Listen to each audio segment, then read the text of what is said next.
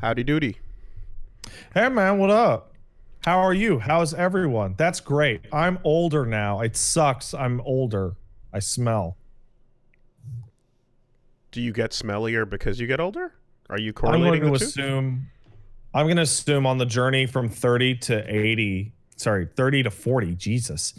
No, I think you were right the first you time. you start to transition into the old man smell that you Yes. can feel from a distance. Yes, the smell of death.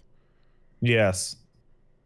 The smell of I don't feel that much different though, so that's okay. the Grim Reaper chains getting closer on that floor. You know. Also, I mean, no one can tell we're smelly anymore because we're all staying inside, so that's good. Also, your sense of smell gets worse as you get older, so you can't tell either. Well, I mean, I was never able to tell anyway. Yeah, but now you double can't tell. Yeah. Luckily, I have the OCD that makes me shower compulsively, because if I didn't, I could be really smelly. But the smell of old comes from your soul. You can't rinse that away. No, man. It comes from like your butt and then it expands out. No, it comes from the Because as you get, so the way that I always thought is that, you know how like old guys wear their pants up to like their nipples? Yes. So I always assumed that the old man smell was because your butt smells, but instead of like escaping around the waist, it starts to just crawl up your chest and is closer to the average person's face. It's just old man butt smell. I'm gonna go with the first one. I'm gonna say it's the essence of death and the essence of old, the essence of all of that horrible shit inside. It starts to seep out. When you're young, it's contained because everything is tight, but as it loosens, it creates gaps so that the I don't really buy that mystical shit. I think it's just like your decaying butt. But it's your inside butt. Yeah, no, it's the inside of your butt that starts to fall out. Anyway, it's all horrible. Yeah, it's bad. Congratulations. I'm 34 now, which sucks. It's not even a cool number. No. 35 is a cool number. Not really. It's got a 5 in it. That's cool. It's all scraping for significance until you hit the fucking box at this point. You hit the last number that matters. Like 185?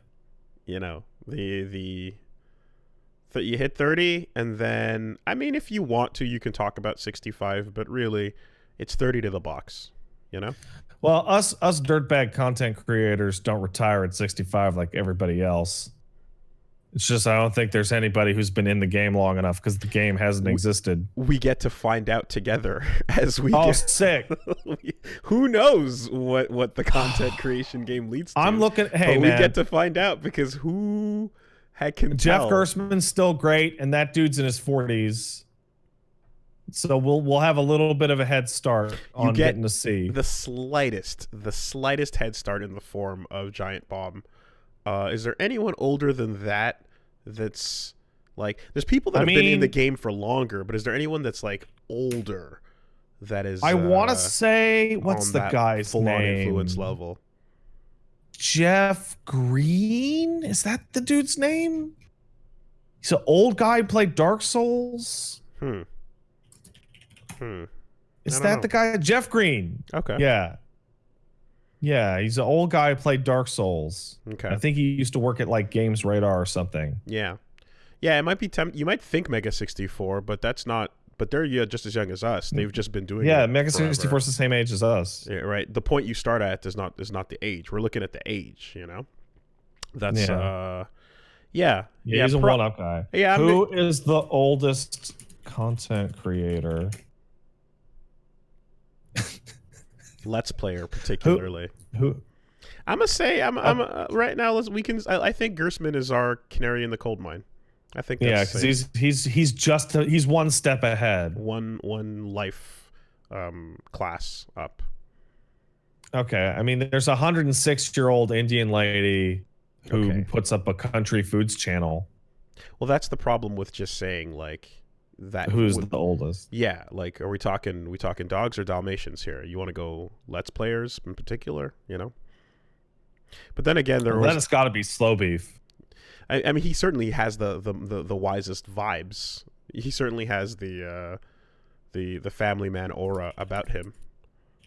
Well, the thing that bums me out about Slow Beef is like we hung out with him in at MagFest, and we had some chili, and I'm looking at him, and I'm like, Slow Beef, you're like 58 or something, and he looks younger than me. Yeah, and it's like, come on, that's not fair. He's got that energy. Anyway, so what up? I played FF7. I played FF7. I have very little to talk about other than FF7, which will obviously be at the end of the podcast. So I'm gonna skip over that shit. I did watch a movie. I too have played FF7. I hit the credits last night. Yeah, you hit the credits last night at 2:31 a.m. and I was like, "Geez, man." I was doing it. I did it. You did it. Congrats. I was racing. Yes. That is what happens at the end of that game. We'll talk about it later at the end of the podcast. Yeah, I'll be at the end of the podcast. Yep. As for a film, Wooly, what's your experience with Monty Python? My experience with Monty Python is the Flying Circus used to air on TV. I'd watch a couple of random things of that. I've seen Holy Grail when I was super in like high school. Though it was kind of just like this jerk was just kind of like fast forwarding to his favorite parts. So like it was like a really fucked up viewing where there was like a bunch of it and then that I didn't see, and then afterwards I kind of saw some, and I don't know, but I'm pretty sure I've seen that. And then whatchamacallit? What's the other one? Not Life of Brian, but not Life of Brian, but the other the other one.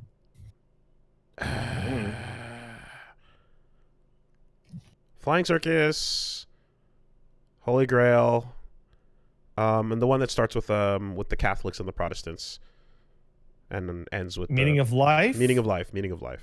Okay, so I haven't seen Meaning of Life, and I saw Holy Grail earlier this year, which I thought was very funny, and finally put context into like 35 jokes that I've seen in video games forever. Oh yeah. But not last night. 2 nights ago, me and Peaches sat down and watched The Life of Brian.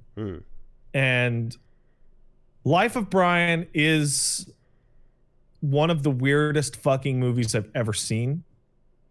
And I wish I could time travel back to 79 to have seen it in a theater with normies, because I would call it like a fucking anti-movie.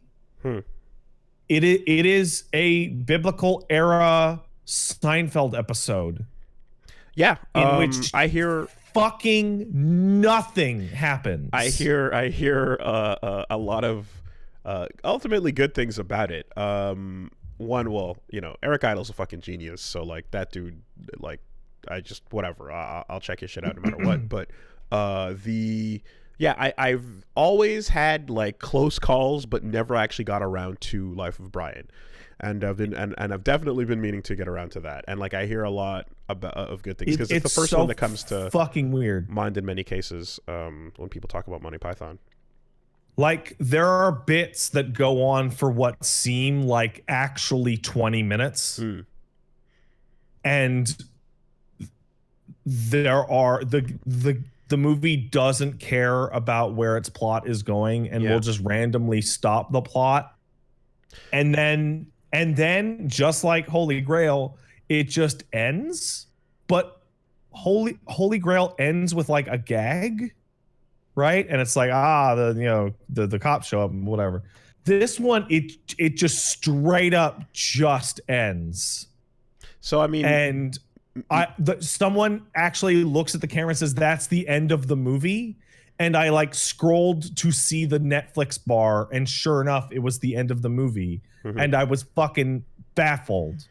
So Meaning of Life is a collection of skits that are loosely threaded together with there's an overall narrative, but like it really is just kind of like, we're gonna do funny things until we're out of funny things, and then when we're out of funny things, we're gonna roll the credits. It kind of feels that way. It feels like Life of Brian was the first shot at the formula, and it's super weird and experimental. And I'm so glad I watched it, but I can only imagine how much more I would have enjoyed it in a theater, because I mean, you probably remember me saying something like this like 15 years ago, Wooly, where I would fantasize about going to see a movie and it's a normal like thriller, and then halfway through, like the characters all turn to the camera and start to shit their pants for like 45 minutes and the movie just ends. And like people are yelling at you in the audience to go fuck yourself, and that somehow got in theaters. Life of Brian feels like it is as close as we could ever possibly get to that would still be in a real theater. Like, it doesn't care that you're watching it. They created a fucking weird hell of a humdinger with that "Always Look on the Bright Side of Life." Oh, that's hilarious. And it's a great song. Yeah, it's a fantastic song. They really nailed it. I was listening to a podcast about how they came up with it. It was good ass song. But you're not saying anything that is a quality judgment. You're expressing bewilderment, but I can't quite tell whether this was. It was a great watch because it was fascinating. Okay, I'm trying to parse whether there was enjoyment in that or not. It's not a gut buster. It's the kind of thing where it's like this nice, pleasant, but also bewildering like experience. In that, like, I remember us talking about sitcoms getting canceled, and you pointed out that like certain sitcoms just don't have the laughs per minute that the ratings demand. This thing has a relatively low laughs per minute, and there were some sensible chuckles, but it was like, it's just like, oh, what is this? Ooh, wow. Oh, wow. You know, like, it's just a whole fucking, yeah. It's a Seinfeld episode turned into a movie in the olden times with Jesus. Well, you're also looking at a time when, again, assuming I'm going to use the other movies to make the comparison, but like, it's like an SNL series of sketches in Meaning of Life, but like a lot of those moments took a couple to set up the joke in a way. So they're not afraid of like 60 seconds without a gag in order to deliver gags on the third minute of this bit, you know? It's also a 41-year-old movie, which, man, that's old. But yeah, really enjoyed it. Glad I watched it. Heard it's about the Jesus. It's not about Jesus. Okay. But Jesus is there. Okay. He is in the background of one scene. Okay. And that's pretty much it. That's pretty much it for Pat this week, honestly. Okay. If you want to check out more Pat, this is a Persona week. I'm also going to do some Resident Evil Revelations 2 on Friday with Peach Saliva. That's over twitch.tv/PatStarestat. I play video games on Twitch. That's my job. You're all bored. I know you're not doing anything important. Just come on. Just come on. Yeah, some are, you know, but they're able to. Yeah, none of the people in here right now are listening to the podcast. Some are all losers. Driving trucks, and some are coding, and some are, you know, dorks. Some are doing the art stuff. Dweebs, even. Okay, they're Alex Trebek. Oh, man. All right. That fucking girl got fucking owned. Can you believe people are actually mad about that? Alex Trebek's ribbing you, and he's like an 85-year-old man dying of cancer on a trivia show. He's a huge dork. And he's like fucking bouncing back against that cancer too. Maybe that's the energy that's keeping him alive. Maybe big dick energy defeats cancer. You know? I like nerdcore music. Oh, so you're a fucking loser? God damn. The host of Jeopardy, the nerdiest of all fucking game shows in the by far the dweebiest, dorkiest. The fucking host of the nerdiest show in the world looks someone in the eye that says they like nerdcore and calls them a fucking loser. I have what a chat. Many comments about music in the past. Many comments. And people have said, Pat, you don't know anything about music, and that's true. But there is one judgment that I made once when I was 19, and I have yet to have a single experience that has even come close to changing my mind. And that is, if the genre of music that you are listening to has the word core in it, it's garbage. And you have bad taste in music.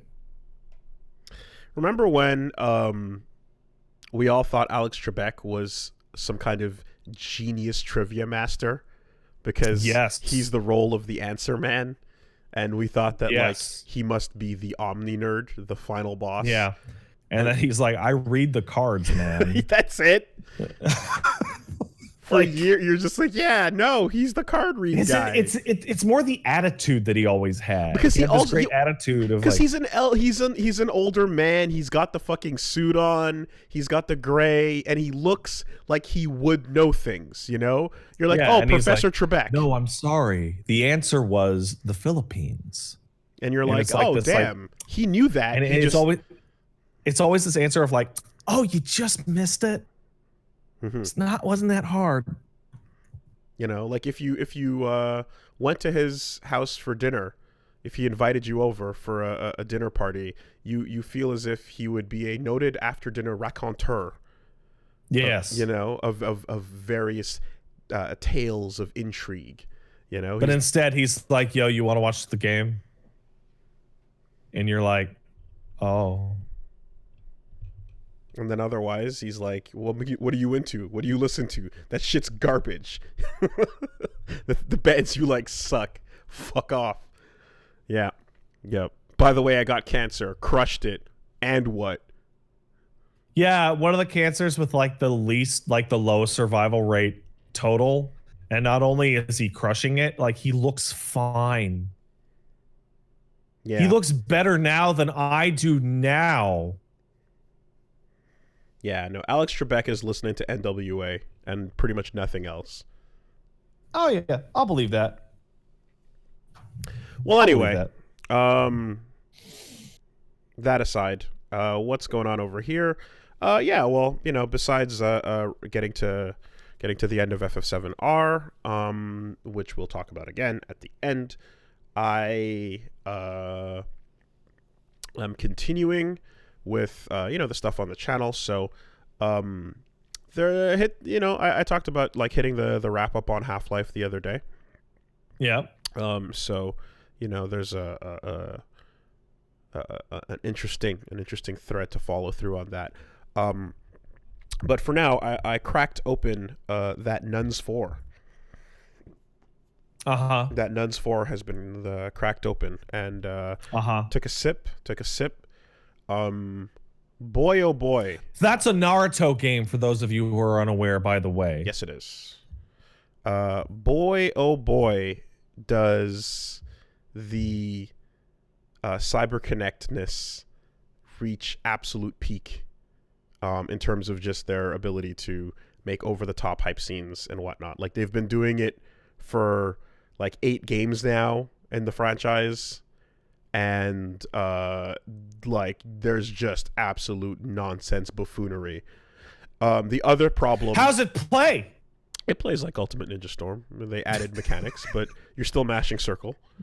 You're mashing circle, but then you can do like chakra dash cancels, or you can do tag combos, or you can do call in assists to do your extenders, or you can do all the triple team attacks, like literally like Marvel style mechanics being dropped all over the system. But you are still ultimately pressing circle. Oh, hey, I have a question for you.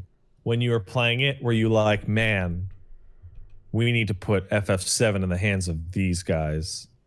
That's not my first thought. No? No, that wasn't my No. second or third thought.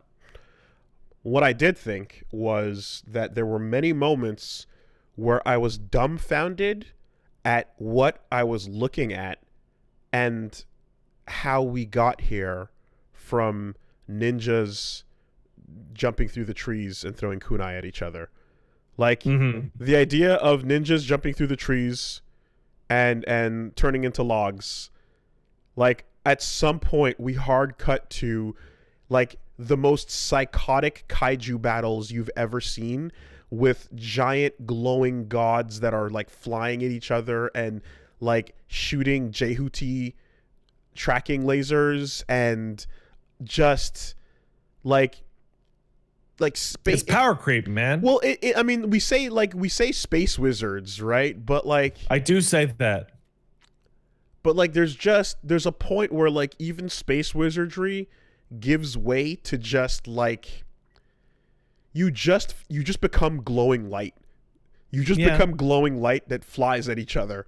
It gets so utterly unlike anything resembling the source material as the power creep goes higher and higher that I'm having a hard time thinking of, well, to be fair, I've not read every shonen. I haven't gone through all of them, but I can't think of a larger, like, power creep to, like, complete visual difference in the way conflicts are resolved and or handled than in Naruto. I mean, the only thing I can think of is, like, in, like, Force Unleashed 1, like, the stupid shit that Starkiller is pulling off at the end. Yeah, but there's still, and I mean, even when you want to go to Dragon Ball, you're like, well, Goku is going to power up and get really, really big numbers, and then his hair is going to change to a different color, and then he's gonna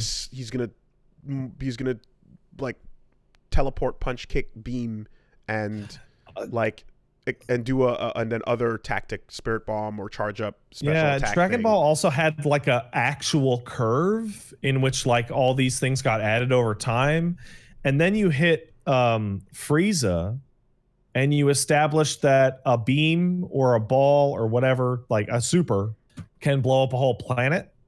Yeah, and you can't there's nowhere to go. Like, Plague talked about it in one of his videos, and in fact Plague's in here right now, and he even said it is like feats will remain the same. It's like, if you're actually going to show what people are doing, there's only so fast and so big and so strong and so anything that you can actually even do in Dragon Ball after you establish that planets get blown up super early. So another way of kind of putting this together in my head is, like, Super Goku versus Broly, right? Yeah. Is an example of, like, the ridiculous heights and craziness this can go to. It's an animation marvel, certainly, but, like, animation incredible, you know, levels aside, you also have, like, there's, like, a couple of moments, like, I think when Gogeta grabs him and does, like, that crazy hand up sort of toss special, that looks pretty different from some of the things we've seen in Dragon Ball up to that point. But for the most part, that fight is still powering up, flying at each other, hitting really hard, going real fast, punch, punch, punch, kick, kick, kick. Yeah. Pew, pew. And it looks awesome, right? But it's still on the level of two really strong, glowing dudes are going to fuck each other up in high speed and use the environment. Whereas in Naruto, you got, like, guess what? I sealed you in an alternate dimension in which time doesn't exist. And then there are a billion poison frogs that if they look at you, you die. But don't. Well, you went to an like it's you know. Yeah, it's and just, then those billion it sounds frogs. Like children play fighting. But then, like, when I jump onto my kaiju, those billion frogs coat the kaiju and they become an armor to double power up the kaiju. And, like, you know, like you just get this thing where it's like, okay, so there's the scale in terms of just like like human size to giant monster size, and then giant monster size to like like unbelievable head in the clouds size, right? So yeah. And then there's like the other level of it, which is, you know, at the illusion within the illusion within the illusion of like, you know, like Sasuke versus his Itachi, for example, in moments where they fake the fake to set up the fake of another fake, and you're just like, dear God, what the fuck, you know? And then like all of this to say that at some point I just saw a screenshot of like, it was right before entering a mission of just like, it looks nothing like ninjas running through the forest throwing kunai anymore, and it's wild. I had to like lean back and take in the impact of like the whole sky is a monster, and we are all going to charge up our crazy light powers and shoot lasers at it and kill it. So Naruto has this problem really bad. I'd say Bleach probably has it even worse. And I feel like it is because we're talking about shonen anime, we're shonen manga, right? We're talking about battle anime. Yeah. And it's like, I feel there's a really clear distinction between it feeling like it was written by children and it feel like it was written who somebody was thinking about it. Because in Naruto and Bleach, especially, it reads like 4-year-olds playing super soaker tag or whatever, and you spray them with water and they say, "Nuh-uh, it doesn't count. I'm not out because I'm wearing my lucky shirt that protects me." And then he goes, "Yeah, well, my water is from the super blah blah blah, the double wet water river." Yeah. And it just escalates and forever. We keep doing that. There's and, that. Mm-hmm. And it escalates until the point where I remember watching Bleach. And in Bleach, it like big pop-offs, even in Soul Society, were, "Oh man, you'll never defeat me." And then the answer is, "Oh, but what if I pull out this entire new power out of my ass?" Yeah. That has nothing to do with shit. That was never mentioned before. And is the perfect counter to your specific thing only. Yeah. And you look at JoJo and it's just as stupid and ridiculous. But instead of it being, "Aha, my stand can actually do this," it goes, "Ha, before I showed up to the fight, I drank tons of poison so that when you put poison in me, I would become anti-poisoned because I suspected that you would try and poison me." And it's all pre-prep mind game nonsense. Yeah. It's never like, except for one extremely famous example where somebody pulls a new power out of their ass and that's why they beat an unbeatable enemy. It's just like, aha, I'm so ahead of the fucking curve that I knew that you knew that I knew that you knew that I was going to figure it out, but I knew that. And I knew that you knew that. So I put a fucking beetle in your ass when you weren't looking. And you died. Ha. Right? And that just feels so much more satisfying because instead of dumb characters that are just infinitely strong, you have like weak or moderate characters that are infinitely crafty. Well, the other thing which just feels way more satisfying. Yes. The other thing that's also satisfying is that imagine that every stand user, and it doesn't always apply, but in most stand battles with JoJo, it applies. There is a feeling that the fight starts and there are 3 rules that are all question marks. Yeah. And every enemy stand has these 3 rules you have to find out. And you'll find out the first one very quickly when the attack starts. And then you'll only find out the last one seconds before you defeat them. You know, and then you'll have these things, and then that's the procession. It's like there are 3 rules to reveal, and that is the game we play this episode. You know, well, I like every JoJo encounter can always be described in terms of a series of questions, which is what is happening, who is it, And where are they? Yes. Like, oh, we're being attacked by a fish? Yes. Is it a fish? The weak point is always the human being that is hiding somewhere. That is always the solution to the problem. Like 90% of every stand battle ever is finding where the guy actually is and going, hey, it's that guy. And then occasionally when there is no guy, you go, oh shit. And then things go a little differently. But yeah, you get that three rule, you know? And you know, the state we're in at this point, like Sasuke's character sheet has so much shit on it. It's kind of nonsense. I do like that the story like ended up getting to a point where it's like, look at this stupid shit your stupid eyeballs can do, becomes the plot was always about how these guys gotta go because their eyeballs are stupid bullshit. It's a problem. And then the other thing, of course, is that it's not just that, but like imagine if your tone setter, your first battles, you know, are like about as crafty as, let's say, Jonathan versus Speedwagon in you know, in London, right? Like it's I'm tough enough to tank a hit. I threw my hat. Fight. That's the thing. I threw my hat though. There was some stuff on it, you know. Oh man. And now what we're seeing, like if I walked by and kind of blurred my eyes and kept walking, like if it was playing on a TV in the background somewhere, I might have thought that was Gundam.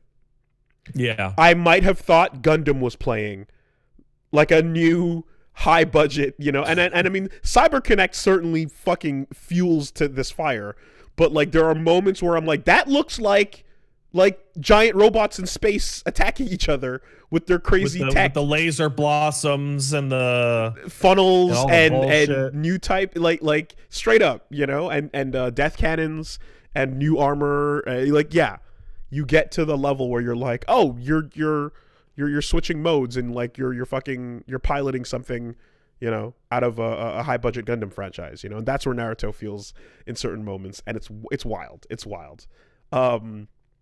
I am definitely one thing there's a couple things, like the characters that are like cool from the jump continue to be cool to be cool later on so far. So I'm happy about that. Kakashi's rad. He continues to be rad. They're so far so good. You know, there's always a worry that you're gonna ruin the boy, but he's pretty boss. He continues to do he does the cool thing. Hey, you know the fourth? Yeah. I don't know I don't know if you thought he was cool, but I always thought he was cool. I've never actually seen him once. Okay. Well, the fourth is pretty cool. The more we find out about him, I'm glad that he continues to be very cool. So that's good. And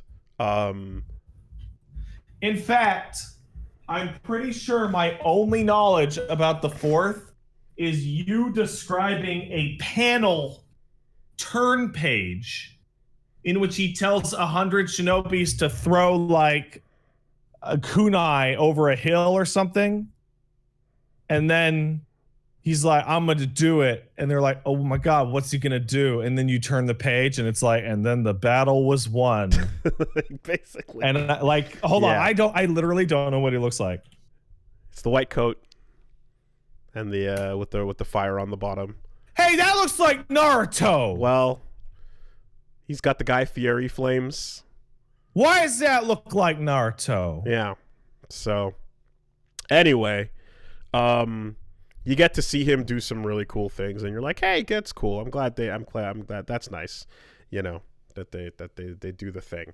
And then there's a very, very satisfying moment for me personally, where you watched or read far enough to the point where Orochimaru was like pulling those coffins out of the ground and shit.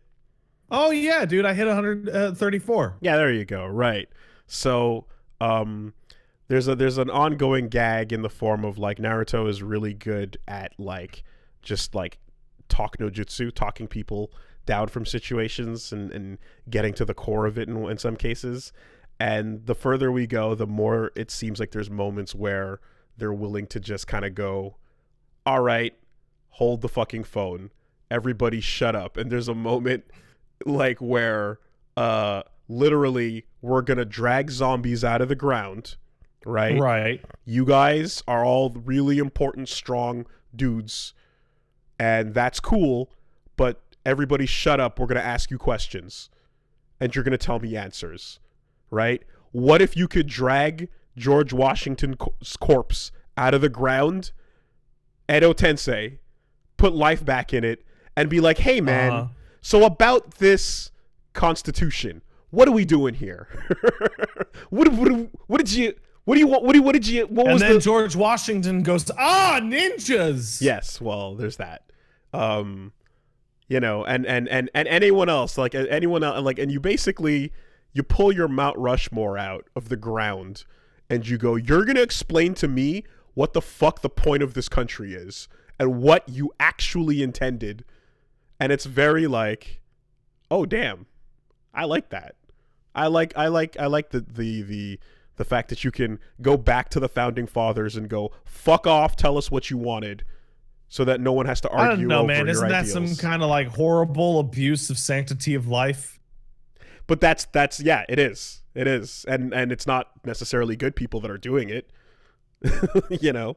And remember too that like when they wanted to resurrect the boss, they went so hard as to create fake, shitty, stupid AI versions of her to figure out her will, and that was terrible. But yeah, interrogate the dead. It's good. Do it.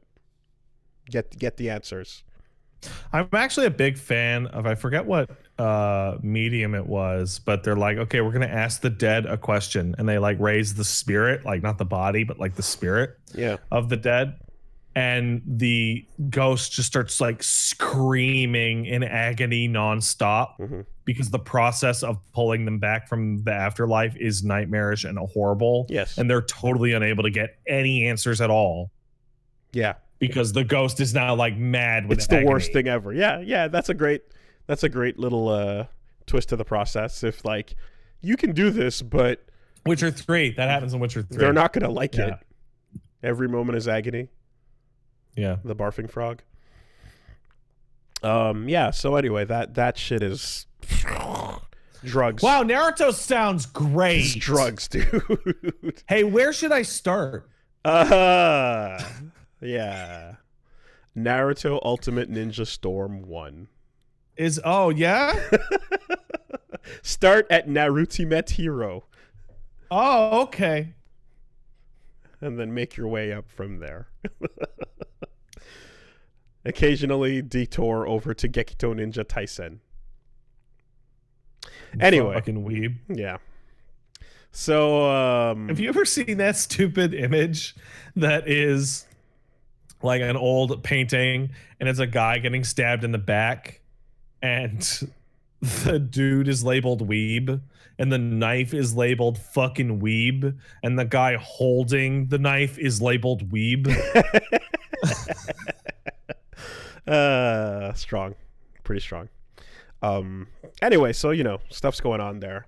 And yes, Dokapon continues. That thing is like we are all quietly sitting down and like feeling the anxiety every time we start to play, because there's nothing like this experience, dude. Have you ever had a feeling where you went in for like, imagine a session of tension increasing and increasing with no release for weeks on end, right? The idea of a Mario Party game, at the end of the night, you're going to end the game. Something will happen, and that'll be it. And win or lose, you'll be like, or whatever. In this game, the kettle keeps going,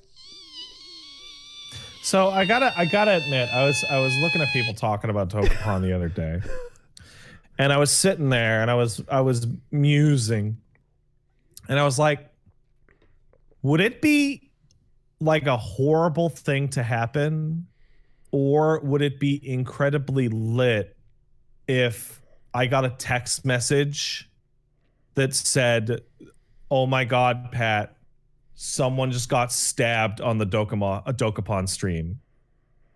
Like, and I just go, "What happened?" And the answer comes back is Dokapon. Just like escalated to stabbing Knives immediately. Have been produced on stream. Knives have been produced. So, you know, we're hitting a place. We're hitting a place. There is a general anxiety and tension and edging that is increasing, and I feel like we don't know when that bubble will pop. And in the meantime, all you can do is continue to brace for it. Imagine, like, you know, someone says, like, hey, at some point today, I'm going to slap you across the face. I have literally lived that life. But I won't tell you when. Mm-hmm. But I'm going to tell you that it'll be before you go to sleep. Uh-huh. And you spend the whole day tensing up. Nah, man. And then it's gonna happen. I guess. But then you go to sleep, and then it never happens. And then the next morning, it's like, okay, so I lied, but now you're gonna get slapped twice as hard at some point today. For both. And we continue, and we go on.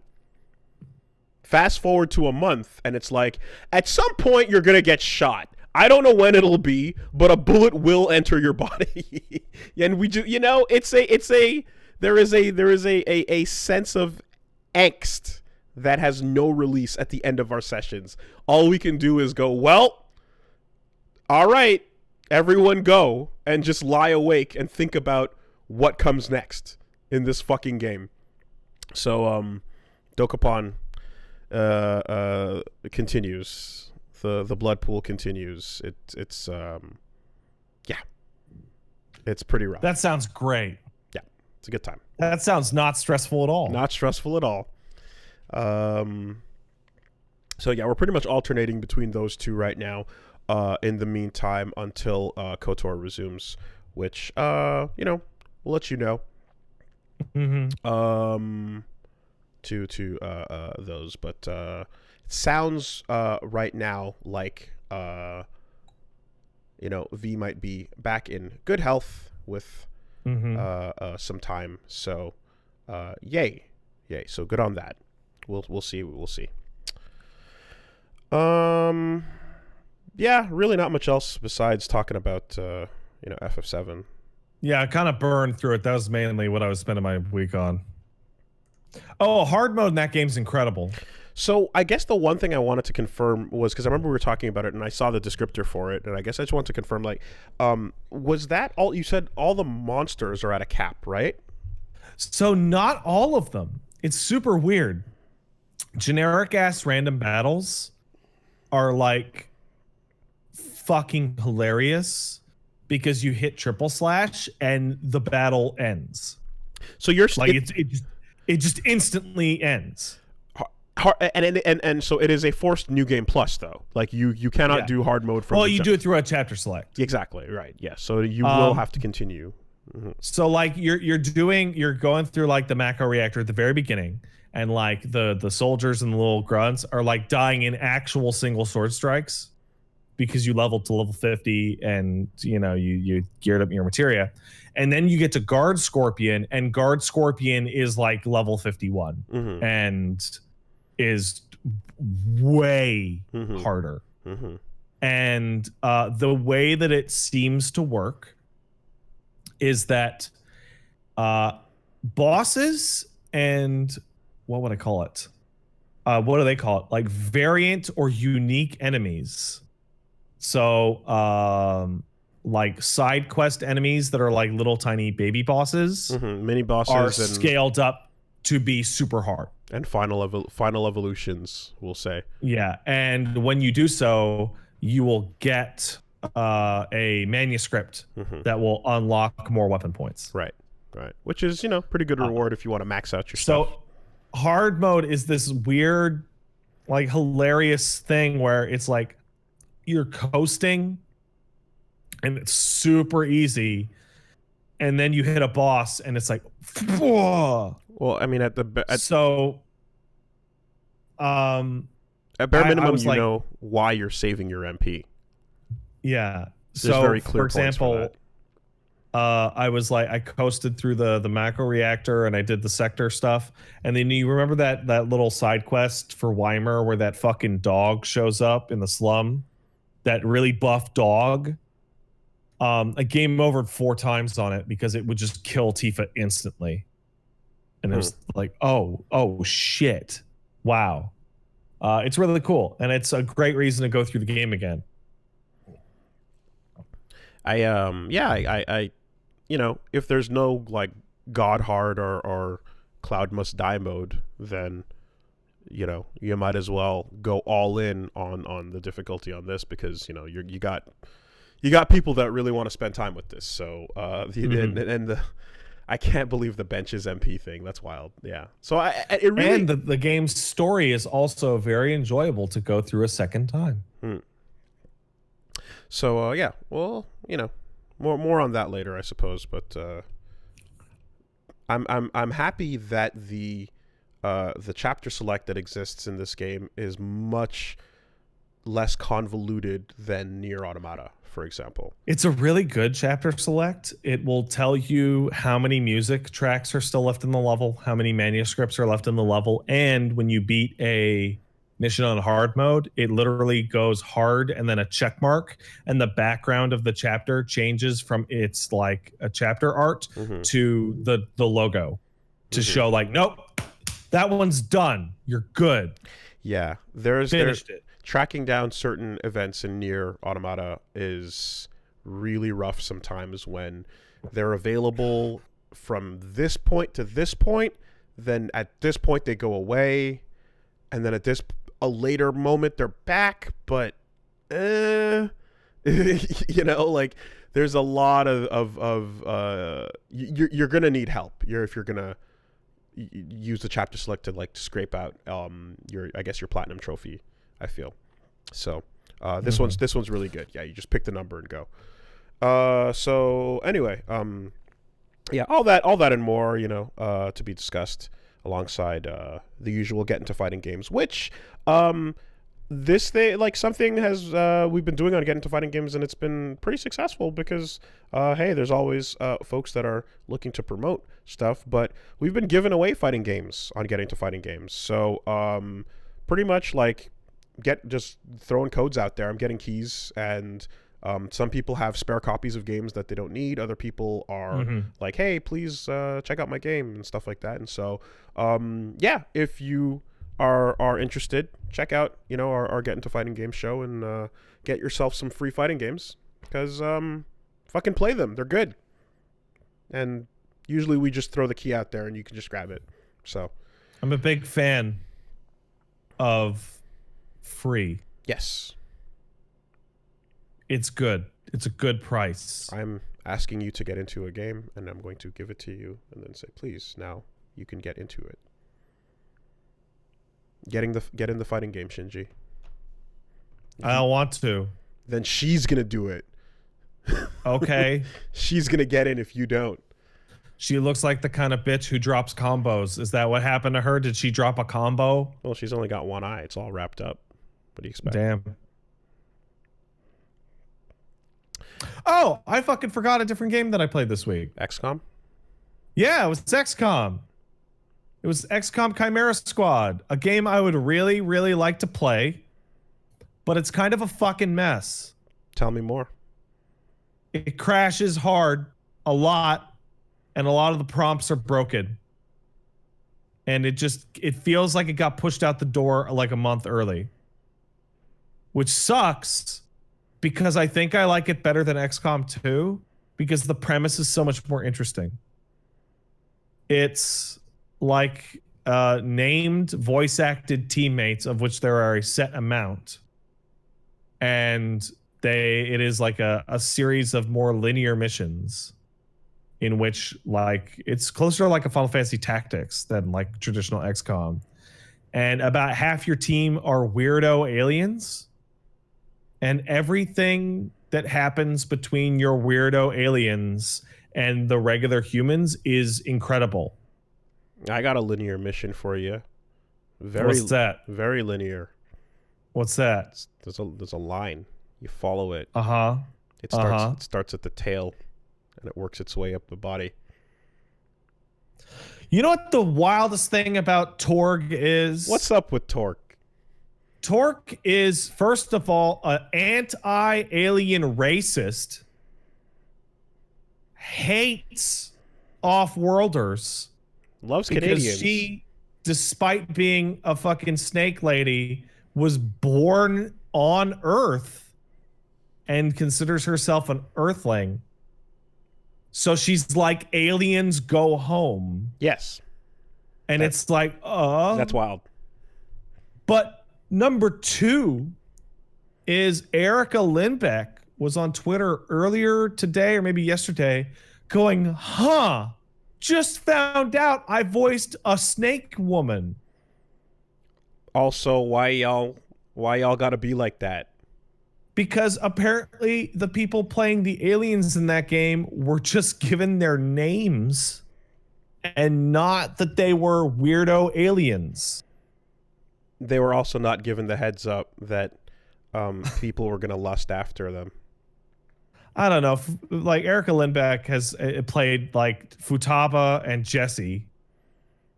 She's probably used to that shit. I saw the tweet. She was yeah. She said something like, "I'm away now," or "I'm going to away now," or something like that. Yeah. But in any case, everyone involved in that game seems desperate to pretend they don't get what's going on with the snake people. But don't they have like snake nudie mags? Yes. Yes, so they do. What are we doing here? We dancing around? But they're like, oh doing man, a little that's jig? weird, huh? That's crazy. Weird. Shrug. It's like,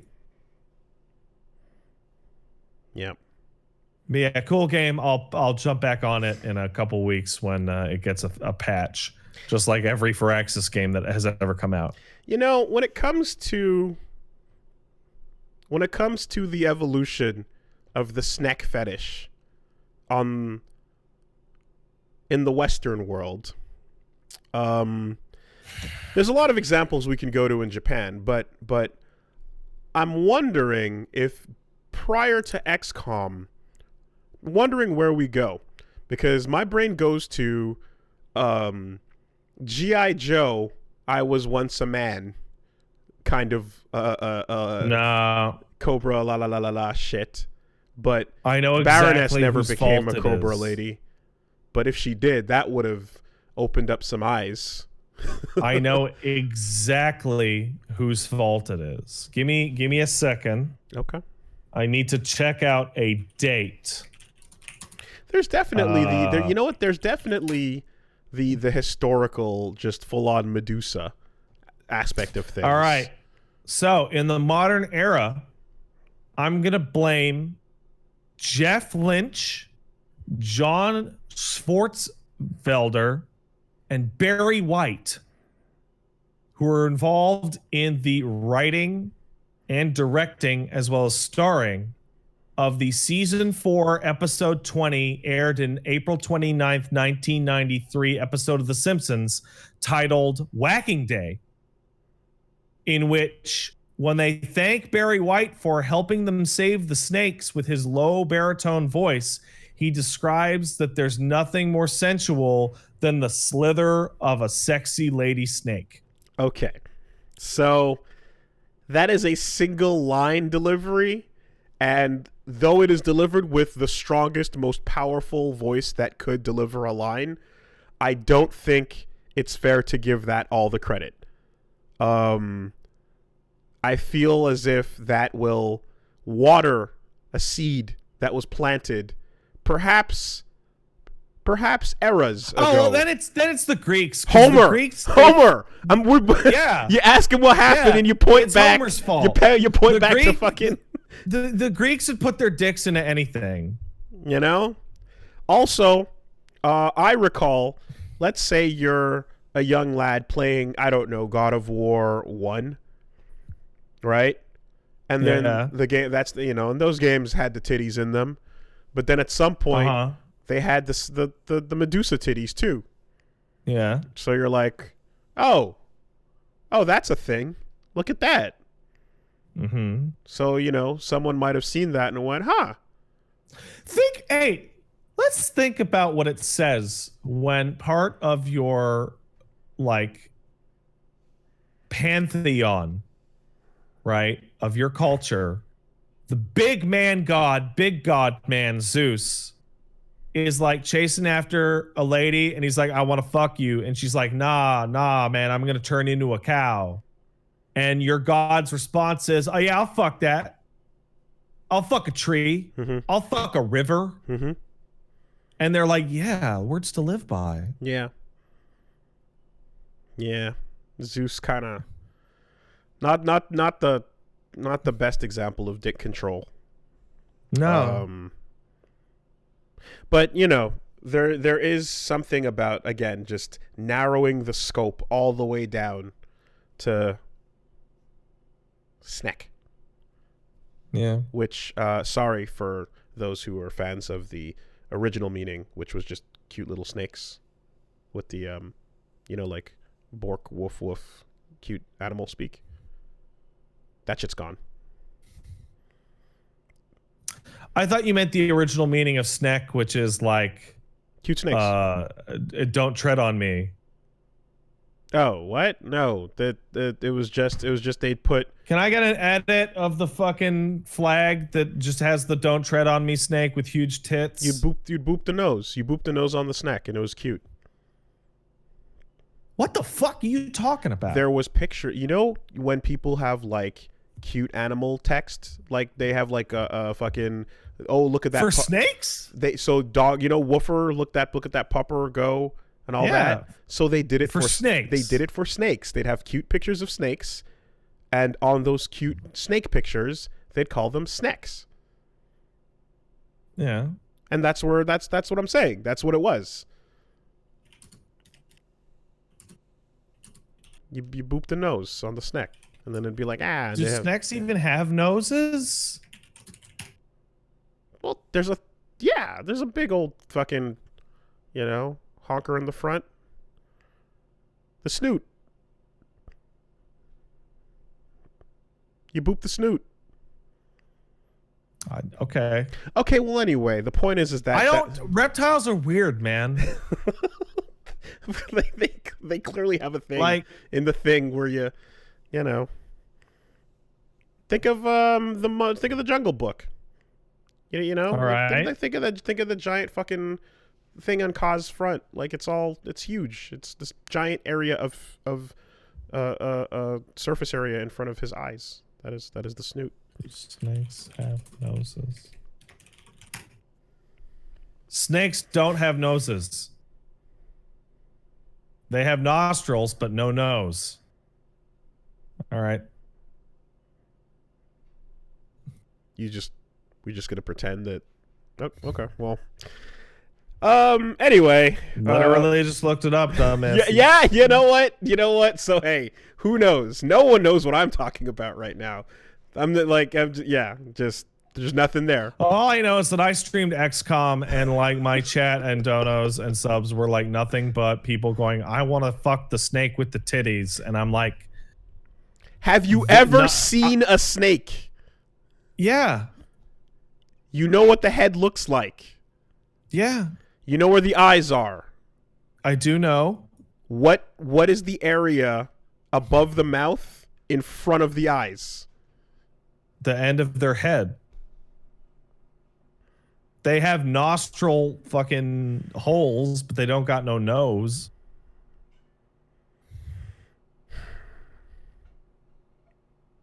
Okay, Pat.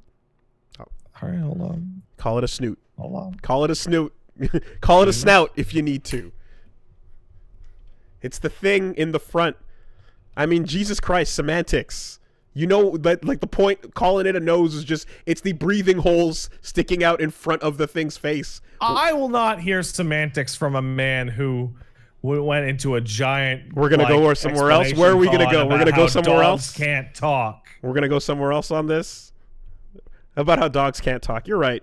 They can clearly, you know.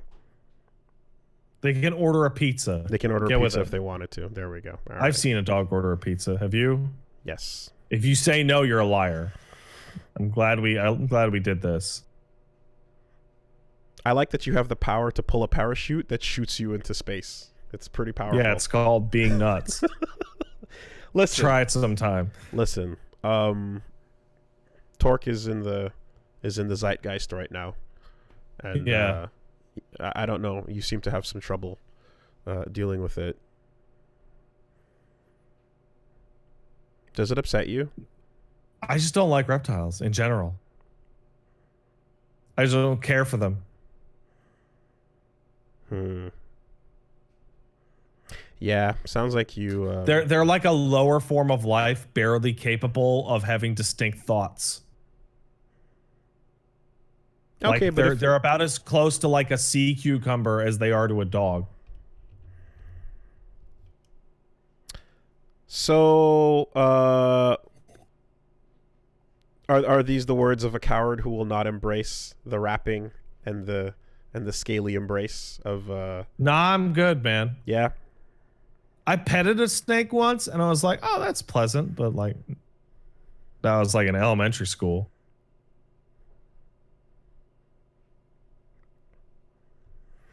I like the idea of a world where,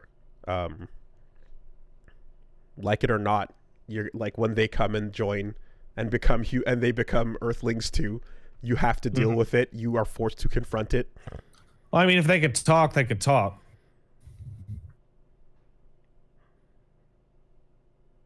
Well, anyway. Anything that talks gets a pass. Even if it's like a rock or like a sludge. You can join Reggie in the coward pit. The rest of us will embrace. I don't want to be in that pit. He's one of them feet people. There's feet people in that pit. Yeah, he is. Oh my God! That's the problem with the snake. Reggie can't deal with this. Reggie can't deal with it. He can't deal with the snake because there's no feet on it. Cowardice. That's awful. I hate it.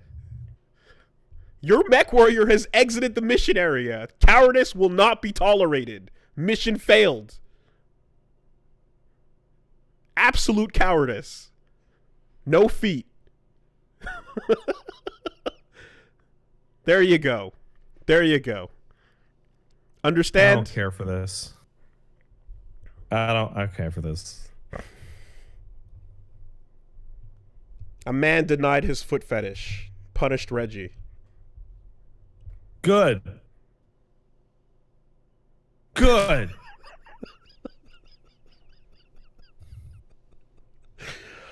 Right.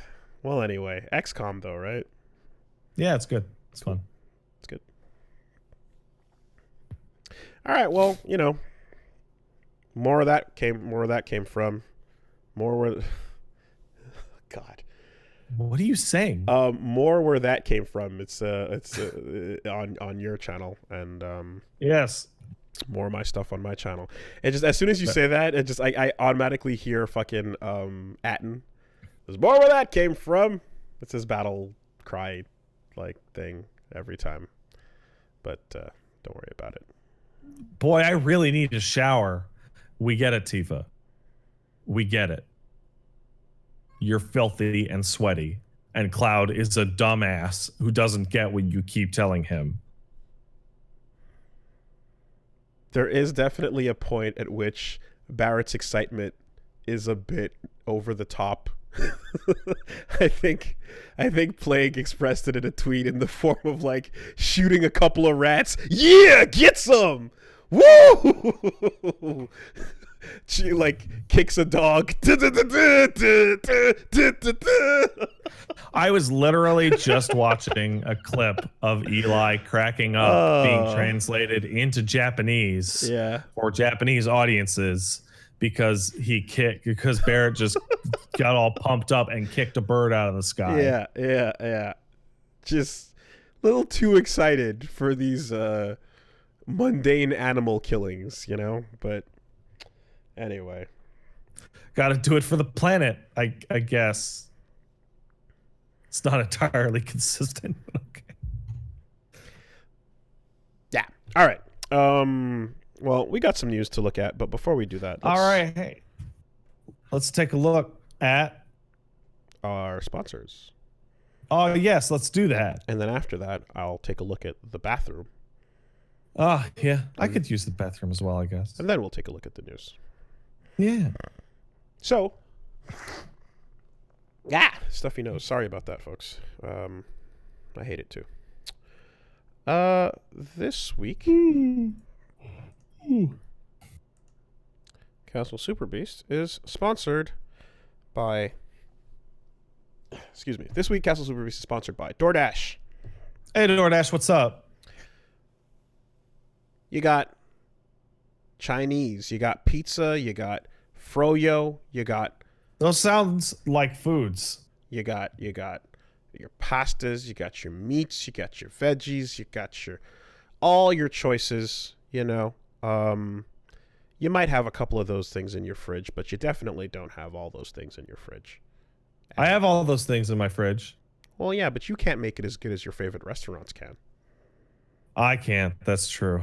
So why not call on your favorite restaurants to bring you delicious food right away, straight to your door, safely, and and support them while you're at it, since, you know, you can't walk down there now.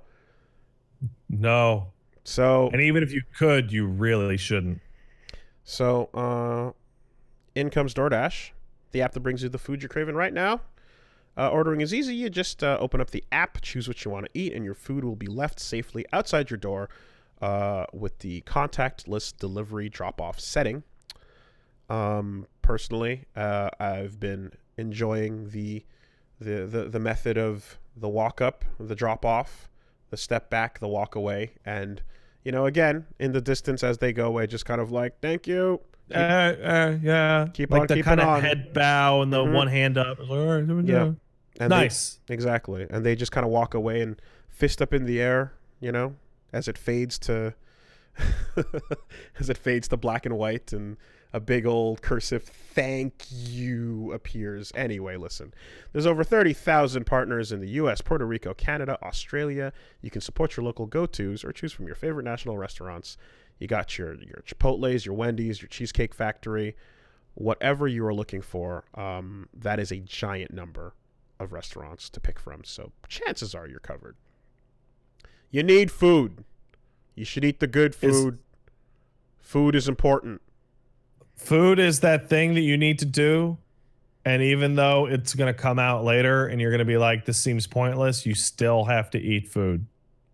Why not enjoy it with the best tasting things from your favorite places? So right now, our listeners can get $5 off their first order of $15 or more, and 0 delivery fees for their first month when you download the DoorDash app and enter the code CASTLE. That's $5 off your first order and 0 delivery fees for a month when you download the DoorDash app in the App Store and enter code CASTLE. Don't forget, code CASTLE for $5 off your first order with DoorDash. Thanks, DoorDash. Thank you. This week, the podcast is sponsored as well by ExpressVPN. Oh, hey, ExpressVPN. You know the deal. I have you installed into my Chrome right now. Hell yeah. What does that do? It lets me watch Brand New Animal because that shit's only on Netflix in Japan, and for some reason, it's not airing anywhere else. Fucking rad. Thanks, ExpressVPN. So, they protect your privacy and security online, but yeah, that's one use of of ExpressVPN. But you can also, as Pat just stated, unlock movies and shows that are only available in other countries because for some reason, you know, the things you like sometimes you're not allowed. You're being gatekept by the patch of dirt you live on. Well, Oh, this darn dirt. this dirt's not as good as that dirt. That's dirt. That dirt's allowed to watch Brand New Animal. This dirt's not allowed. It's over here. So, while you're stuck at home, it's only a matter of time before you run out of stuff that's interesting to watch to you on Netflix. And you know, you got ExpressVPN to help you jump over and check out what's going on the other patches of dirt, so to speak. You can change it up to UK, change it up to Japan. You can catch other streaming services as well, because it also works with Hulu, BBC, iPlayer, YouTube, all of them. You name it. Hundreds of VPNs out there, but ExpressVPN is ridiculously fast. Never any buffering or lag. You can stream in HD, no problem. And if that's not good enough, it's compatible with all devices, phones, media consoles, smart TVs, and more. So you can watch what you want on a personal device or the big screen wherever you are. It's just like that. It's just that simple. You click the button, you make it go. Yeah, exactly. I've been enjoying using it. It's really simple and has given me zero troubles. So if you visit the special link right now at expressvpn.com/superbeast, you can get an extra 3 months of ExpressVPN for free. Support the show, watch what you want, protect yourself with ExpressVPN at expressvpn.com/superbeast. Thank you, ExpressVPN. Thanks, ExpressVPN. Last but not least, Oh, really? we got a new one over here. Who's our new sponsor? Shoutouts to Sunbasket. What's Sunbasket? Well, if you're looking to reduce unnecessary trips out, trying to avoid I am. sold out groceries, you're trying to eat healthy, you can check out Sunbasket. It's perfect and a delicious solution right now for the times, so to speak. You got basically healthy, delicious meals delivered straight to your door. They've got recipes of all kinds for dietary preferences, including paleo, gluten-free, Mediterranean, vegetarian, and more. So it's an easy and convenient, pre-proportioned, and ready-to-prep and cook meal. You got your options to enjoy a dinner full of organic produce and clean ingredients in as little as 15 minutes, no matter how much experience you have in the kitchen. Each week, Sunbasket provides a wide range of recipes to choose from, so you can try some dishes like hoisin steak strip lettuce cups, pickled daikon and carrots, roasted salmon and miso glazed eggplant, black bean tostadas Diablo with cabbage slaw and guacamole. These are all pretty delicious sounding. I'm actually pretty glad I ate before the podcast, or else we'd get in that situation in which you're listing these off, and I'd be like, "Oh man, Oh no, don't make the mouth-watering noise into the microphone. I don't need that. You can hear it. Sounds too wet." Salivation bad. Sunbasket good. You can order from any of these recipes across the menu. Skip a week whenever you need to. Double up on your favorites. It's simple and easy with no gotchas.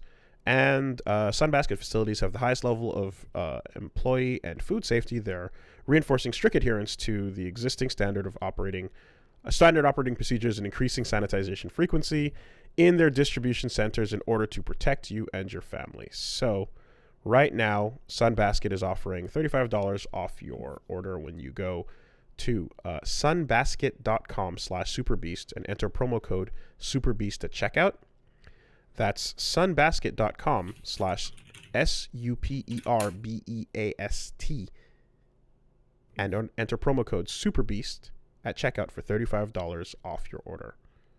Ooh, I like their slogan. It's "Eat clean, feel great." There you go. I like those things. Like Those are good things. Sunbasket.com/superbeast. Enter promo code superbeast. Thank you, Sunbasket. Thanks, Sunbasket. Okay. So, first I pee, then we news. Yeah, I have to pee also. Perfect timing. All right. Bladder sink. All right. 3, 2, 1. Oh, don't pee right Pee. now. No. You just said bladder sink. Sink for the travel You to the just said bladder sink. BRB. Or do you mean like do it in the sink? Because I don't have to go all the way upstairs. I can just there's a sink down here. BRB.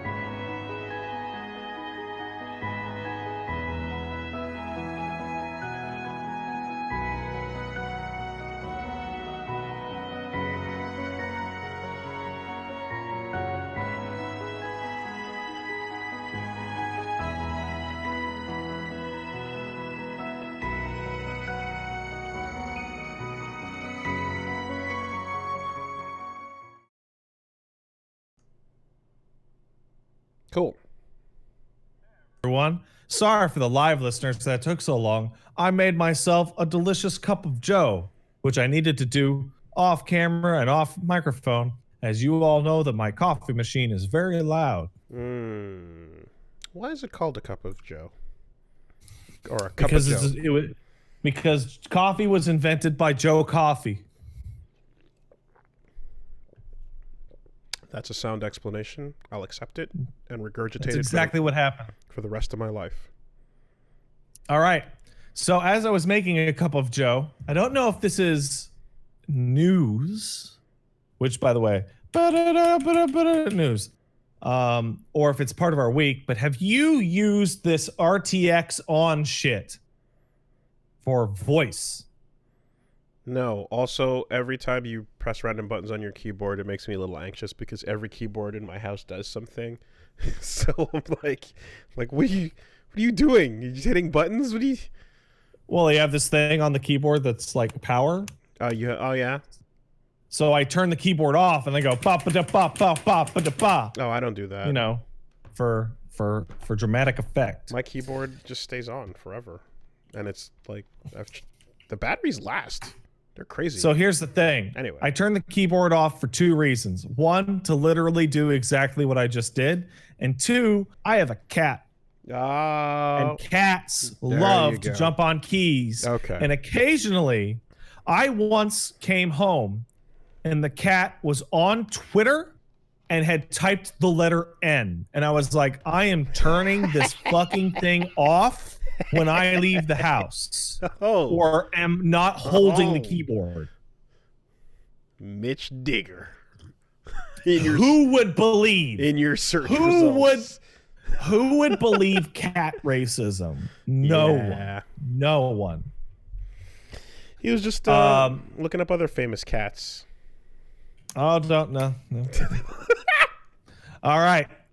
So let's get to the meat of it. Yeah. So NVIDIA has their fancy video cards, as everybody knows. Yes. And they've recently put out a program for your fancy video card that you can totally edit so that it works on almost any video card, called RTX Voice. Okay. It is a noise removal solution. And basically what it does is it scans for background noise and it scans for your voice. It removes what it determines to be background noise. And then it AI generates a ballpark of what it thinks your voice should be in the frequencies it cut out and replaces it. Now, we do this every day in Audacity, but we do it with noise reduction via detecting the silence and removing the silence because it's easier to take room audio and remove that from a file. That's obviously not live. No, it's not. Right? So...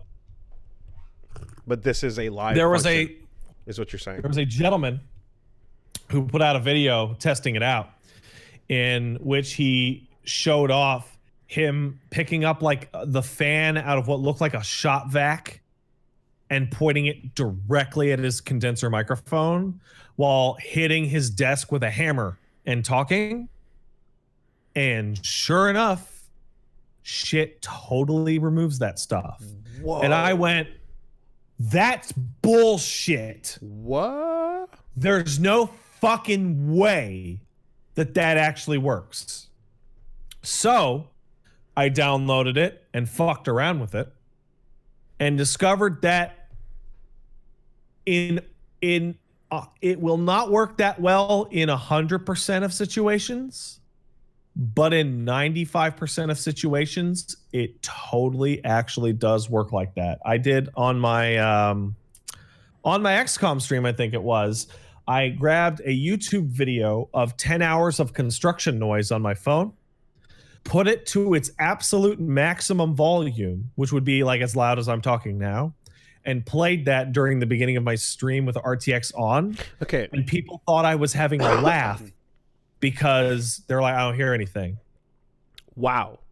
Okay. So first of all, that was a little confusing because I thought you were talking about Rooster Teeth, but this is called what? RTX Voice. Voice. Okay. In fact, I bet I can grab that YouTube video and give you a timestamp, and you can take 10 seconds to fucking. That sounds very interesting. Yeah, because here's the other thing. It's bananas. But hold on, though. So something that happens when you, let's say you do a bad noise removal, or if you have room audio that is really, really loud, right? Like a particularly high-end hum.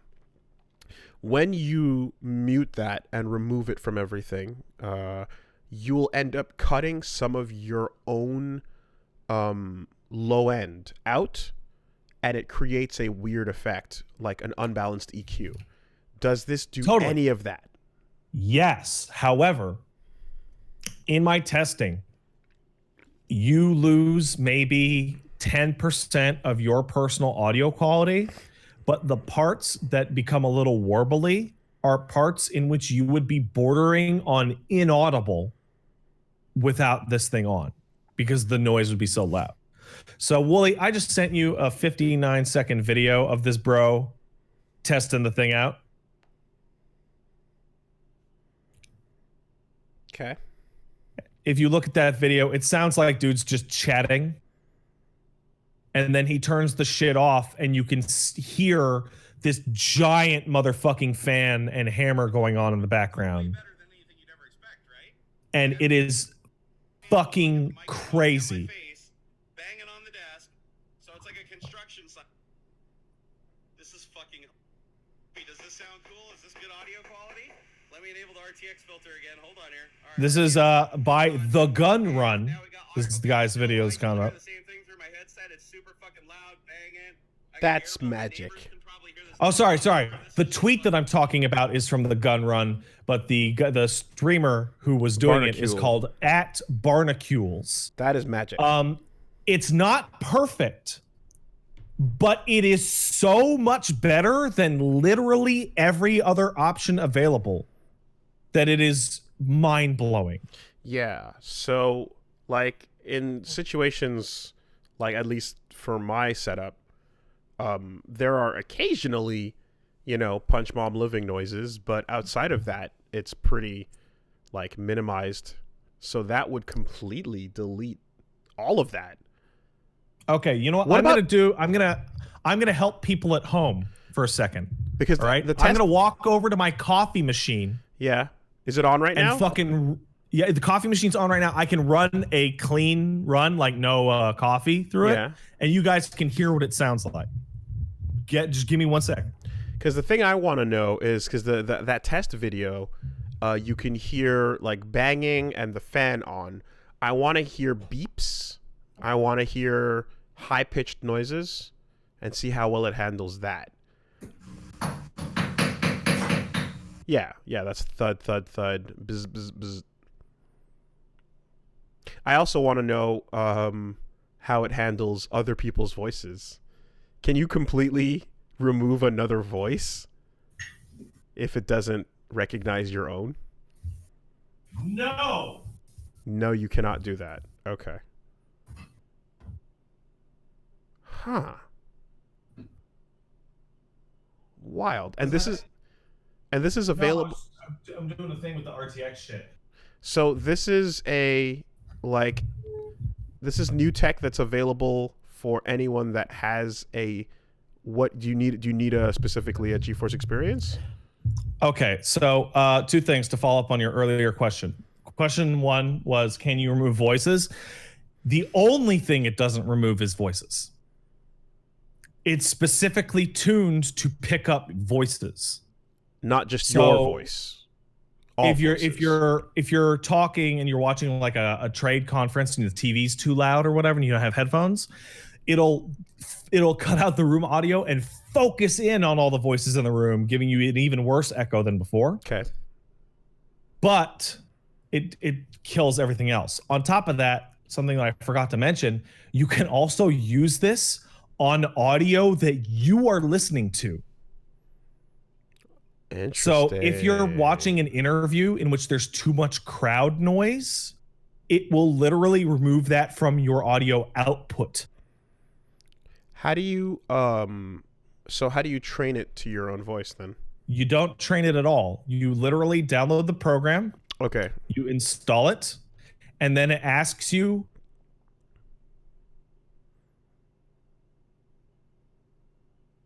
Matt, no.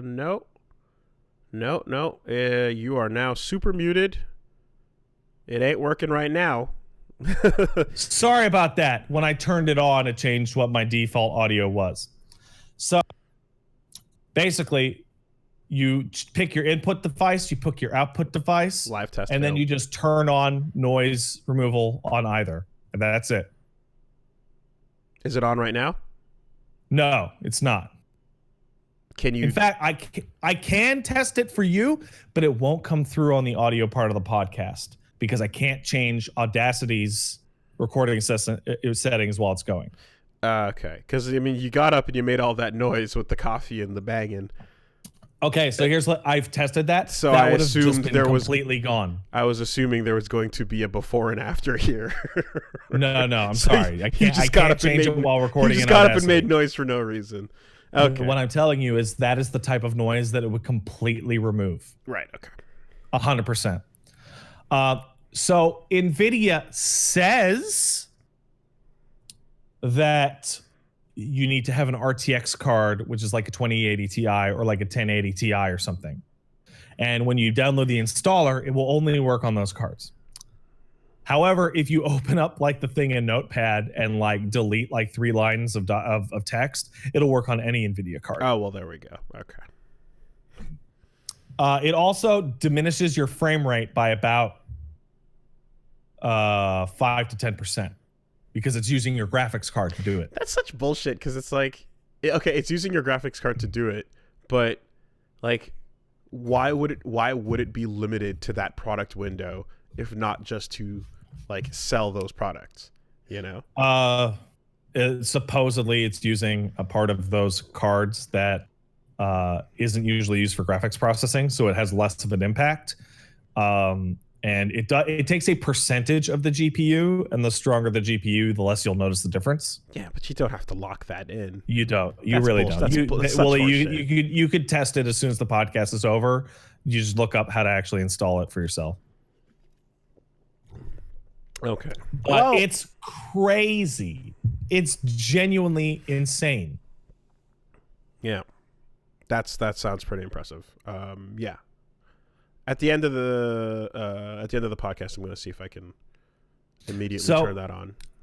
I was thinking about using it for my streams, only to find out that by removing the ambient audio of shuffling, coffee creation, chopping vegetables, and screaming cats, my stream just isn't the same.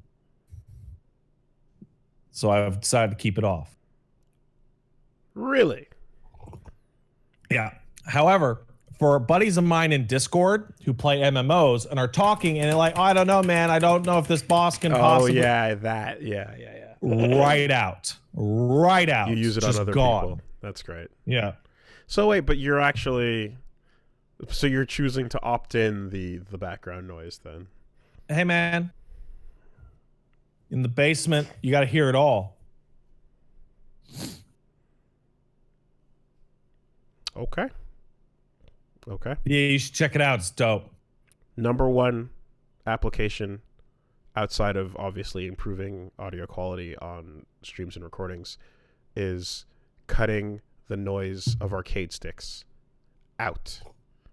Gone. I'm telling you right now, gone. Arcade sticks are loud as fuck. Yeah. That's pretty good. It's cool. So in real news, what do we got? Well, beyond that, let's take a look over here. So, yeah, we might as well start with the news that Naughty Dog has released a statement. Last of Us 2 is now launching on June 19th. Ghost of Tsushima will follow on July 17th. Wow, what a good... So, everything about the delay of Last of Us is so fucking stupid. Because they said they were delaying it because they were worried that you couldn't get the launch experience that players deserved. And then it's like, then it comes out, it's like, what it's actually about is like, well, physical retail is all fucked up right now, right? And then it becomes, well, how long are you going to fucking delay it? Indefinitely. A year? Indefinitely like, was the word used at the time. Right? And now, like the day after, big news about an angry employee leaking pretty much everything in the game onto YouTube. We got a new release date, everybody. This is totally a real delay that we chose to do and chose these for you, and not because everyone is talking about the game's ending 2 months before it comes out. Oh, was this a date announcement after the leaks? I thought it was before. Like 10 hours later. How about that? Interesting response. Interesting. Well, personally, I've dodged those, and I don't want to know them, so I'm staying out of that. Just so that people know where I'm at. You know what I say? I say you should delay it a lot and do that shit over. It has been a while since I found out leaks that made me go, wow, that is bad for the game's release. That's really bad. This feels like when those Mass Effect 3 leaks came out and everyone went, that can't possibly be that stupid. And then Mass Effect 3 came out. Yeah, well, anyway, whatever. I'm gonna do my best, but there is. I watched you put the armor on as you basically. So, I want to break down the exact process that happened. Yes. Me and you were chatting, and Paige was over here, chilling on her phone, and we're talking about the Last of Us leaks. And then Paige is like, "Ah, fuck it, I'll read them." And I look over, and she just silently mouths, "Oh God, no, what?" And puts her hand over her mouth and just starts shaking her head. And I'm like, "Excuse me, Wooly." And then I muted myself and I took a gander and went, "What? Huh?" And then came back in and you were like, "Okay, I don't want to know anything." And I'm like, "Don't worry. I'm not going to tell you. But don't worry. Just don't worry." Well, now I'm slightly worried. You know what? Because I was in that part where I'm like, should I set up like, Twitter words to, spoiler words? And I'm like, I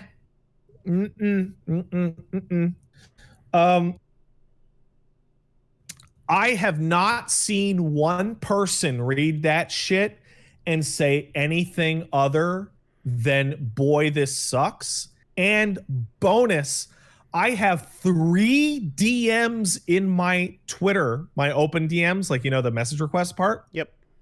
There are people going, "Bro, this shit is terrible." And they don't tell me what it is, but they're like, "Stop caring about Last of Us 2. And 2 of those people compared it to Game of Thrones Season 8. That's a pretty strong comparison. Did anyone compare it to FF7R? No, they compared it to Last Jedi. Huh. Sorry, not Last Jedi, Rise of Skywalker. Okay. Well, we'll see, I suppose. We'll see.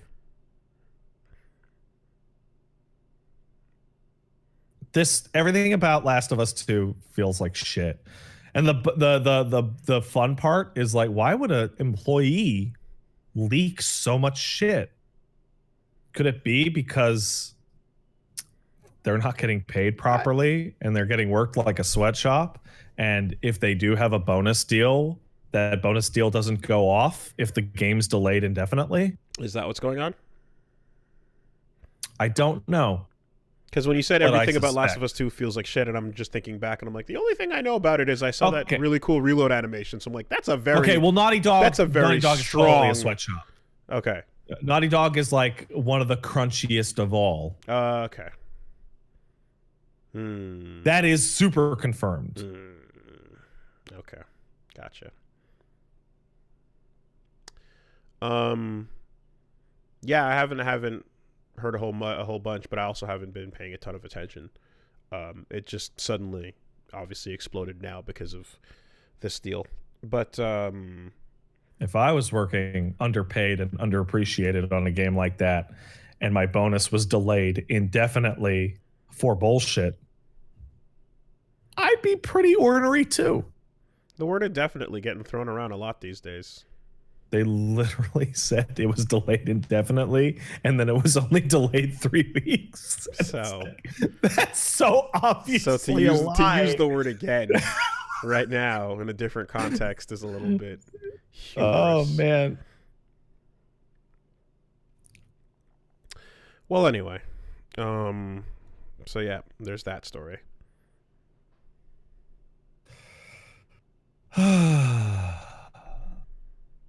I got nothing. Yeah. But a arduous journey, I suppose. Mayhaps. I genuinely feel like this is one of those things where, like, because you were worried about like FF7 spoilers. Like when I was doing the stream, I was like, I was dodging shit and my chat was in sub mode, stuff like that, right? And because people would get excited and they do that thing of like, oh man, I'm excited for this to happen, right? Yeah. I don't think that's going to be a problem, man. I don't. I'm looking at the chat and I'm seeing like 100 people go, okay, so I just went and read them. Fuck, they're terrible. like,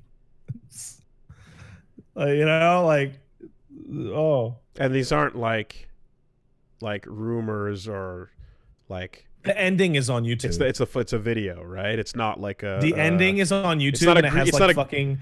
It's got debug shit. Yeah, in the upper left corner of the screen. Because I did see like a screenshot with all that debug text, but like it's not, and it's not like a green text thread, of like. That's where it started, but that was based off of YouTube footage that totally exists, and you can go look at. Right. Okay. Like I'm looking at a green text right now. Okay.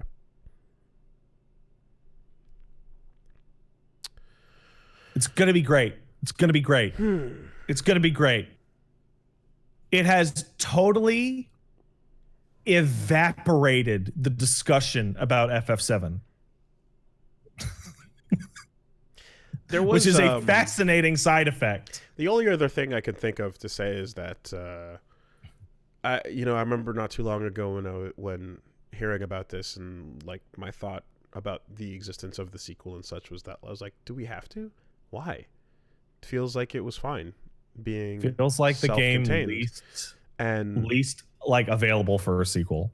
And there was an article with the writer and director, and they were basically talking about how, or one or the I forget, it was someone, but there was an article about how they're like, yeah, we know. And we didn't want to touch it either until there was a reason to, and then we thought we got a pretty good reason to go back. And you know what the reason to was? Sony was like, "Dude, can you do one?" And they were like, yeah. I mean, there's that, right? but here's the thing: like, I would imagine that Sony would trust them to also be like, well, they're doing Ghost of Tsushima, so there's that. But I'm sure Sony, if they wanted to, they could be like, hey, do you want to do a completely different story within this universe as opposed to like revisiting these characters, you know? If you wanted to go with the name recognition. I think I fucking hate when you have this giant universe. Like Star Wars is the worst. It's like it's a whole planet, it's a whole country, it's a whole universe. Let's go back to the characters we know. It's like, really? Do we have to? Shout outs to Remedy. Yeah. Also, the one of those writers or producers or directors is a guy named Neil Druckmann, who is like the head of the studio and is like directly blamed for a lot of the sweatshop crunchy shit, and is the asshole who forced Amy Hennig out of the company. Amy Hennig being I remember when that story, the best writer in video games. I remember when that story broke. Like, she wrote the Legacy of Kain dialogue. She is the best. Where do you put Avalon? Number 2. Okay. Actually, no. Okay. Amy's the best dialogue writer. Okay. And Avalon's the best like character writer, I would say. Okay. Because Avalon's pretty fucking good. Oh, Avalon's great. He's also crazy now. But we'll see how Dying Light 2 comes out. Okay. Yeah, but the interview basically had something to the effect of, hey, yeah, we know we weren't going to touch it either until we had a good idea, and we had one, so trust us as a reason why we're going back. And I was like, okay. Dude, I don't care who says that. I literally will never believe that ever. Ever. It's one of those bits where if I like, it's not something I would expect to hear in the I would not expect to hear a creator of something say, hey, yeah, I didn't want to touch it again either, but I'm doing this for except a we reason. are very familiar with a prolific creator who actually has totally said that. So 5 games in a row. With the clear track in this thread going towards fucking Hideo, because yes, it's very clear at each point where you're like, okay, just don't touch this though. Keep this. I appreciate the honesty so much, because with MGS3, he literally said, yeah, I didn't want to do another Metal Gear game, but they were going to make a new Metal Gear game, and I figured I should make it, and I have a pretty good idea for what it could be. And then with Peace Walker, he's like, yeah, okay, I'm super done with Metal Gear, but I think I came up with a good idea for another one. And it was like so blatant, and it was appreciated. You know, it's entirely possible that he believed himself at the time. You know, it's entirely plausible that at the time this is where he was, and then he took his favorite jacket and he went outside and he saw a puddle and he went, you know what? I got something else. And you know what he also did? He was making Metal Gear Solid 5, and he's like, man, I really don't want to make Metal Gear anymore, so I'm going to ruin Metal Gear by releasing a really bad one, and then no one will care about Metal Gear anymore. And he did. Wow, tinfoil hat. It was crazy. It was his master plan all along. Genius Go Jumbo, indeed. What a work. What a work.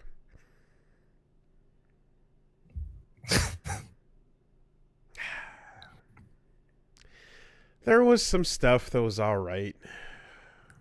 Okay, I'm gonna be real. I think that saying I made this one bad on purpose might be the greatest deflection of like responsibility ever. Yeah. I don't think that's what's happened, but it's kind of a happy accident.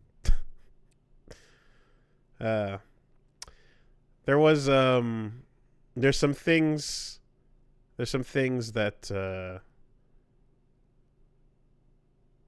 that Phantom Pain adds to the timeline that I'm like, I don't think are bad. You mean like pussy bombs? Yeah, like those. Like those. Whoo. Whoo. Wow. You pulled that one up pretty fast. All right. Well, anyway.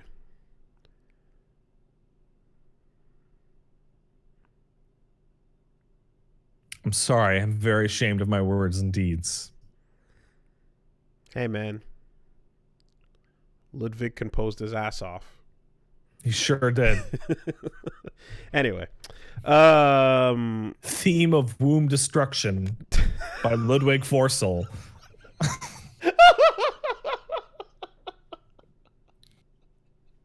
Beware the second swallow.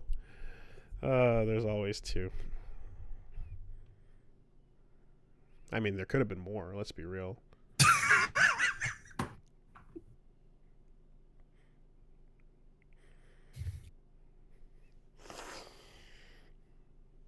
Well, anyway. Can we make that the podcast title? Because I know Ludwig listens to the podcast, and I want to get like a fucking raw reaction in my DMs when he fucking goes to Spotify or wherever the fuck he goes.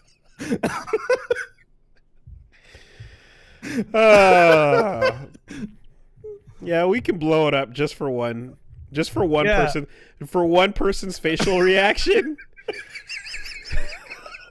We can blow it up. We can blow it up for one guy. That's fine. I got no problem with that. All right, yeah, okay, let's do that. We can dedicate one.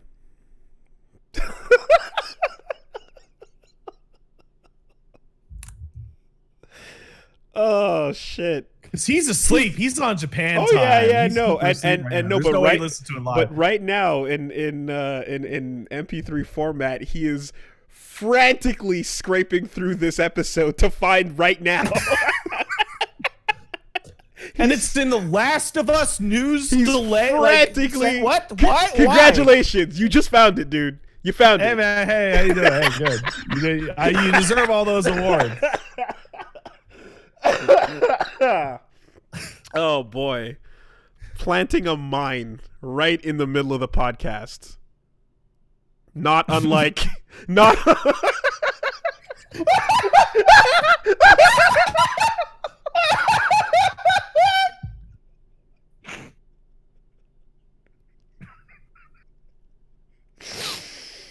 All right. Woo. Mm-hmm. Mm-hmm. So, by the way, for those of you who are unaware of who we're talking about, Ludvig Forssell is a friend of the show, cool guy, and the composer for Kojima Productions. Did pretty much most of the compositions, or if not all the compositions in Death Stranding. Very good at his job, but can't resist busting his balls on this one. Can't resist. Balls busted.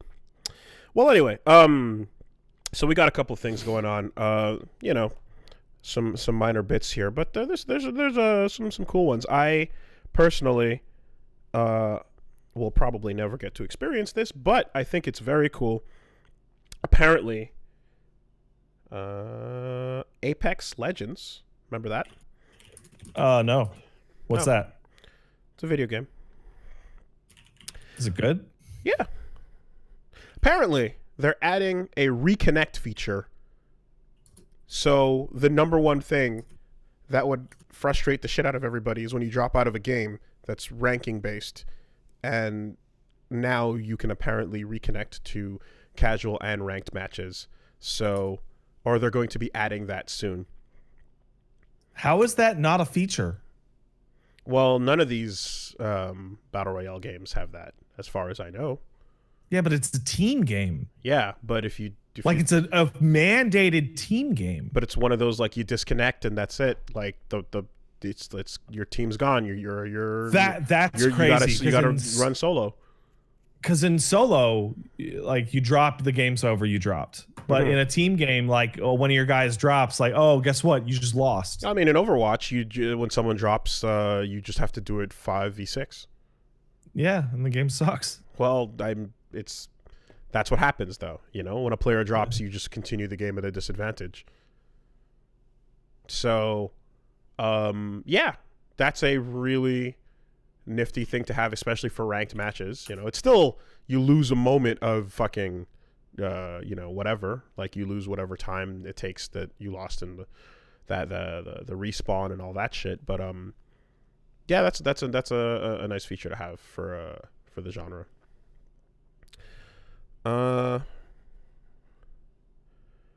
So they're working on that. That's an update coming. I just checked, by the way. Ludvig is totally a composer on Ground Zeroes, so we're good. Oh yeah, no, I know. That's why. Yeah. I know, but it has 3 composers, and the first one that comes up is Harry Gregson Williams. So you like, it was a little like, what? But no, you totally composed some of the music for Ground Zeroes. Yeah, I know. I spoke to him about it. That's that's why I went there. So we got those updates happening. And then continuing the discussion about updates, No Man's Sky has more ambitious additions lined up for 2020. Yeah, that game's like, I don't know if I talked about like me going back to it after the engoodening of No Man's Sky. Mm-hmm. It's a pretty good game now. So it's very enjoyable. We have talked about it a couple times, and it would seem that nothing lights a fire under your ass like being called Peter Molyneux 2 or Peter Molyneux, whatever the case is.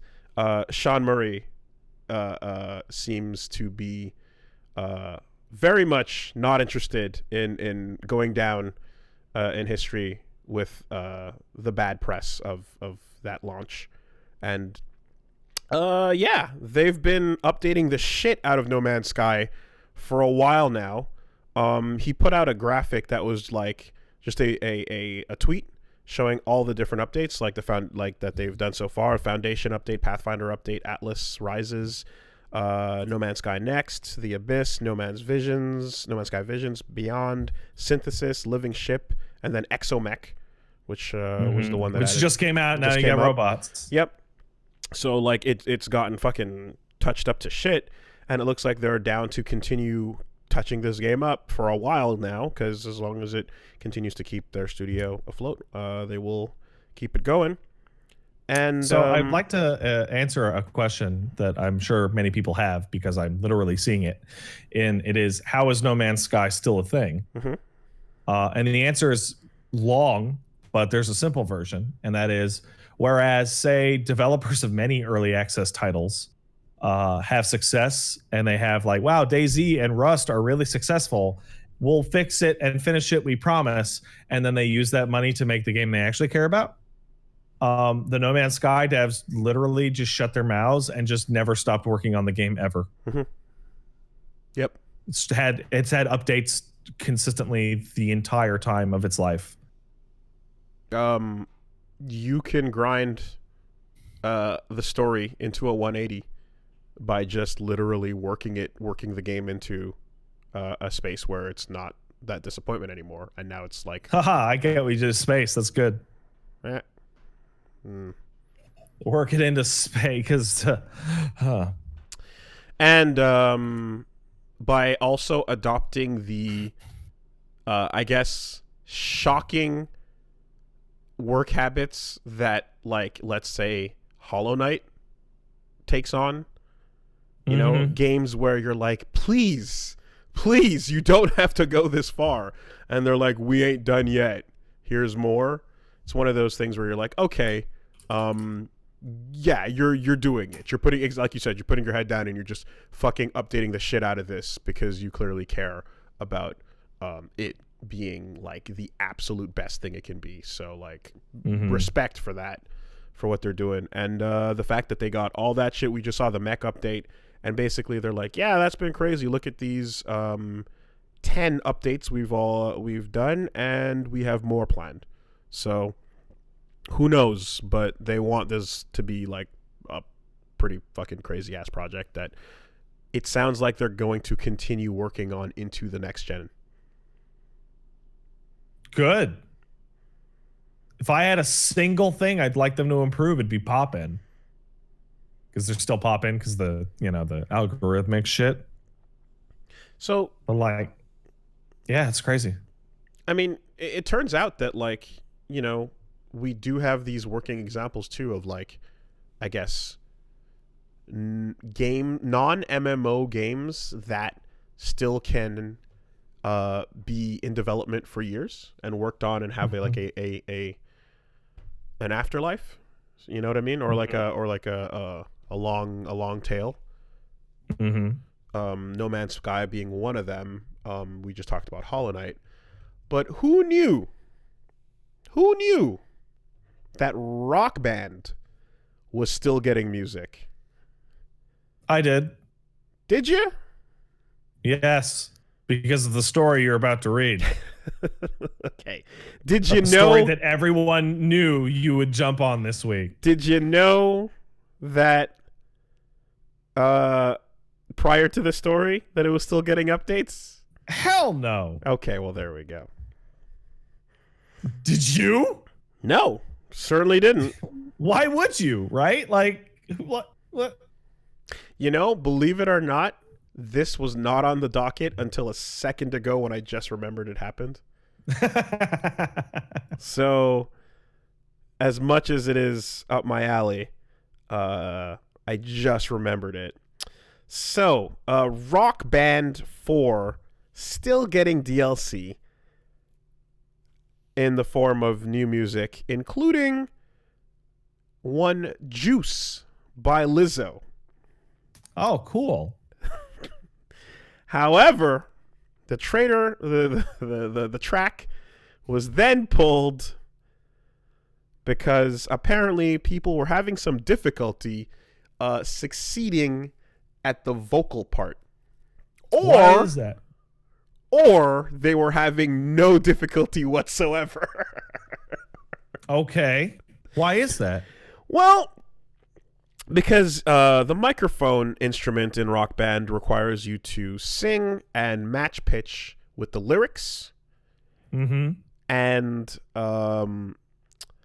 when you reach the end of the second verse of Lizzo's Juice, the one, I believe the lyrics went as such: the juice ain't worth the squeeze if the juice don't look like this. Hold up, nigga, please.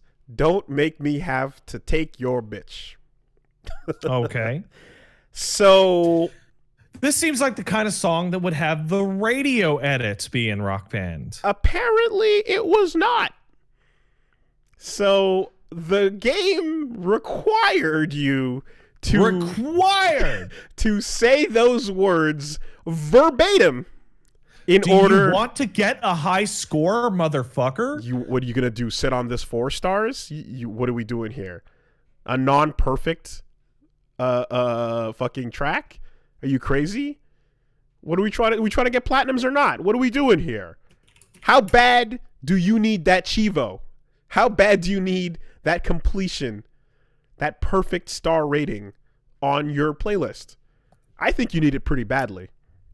I'd like to quote a one-time luminary in the field of competitive esports, one David Serlin, in his advice to, quote, play to win, end quote. But what about one DJ Khaled who also says, don't ever play yourself? Do you play yourself tough, to win? Man. That's tough. This is difficult. Because playing to win in this instance also involves playing yourself. You see, the controller is plugged into 2 different consoles. What do? You know? It's difficult. Say the gamer word to win the game.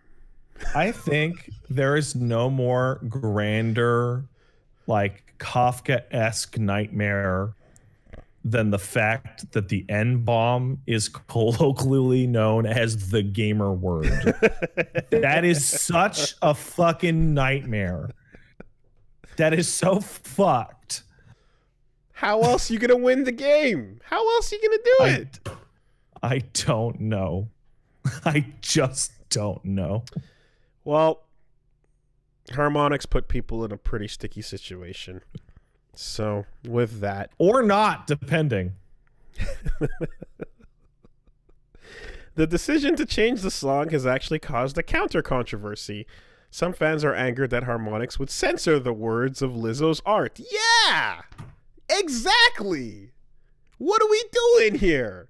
Lizzo, who I believe is 100% that bitch, this is her words.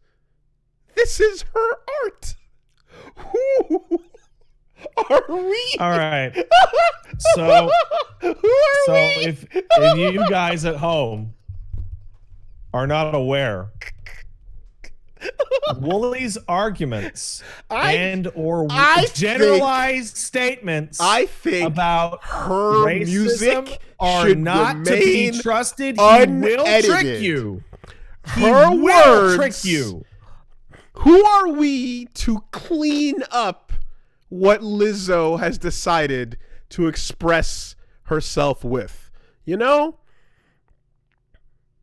There's footage of concerts where the artist on stage holds the mic out and does a call and response. What? You know what? What are you supposed to do? Listen. Are you not going to respond? You're right. However, there is only one way to solve this. We have to ask Lizzo herself which version she wants up there and how she wants this to happen. And if she wants this version to stay up, she needs to start writing some passes and mailing them out. Now, that's a lot of work. It is a lot of work. That's a lot of work. It is a lot of work. And she needs like a stamp and she, like, you know, it's a whole thing. Getting your pass from Lizzo would take a lot of work. Fortunately, you happen to be speaking to one licensed dealer. Fortunately for you, there is a place in your own city where you can acquire your very own pass and not have to deal with all the shipping and fees and delivery fees. We got a local fucking pick up and go right over here. For a fact that your ability to give out the pass was revoked by the Black Council. You do not have the right to give out that pass because you do it every day. You want that pass given out because you want to trick us. What? What is a trick? Oh my God, you're such an asshole. So who are we? Who's going to look the pass up and down as a bouncer and say, hey, I don't know, this looks counterfeit? Is there not a photo?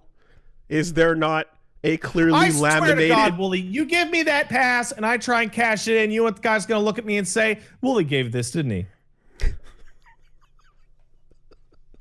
Yo, Wooly's giving him out again. Okay, yeah, it was pretty funny. So who's going to call him? Hey, you get in trouble? Fuck you. You get in trouble? You let him know Wooly sent you. You tell him to call me. You tell him. I'm so glad this is on video. I'm so glad. Hey, man. Because now you can't pull that shit like, oh, I don't know what you're talking about. What do you say? Everyone is born with a pass. Deep inside, if you really think about it. Deep inside, we all have a pass. Results may vary. But it's in you. It's in me. We all have it. We can use it at any time. Nah, I'm good, man. Results may vary. But anyone can use it any time. Results may vary. Anyway. I feel so bad for the subreddit mods this past week.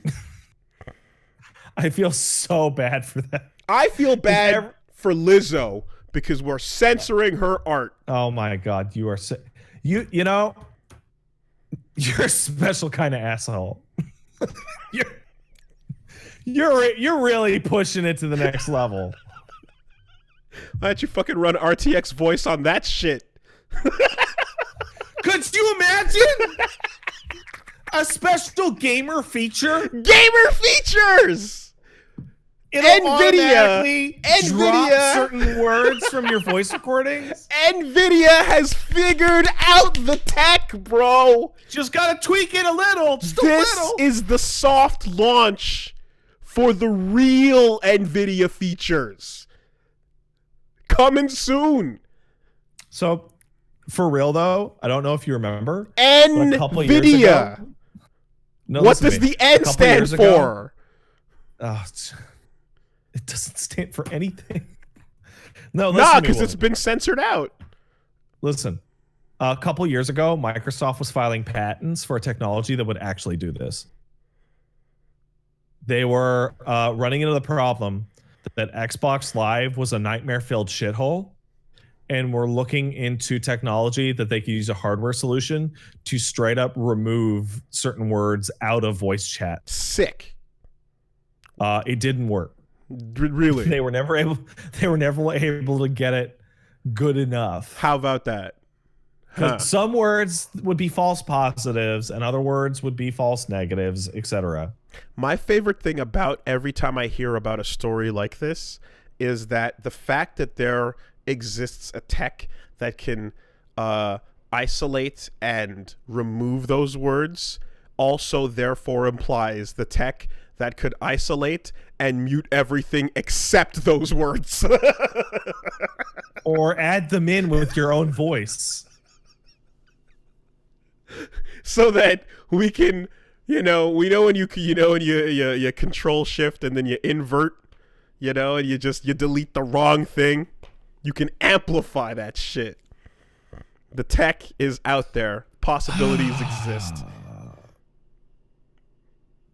You know what this reminds me of? It was in text form, but it was when I was sitting in on one of Paige's Dark Souls 2 streams, and someone invaded, and the person who invaded was the Nightman, but because of an oversensitive correction feature, it was the asterisk HT man who invaded. And what would have been a totally harmless character name suddenly became nefarious. That is indeed insanely... Oh, it wasn't Nightman, it was Night Page. It was Night Page. That's what it was. And it was like you just created racism out of nothing. It was fine before. It was totally fine.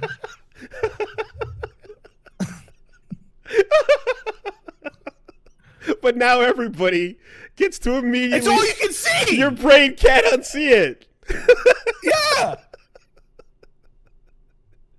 It's like, fuck! Wow. Yeah. No, it's like when you put in those beeps where they don't belong. If you take any audio, all of a sudden, and now like, it conversations that are totally harmless become complete garbage. Complete filthy, like horrible. Yeah. It's exactly that. Amazing. Wow. It's like how Brutal Legends dialogue was way funnier with the beeps. Well, get on Nick Page then. That's pretty good. Anyway, we got some other stuff going on.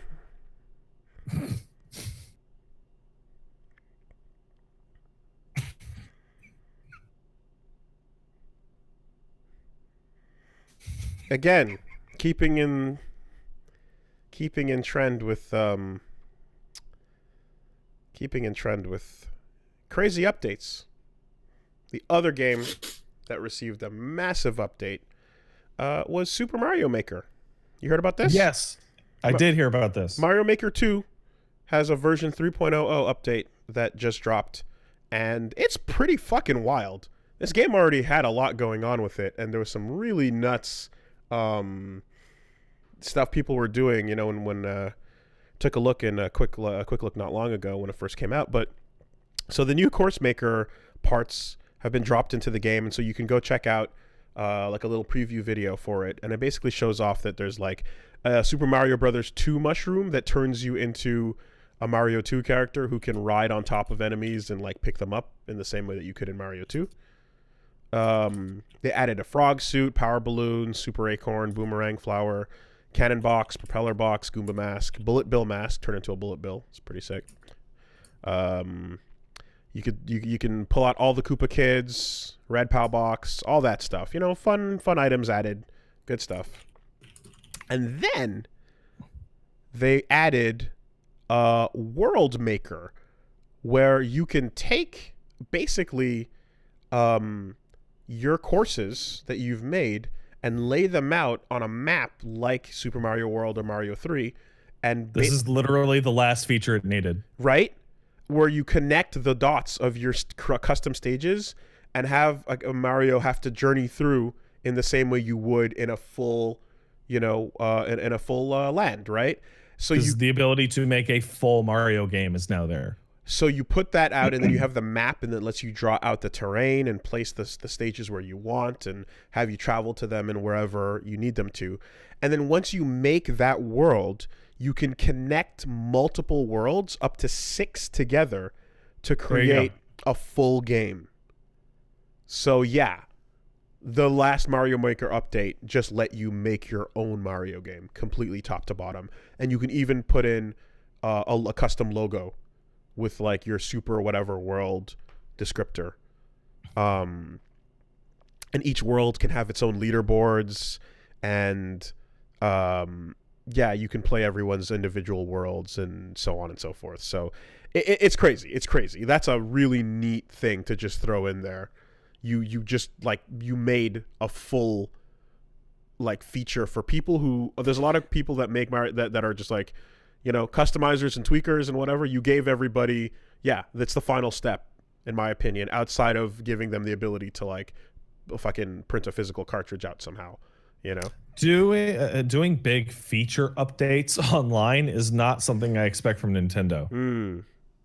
But from a game like this, it makes sense, you know? The whole thing is customization. It means that like people who do Mario Maker streams where like there's a good example. There's a guy named Simple Flips who makes these fucking bullshit levels. Seen Joel hit them a couple times. Like that goes from a stream or like an LP series in which like, let's beat this fucked up level, to like, let's beat this entire fucked up game. Mm-hmm. And when you look at it makes sense when you look at the fact that like there was such a long history of customized Mario games. Yeah, Kaizo. For the longest while. I mean, Kaizo being, yeah, the most infamous. And there was so many just like people doing that for forever now. And you're kind of just like, this is all money on the table if you wanted to sell this as a product. I mean, fuck, Mega Man tried it twice, you know? Yep. They tried it in the Powered Up franchise where you had or whatever, Rockman. You had the editor in that where you could make your own custom levels, and then later on it was going to be a part of what the Universe game was about too, you know, because like people are making tons of custom Mega Man shit anyway. So if you have an old 8-bit franchise like that, you might as well make a thing for the people that are going to be going and hacking your games anyway. Yeah, so that's pretty impressive stuff. The only thing that I always have to remember here, though, is Nintendo gives 0 fucks about legacy preservation. No, 0 fucks. So one day these servers will go down and they will not, and they'll be gone. A fuck. It's up to you people working on the Switch emulator to drag this shit off the servers. Nintendo gives no shits about this stuff disappearing forever when it suits them best. And when the time comes, I don't know, around Mario Maker 3, you know, or maybe they'll keep them and let them use them, go from one to the other. But it has been shown in the past that they will bring a whole shop down and destroy the world, no problem. So that's a lot of customized effort and data that could just disappear one day, and I feel like that makes me sad because it's, as people correctly point out, crazy people did back up Miiverse. Not all of it though. They got many posts, many wads of eShop games, but there's a lot of Miiverse stuff that never came back, you know? Yeah. Amongst the most fucking painful being literal Kirby lore that was only posted to the Kirby page on Miiverse and nowhere else ever. So there's literally shit that is going on word of mouth from like, oh, I remember reading a post that talked about this piece of lore at the time when Kumazaki took over, and we just can't get any of that information back because it never went anywhere else. Like they don't give a fuck about that stuff, you know? It sucks. I really wish they did. Or I wish someone at the company like would be like fighting for that preservation. But at the same time, they almost see the wipe as an opportunity to sell the games again and to sell the product again, you know? Data wiping is not bad when you're trying to resell the same nostalgia. Nintendo has made a lot of money tweaking and reselling very similar games over time by essentially Disney vaulting access to them on old shit. Yeah. It's not going to change anytime soon either. But nope. Well, anyway. That's a really cool feature going on, though, with the Mario Maker for now. You can download shit locally, obviously, but who the fuck's going to download every single, you know what I mean? Like, get out of here. At the very best, I hope that, like, the top 500, you know, entries are, like, preserved in terms of, like, that means that, like, the long-term history, like, in the far future of Mario Maker isn't going to be the best levels. It's going to be nothing but all the fucked up levels for psychopaths. Whatever people play the most. There's also the musical ones, you know, that are just fun. Oh, the ones you walk forward and then you just boop, doop, boop, boop, doop, boop, yeah. boop. And you just walk forward and you hear Great Days. Yeah. That's cool. Until you find a way to fuck it up somehow. Yeah. So, anyway, there's that. We got...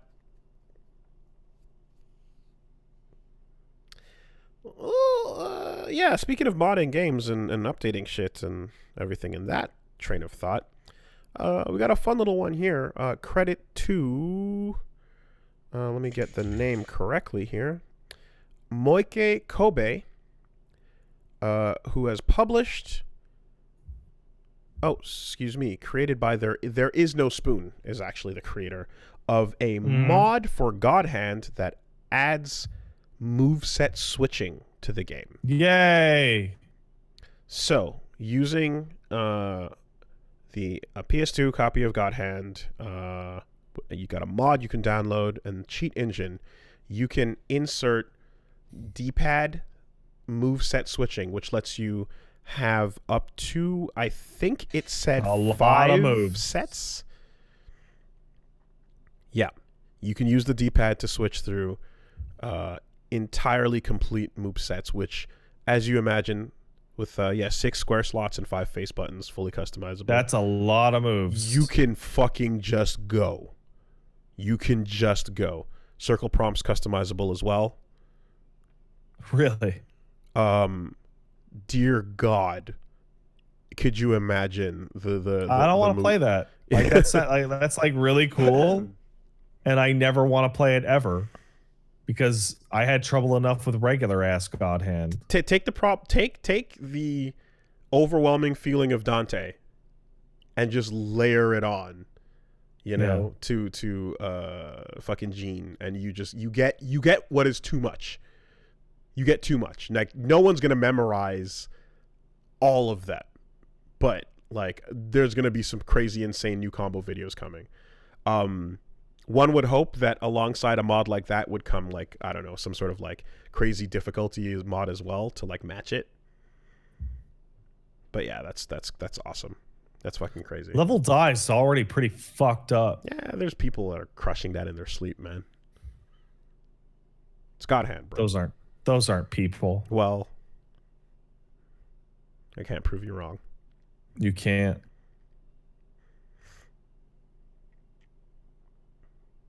You know who's not a person? All right. Segata Sanshiro. That's right. He's not a real person. He's a character. He's also a god. Yeah. So we've got the newest commercial of Sega Shiro. You remember Sega Shiro? Is that the son? Yeah. Now it's Okay. confirmed it's his son. Yeah. In real life and in the story. He's Oh wait, really? Yeah. That's hilarious. In both. He's literally his son. And so we've got the second ad for Sega Shiro, and in the ad, he's playing on a handheld console, and a girl's like, "Is that a Switch?" And he's like, "It's a Sega Game Gear." And then it's like, "Are those glasses?" And it's like, "Nope, they're 3D glasses, Sega." And is that a backpack? And it's like, "Nope, he's rocking a Sega Saturn as a backpack."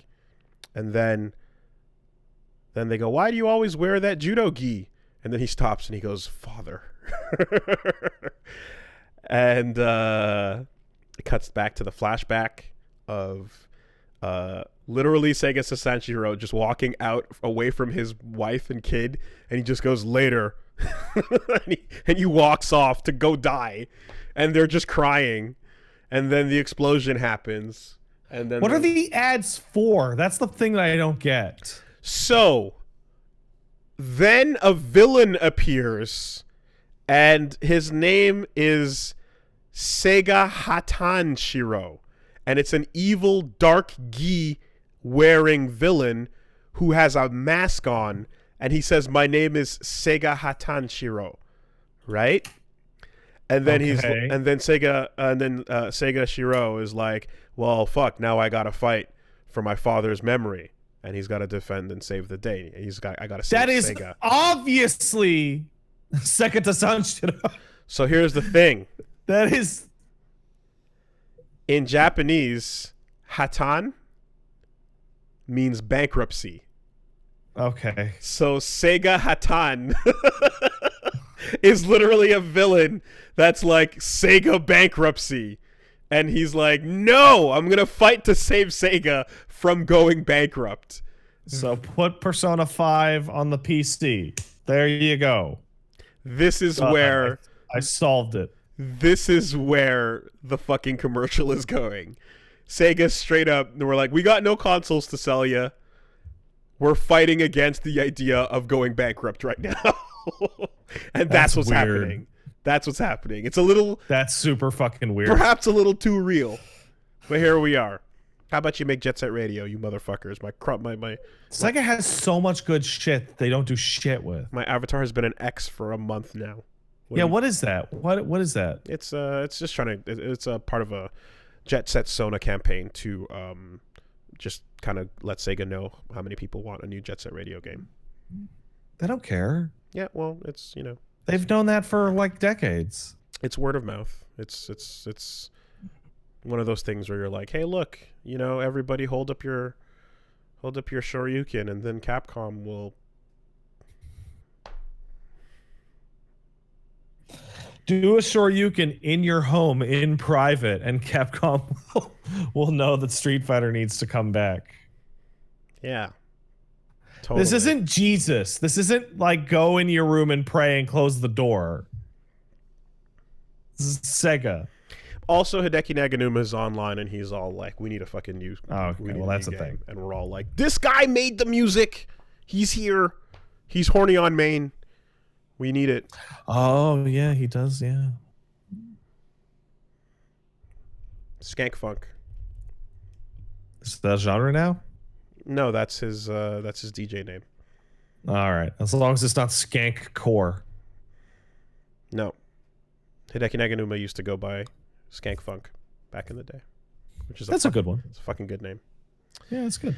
So anyway, Sega Shiro confirmed Sega Satan's Shiro's son, and he's not fighting the evil that is going to defeat the Saturn. He's not fighting to save the world. He's fighting to save Sega from going bankrupt.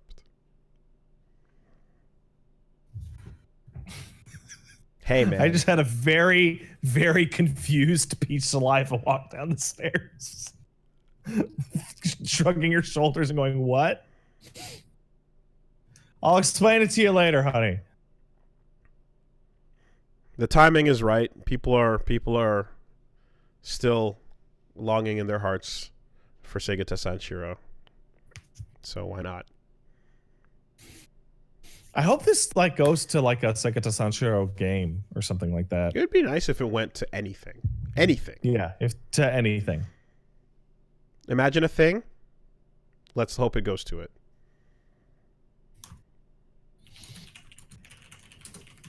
Death Stranding delayed to July 14th on the PC. Not much to say about that. Bummer.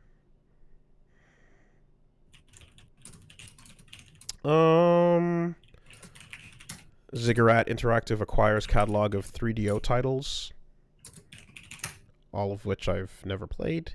So, don't really know what to make of it, but apparently the 3DO game titles from way back when, and I still forget whether it's 3DO or 3DO, whatever you're supposed to say. It's 3DO. It's never been 3DO. Okay. No one has ever... Why do you keep saying 3DO? Because I don't know which one it is, because when I was... I want to say that's what my brother used to say when I was younger, and then I always just internalized it as that. I think that's what it was, but I don't know. This has come up on the podcast like 4 times. And it's that unimportant to me that it gets deleted every time. So here we go. This is like how you don't know which game Rocket Knight Adventures is for 10 years running. No, I know exactly which one it is. I know I like the good one. Anyway. You mean Rocket Knight Adventures? Yeah, Sparkster. I swear to God. So... I want you to know that I called them Avalanche every time I could in my FF7 stream. Good. Good. For you. As opposed to Avalanche? Yes. The thing Barrett literally says with his mouth.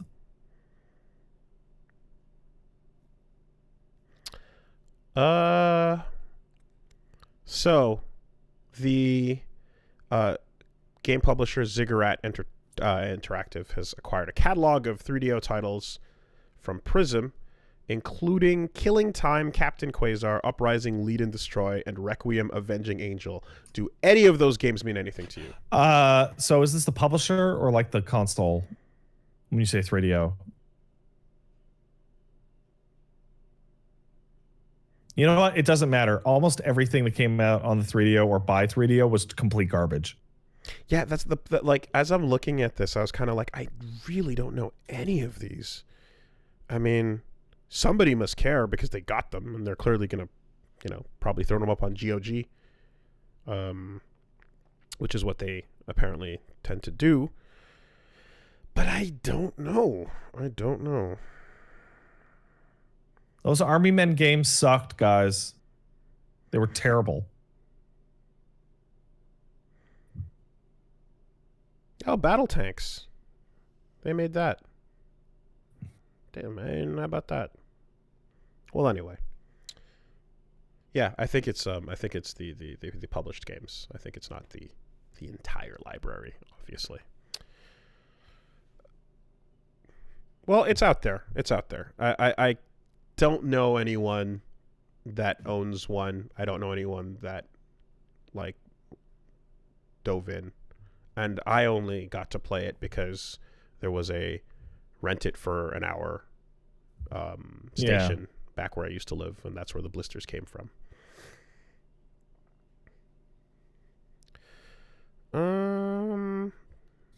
Is that CSGO TF2 shit in there? Nope. What's up?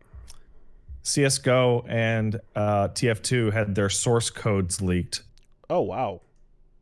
That sounds pretty major. So enjoy playing those online. Never. again. Oh wait, isn't that the thing that resulted in like if you connect to a server, you might get your shit hacked instantly and or banned for life? I'm not sure about that, but the TF2 was a false alarm. Oh, people are confirming to me that This was the fake source news. codes were old.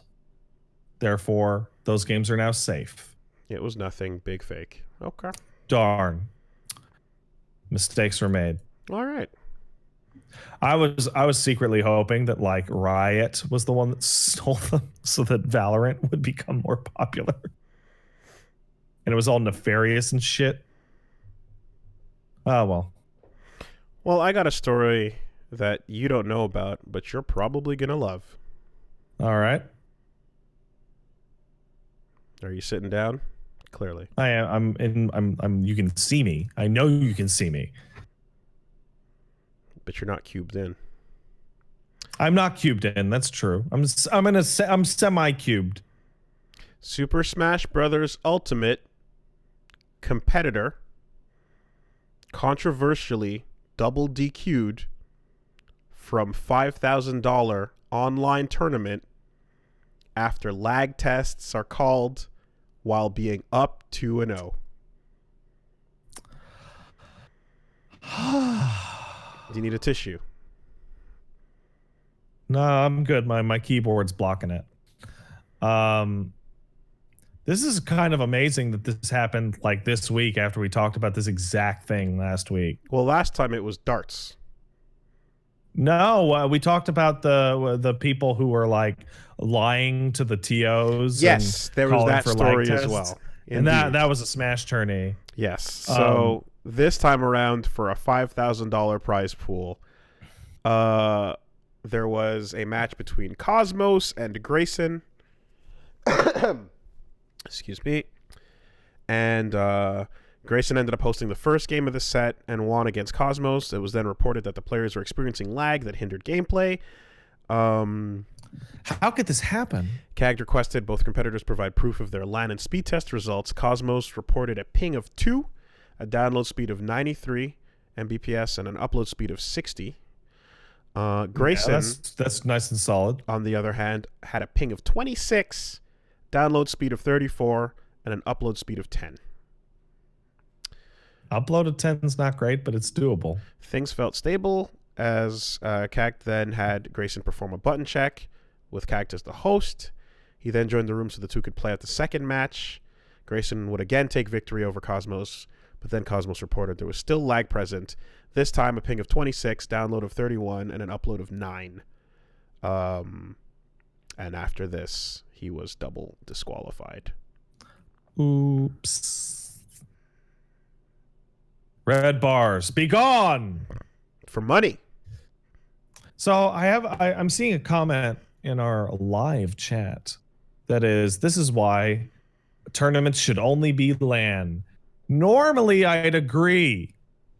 We're in somewhat of a special series of circumstances at the current time in terms of LAN. Guys. Yeah. So that happened, and I kind of find it wild that you're going to enter in a tournament for cash and like risk that. That's a lot on the line, especially if you're like, you know, like really good enough to What are you going to do? You can't get a man into your house to upgrade your internet anymore. No, I don't suppose you can. We had a situation out here in Montreal where most of the dudes who would do so are like, I'm not doing it. Fuck you. I'm just not doing it. Talked about and the guys they are sending out are like in hazmat suits. We've talked about the power line adapter. We can continue. We have. We can continue talking about the power line adapter.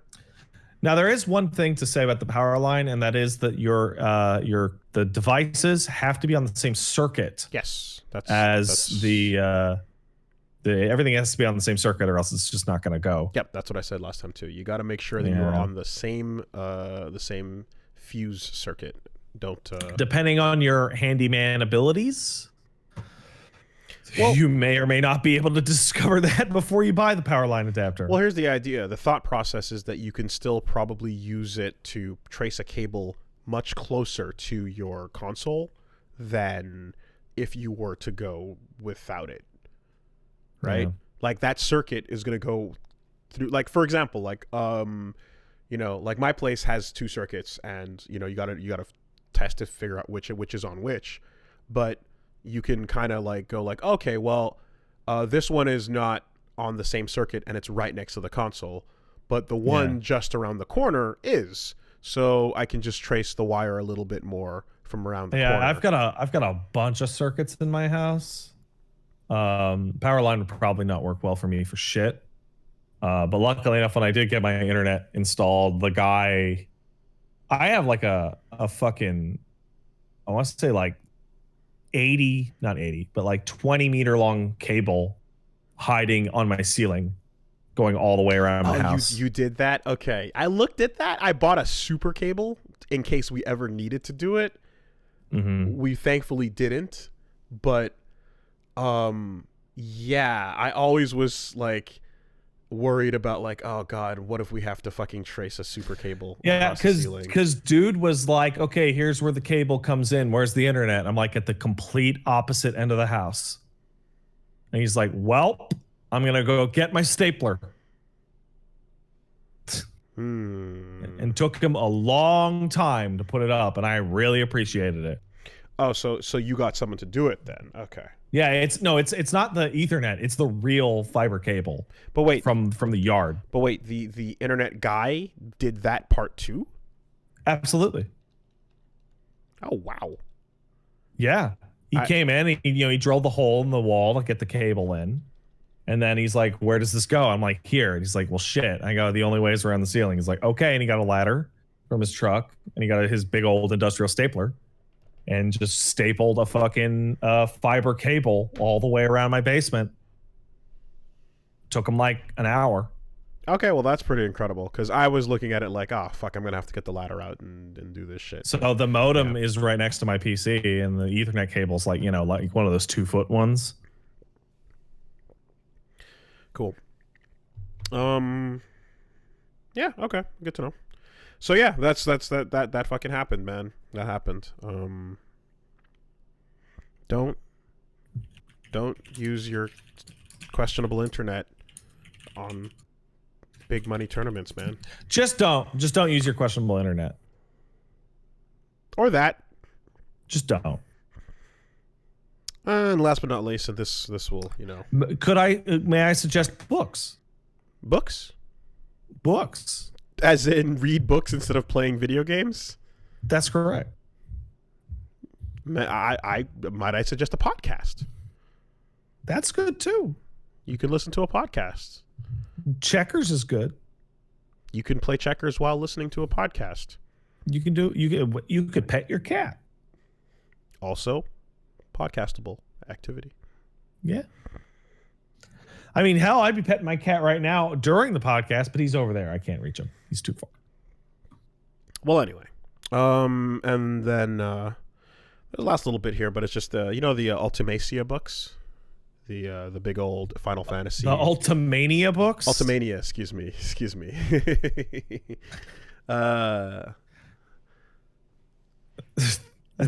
Yeah. It's not that you got it wrong, it's that you got it wrong for something else that also exists. Yes, I know. I know, that exactly. Made it super confusing for a second. Yes, exactly. Totally. Brain went in the wrong direction on that one. Zig should have zagged.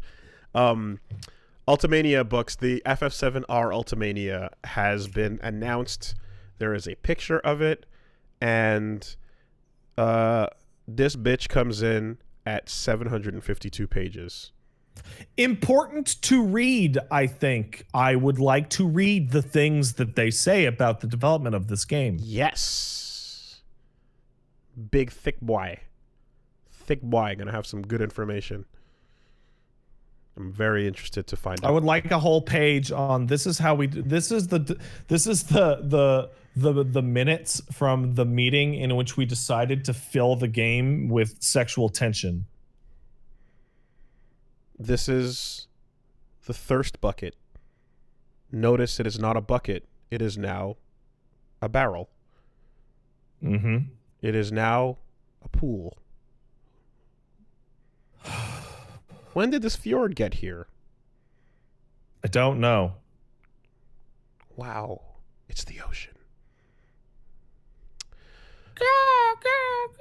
It's the seagulls. It's the thirst seagulls. They're looking for food. They're looking for fish. That's right. So that's a big ass book, and there will be many, many secrets inside, and answers to things that hopefully we can get a little Things taste. that are left currently slightly unclear. Yeah, for example, what happens in the one that are on the rest of the disc one? You know, Mm-hmm. it is a mystery. Well, anyway, we'll discuss all that in a second, but let's just take a couple of emails and then. Yeah, let's take a couple emails. Before the spoiler cast, the end of emails, I'd like to use the washroom again, if that's quite all right with everyone. That makes sense. Yeah, that does make sense. All right, so let's do some emails, and then we'll sync the P. If you guys want to send an email about P, send it to castlesuperbeastmail@gmail.com. That's castlesuperbeastmail@gmail.com. Your email about P might sound something like this. Hello, sits on couch and sits in box. Dumpy butt flaps here. My friend and I are enjoying trying to platinum games that we enjoyed on the PlayStation. A flaw I found is that an otherwise perfect video game such as God of War is that it becomes less interesting when even when there's so much left to do. Throughout the game, Kratos and Atreus and Mimir fill such an empty space with dialogue, stories, and humorous banter, and as we got closer to getting platinum, there was no more dialogue between the characters or stories to be told. It just became running around an open world in complete silence. Does being a completionist sometimes make games less interesting? Absolutely. Yes. Sometimes it makes games more interesting, depending on what kind of hidden stuff you can find. There's a really good Joseph Anderson video that I like about God of War. And his particular complaint about this is not specific to God of War. A lot of games do this. But there are a lot of games that if you're trying to go for the platinum, one of the platinums is obviously beat the game on the hardest difficulty. And it is astonishing how many games have really fucking terrible hardest difficulty settings. It can't be overstated how just juicing numbers can create for a horrible, obviously not play-tested experience. Well, they will have a play test, but it'll be one person who's really good in QA that'll just do it, and they'll be like, yep, it can be done. And then they'll ship it. I mean, like, is it fun? Yeah, of course. Right? One of the things that Max was complaining about Resident Evil 3 remake is that the final boss on the super, super hard difficulties seems like it was tested to see if it was like possible, but not if it was any good, because the boss can stun lock you from 0 to death very easily. And it's like, that's shit.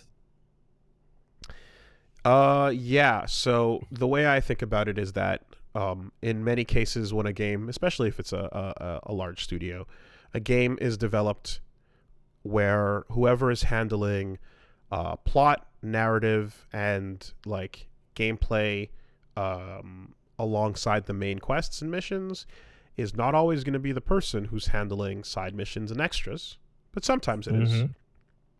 However, the person FF7 is hilarious in this respect. Like, it is so obvious that the fucking main stuff and the side stuff were made by different people. But sometimes, even if those are different people or the same people, it's almost always someone different who's in charge of trophies, achievements, and that requirement section of the game. There's always usually on the team of programmers, there will be someone whose job it is to take care of that aspect of it, you know, who's supposed to work with, let's say, a junior designer, and then they kind of come up with it together and more or less get ideas greenlit and approved based on using existing assets to create challenges that'll equal out a full gamer score or trophy list. And what ends up happening is a humongous tonal difference, dissonance actually, a shift in many ways, because it's literally like, you know, go out of your way to do this activity that already exists in the game to completion, or, you know, go like repeat this thing this many times, but very, very rarely will there be like actual content, lore, or like bits and pieces that you want to catch behind some of these trophies, you know?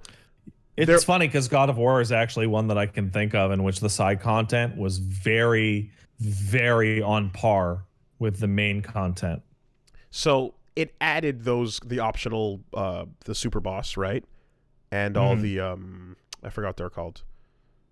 The Valkyries. The Valkyries, right. So you have that as an example of, you know, like, okay, this was a clearly written thing where there's a boss here, there's content, there's a thing you're going to. But what other achievements, but like, are you know what I mean? Like, are there's likely other achievements that are just kind of a complete this chart out, you know, do this thing over here in many cases. Zombie Genocider, man. Zombie Genocider still the number one because you get it to get the real Mega Buster in Dead Rising 1, and once you get it, you never want to play Dead Rising ever again. Yes. It like ruins the game. Just drive this truck into zombies for hours. And there's no other way to actually do it other than use the cars to run them over for 2-3 hours. Yeah, exactly. You know, it's a shame, because I remember when achievements were first introduced, and like they took developers by surprise, because the games that were coming out did not at all plan for them. In fact, they were like, beat level 1, beat level 2. Yeah, they were like, what? We got to do what? And this is required? We have to do this? It's not optional? Okay, I don't know. Yeah, beat the levels, you know, exactly. Do some combos. I still remember like how crazy it was that there'd be like a game like, I think it was Human Revolution, Deus Ex, or it was like, we pick up a basketball and throw it through the hoop, and it was like a total nothing thing that you didn't have to do and you never think of, and you got an achievement for it, and you're like, what? Wow! Cool. As opposed to Avatar, where it's like, do a 4-hit combo, do a 5-hit combo, you know? It really was something that people didn't understand was going to be a requirement. And then once they did, it became like, oh God, okay, afterthought. Make the game and then get someone to take care of this in the meantime, because we have to have them. And that's kind of how that side of games evolved in a way. And I'm not going to say that it stayed there, because it definitely got better, and we came up with some really fun ones over the years, as the one you just mentioned, or, you know, defeat Sagat with a Shoryuken in Street Fighter 2 HD Remix. Yeah, all sorts of good shit. You know, but like the 0 point losing streak achievements in Dead or Alive always come to my mind. Be online in this NBA game with 10,000 other players. God. You know, that one's the worst. The thing that'll never fucking happen. Yeah, so it really just led down this path. So all this to say is just like, I think that the nature of it being a requirement that devs didn't really want to deal with, led to like this extra side mission content in the game that is almost like, you know, an afterthought and often handled by someone else, which is why they never make new assets for it really, or create new voice dialogue for it, or give it any lore implications. It's just completionist stuff. And you have these moments where, like you mentioned in the email, you're just playing in silence for hours, you know, trying to grind it out. I you know, it would be nice if like they got the attention put into them, since, you know, they're here to stay. But in many cases, you know, I'm sad to report that like they're kind of an afterthought and treated as such when it comes to like giving like them right new now assets. I'm looking up like the FF7 trophy lists, and I'm like, yeah, I'm totally gonna fucking end up getting like the platinum for this, because there's really nothing weird in this at all. And It's like do everything on hard, and there beat is all the battle mini games. and there is content to acquire by completing things. There is stuff locked to the dead ass end of hard mode. End of hard has stuff. Yeah, exactly. So that's pretty cool. All right, let's take another one here. Not a question, but when you asked about weird omissions from genres of games, I immediately thought about roguelikes. Crypt of the Necrodancer has a feature I would love to see more, namely the ability to take things out of rotation. The janitor is the real MVP. How's that work? I'm not familiar. So in Crypt of the Necrodancer, you have a chance of you get new items that enter like a random, you know, pool that you can roll every time you open up a treasure chest or go to the shopkeep. But if there's items that you think are terrible, you can go to the janitor and he will turn them off in the rotation so that you don't have a chance of getting those things. That's interesting. So it effectively gives you the option to fine-tune some of those unlocked things. If you just, you know, if you're like, this weapon sucks, I don't want that. Yeah. That is a feature I would like a lot more. I wish I could do that for Gungeon. Just be like, I never want to see this piece of shit again. Right. Ever. And it's your only option. Yeah. Exactly. That's you know, all roguelikes could benefit from something like that. That's a pretty good quality of life. I don't know. That'd be a really good way to make the game super easy. Well, it depends on how much you can turn off, right? Yeah. If you can turn off everything except the best items, then yeah, in obviously. Gungeon, I'd say like you can turn off like 5 items, right? There's like 400 something. So like you just turn off the 5 that you fucking hate. You definitely would have to limit it to like not being able to turn off the majority of them, obviously, because then you just get a perfect build every time. That's no good. All right, we got one coming in here. Chris from Australia says, "Hey Beasts, have either of you watched Vice's Dark Side of the Ring series, in particular the latest episode on the murder of Dino Bravo? Also, do you remember it being big in the news at the time? Keep it up. Thanks for the great work." No. I have no idea what you're talking about. Okay, so I've heard a lot about this, and I've been meaning to get around to it, but I haven't watched it yet. There's this new show out called The Dark Side of the Ring, and it is basically following episodes of like things about wrestling that are like really fucked up. So like, you know, there's an episode or a series of episodes. I'm not too sure which, but it's a series where they go into like the Chris Benoit stuff. Right. Or they go into probably going to Jimmy Snuka being a murderer. Probably into that, right? They said that's going to be upcoming. They go into New Jack, for example, who was one of those crazy motherfuckers who I know him as a podcast guest because he's appeared on podcasts, and he's one of those wild dudes that came from the fucking crazy ass jungle leagues, you know. And he literally has tried to murder people while in the middle of matches. Like, actually, he's crazy. Good. And super. And you know, one of the he's New Jack is the kind of person where you want to know how this dude rolls. He came up in a super duper southern, like kind of like racist promotion kind of thing. Nice. And he's like the angry black guy that's a felon. So he understands what being a heel is. And you want to talk about catching that heat. This dude was wrestling when the OJ trial happened. And he cut a promo where he came out took the mic and basically said, "Nice job, Juice. 2 less to worry about."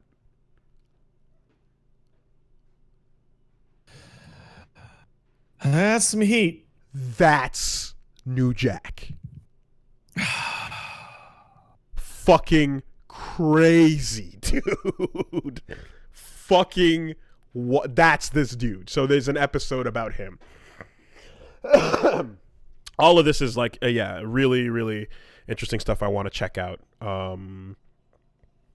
So I gotta go find out more because yeah, it sounds pretty fucking wild.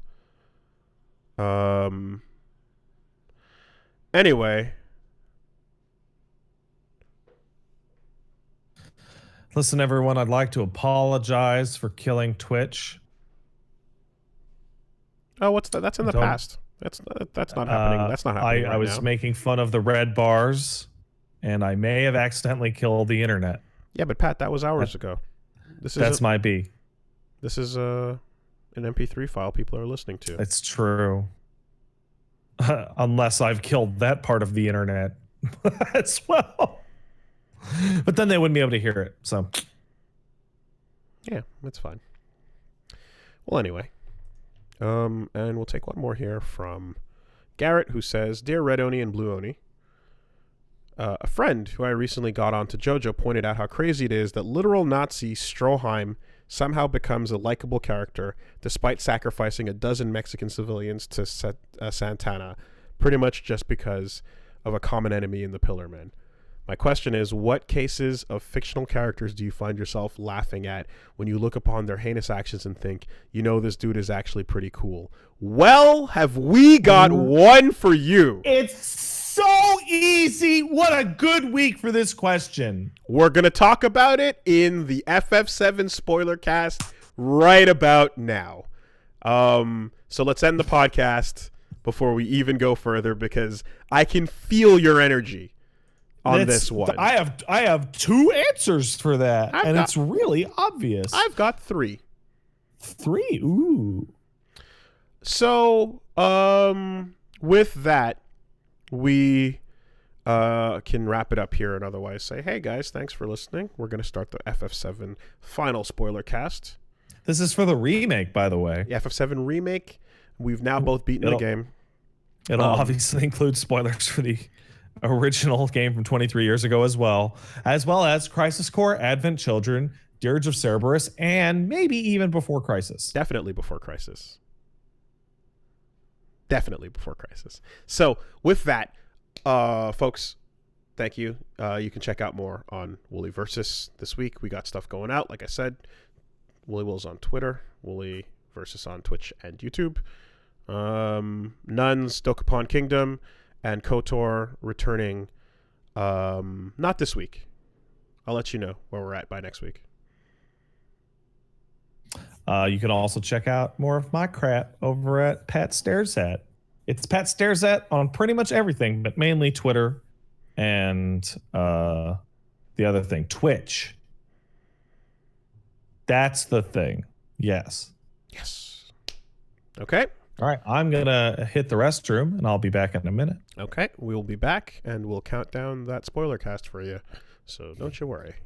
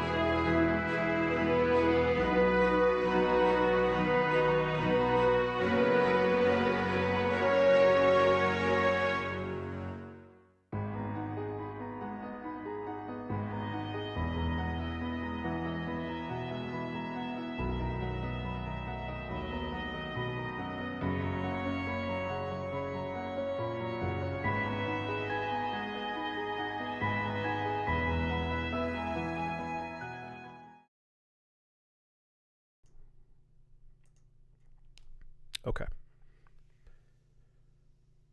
So, Final Fantasy VII spoiler cast incoming in 5, 4, 3, 2, 1.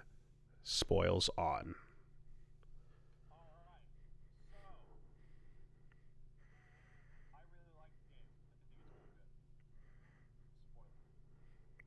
Spoiler. I think the game is fucking incredible. I have a finger to raise about a couple of things.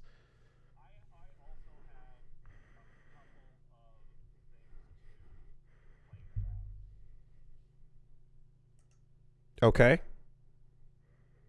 There are technicals. Hello? Did you mute me? You're here. Am I? Yeah, you're here.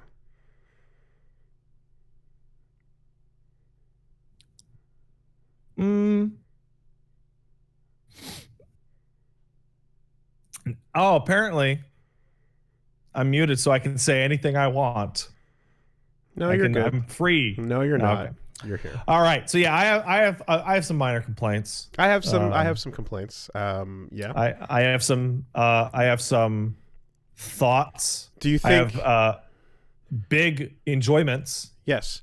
Well, first let's answer that man's question. The question was about what was it? It was who can you think of that has done horrible things, but you're like, oh man, they're so cool.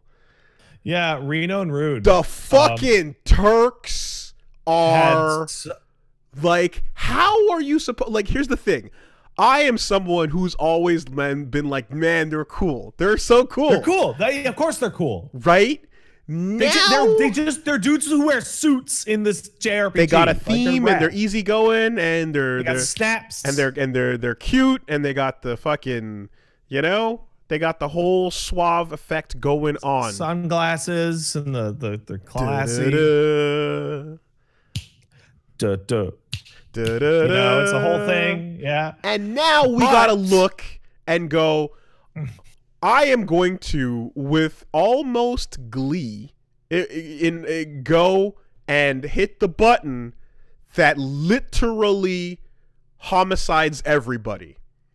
Listen, we have a story in which, in the original, Reno and Rude and Sang and Elena were almost never portrayed as fun or goofy in FF7 original, right? But then everything after that, you got to see way more of the Turks. You saw you hung out with Sang in Crisis Core. In the later parts of in the Rufus age, they would come around and it would be all hijinks. Wouldn't it? No. I feel like the vibe. Maybe I'm not remembering the vibe, but I feel like they're like in Wu-Tai, they're chill, but they're like professional chill. Catching some drinks. Yeah, but it's always been difficult to get away from, like, remember when? Okay, in Advent Children, Cloud meets up with Reno. Yeah, and they have like a goofy little haha moment, right? And then you have to remember that Reno is the person who essentially pushed the button on the FF7 equivalent of 9/11. Yes. Hiroshima. Yeah. He killed like 10 to 100,000 people with the push of a button. And here's a question, right, about that moment in the way that they did it here in FF7 remake. When he's standing at the machine and you're about to show down and then Cloud gets up in his face, Cloud looks at him and says, "Press it." Do you understand what that is? The way that I interpret it as, the instant you turn around to press it, I'm going to stab you in the back. I think it's supposed to be, "I dare you to press it." Yeah, I dare you. But that's not what he actually says. He looks at him and he goes, "Press it." You know, and then he goes, hey, no need to be hasty. And then they start the fight, right? Yeah. Now, I'm thinking in my head about how you're going to have these little loose, goofy moments with them, and how you're supposed to hang out with them for the rest of this story. And they're the cool guys with the music playing. They get 2 remixes of the damn theme.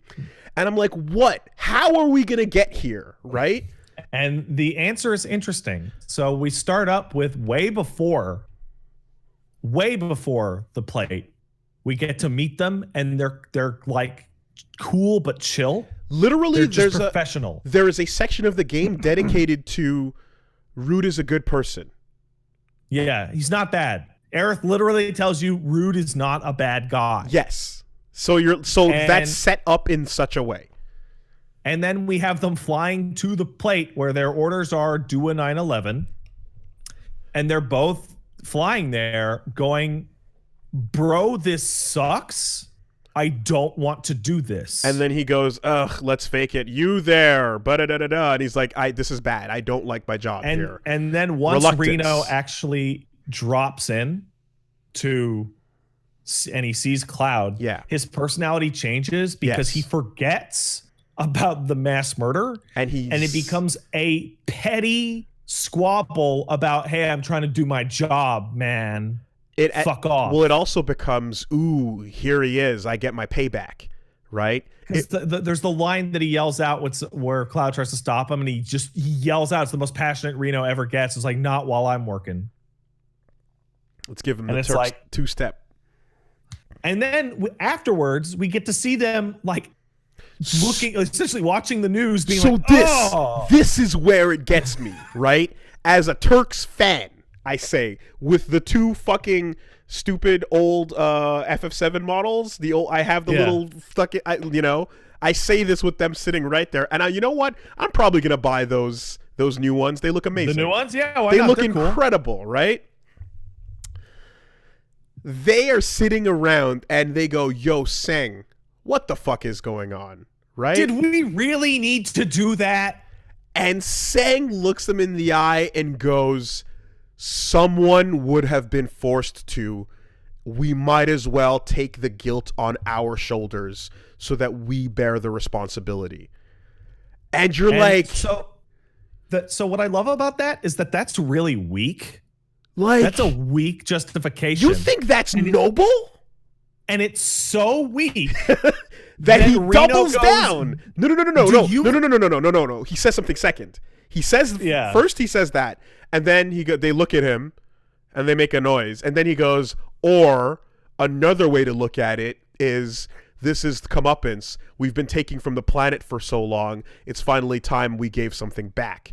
And then Rito turns to him and goes, Rude, do you seriously believe? Yeah, it's like, it's so weak as just justification that they turn to him and be like, do you even believe that? Do you actually believe that?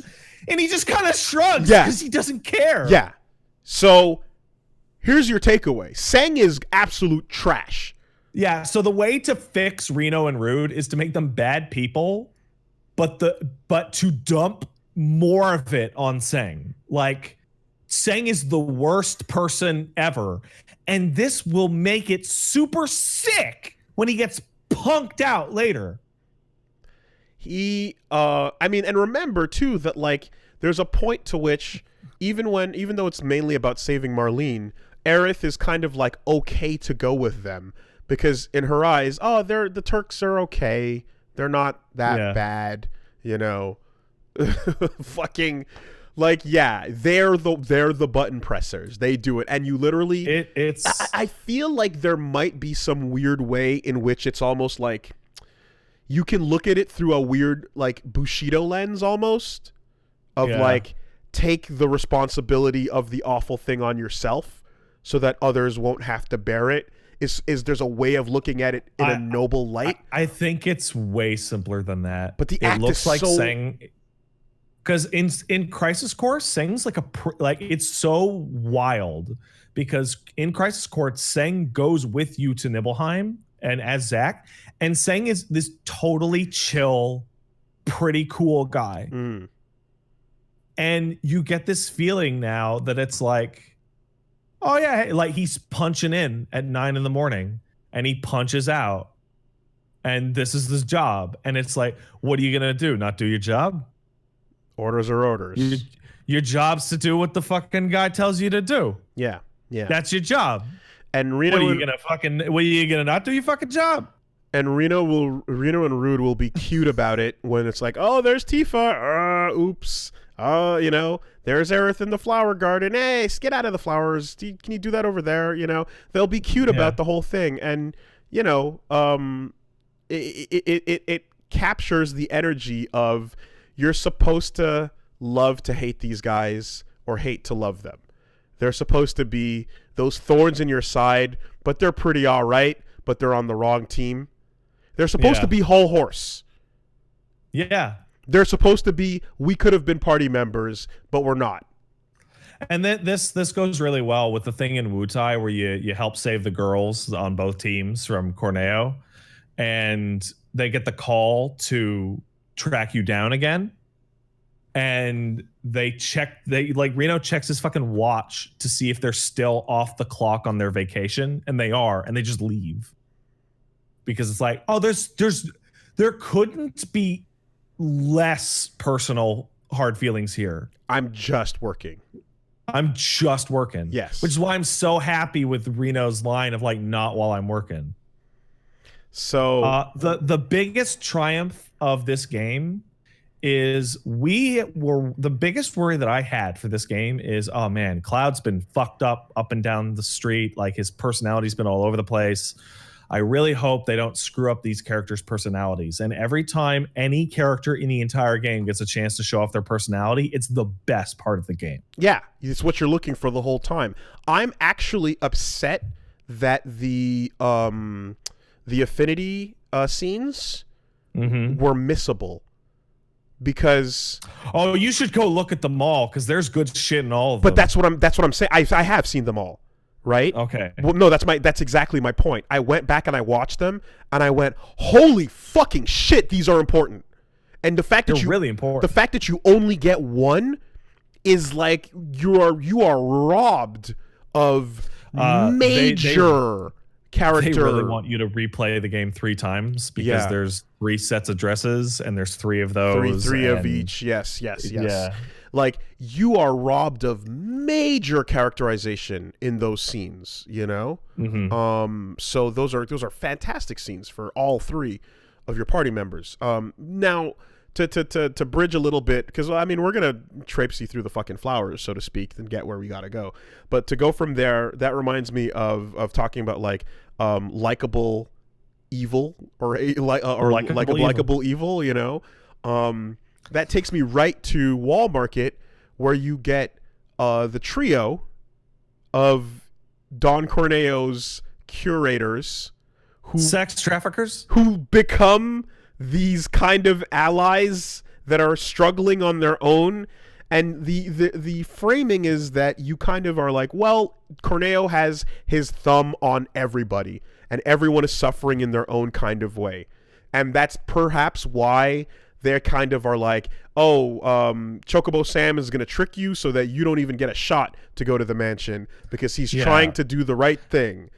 And it's like Chocobo Sam and Madam M and Andrea are fucking scumbags. They're literally lining girls up for the house. This is their job. There is just like what's his name? Front door man? Leslie, where it's like, these are all people who are like, listen, the Dawn runs this whole thing. We don't like this. We're trying to tell you what the right thing to do is don't do it. But they're still participating in this process. And effectively, like, it's a weird way to look at it where it gets really bad when you discover that it's not just sex trafficking, but it's consistent sex trafficking, because the girls fucking disappear. Right. Like, hey, what happened to the old one? Don't know. She's gone. Well, we do know. What does that mean? There's a lever. Yeah, but you ask them, what does that mean? They go, I don't know. Yeah, I don't know. And it's very clear that it's I don't know because I don't ask because I don't want to know. Exactly. And then it doesn't take a lot of effort to put 2 and 2 together. Yeah. And figure out where they went. But in this case, the idea of like these characters all being noble in their own way because they have their own things to look out for, Chocobo Sam and Andreas in particular are like they've got their loves, which is their chocobos and the stage, and Madame M is also against it. And when she shows up at the Coliseum, but you're just like, you guys, at the end of the day, you're 100% part of the problem. You're like a really integral part of the problem. Charm or no, Yeah. So there's that. There's a little bit of that weirdness to it.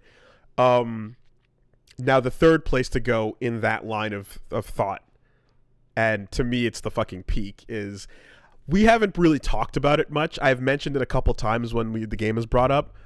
I always had a big old hard on for Rufus. I always thought Rufus was rad.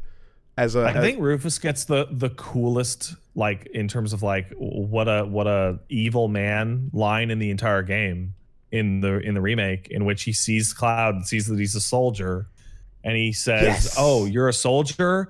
So I guess that means I own you. You're my property." Yeah. And yeah. Like, yeah. Fuck! Rufus, what an asshole! Rufus is incredible at being a piece of shit, and he's also a fucking cool badass. And hey, you know what happens when you're super evil but you're attractive? I guess that means you're morally gray. That's right.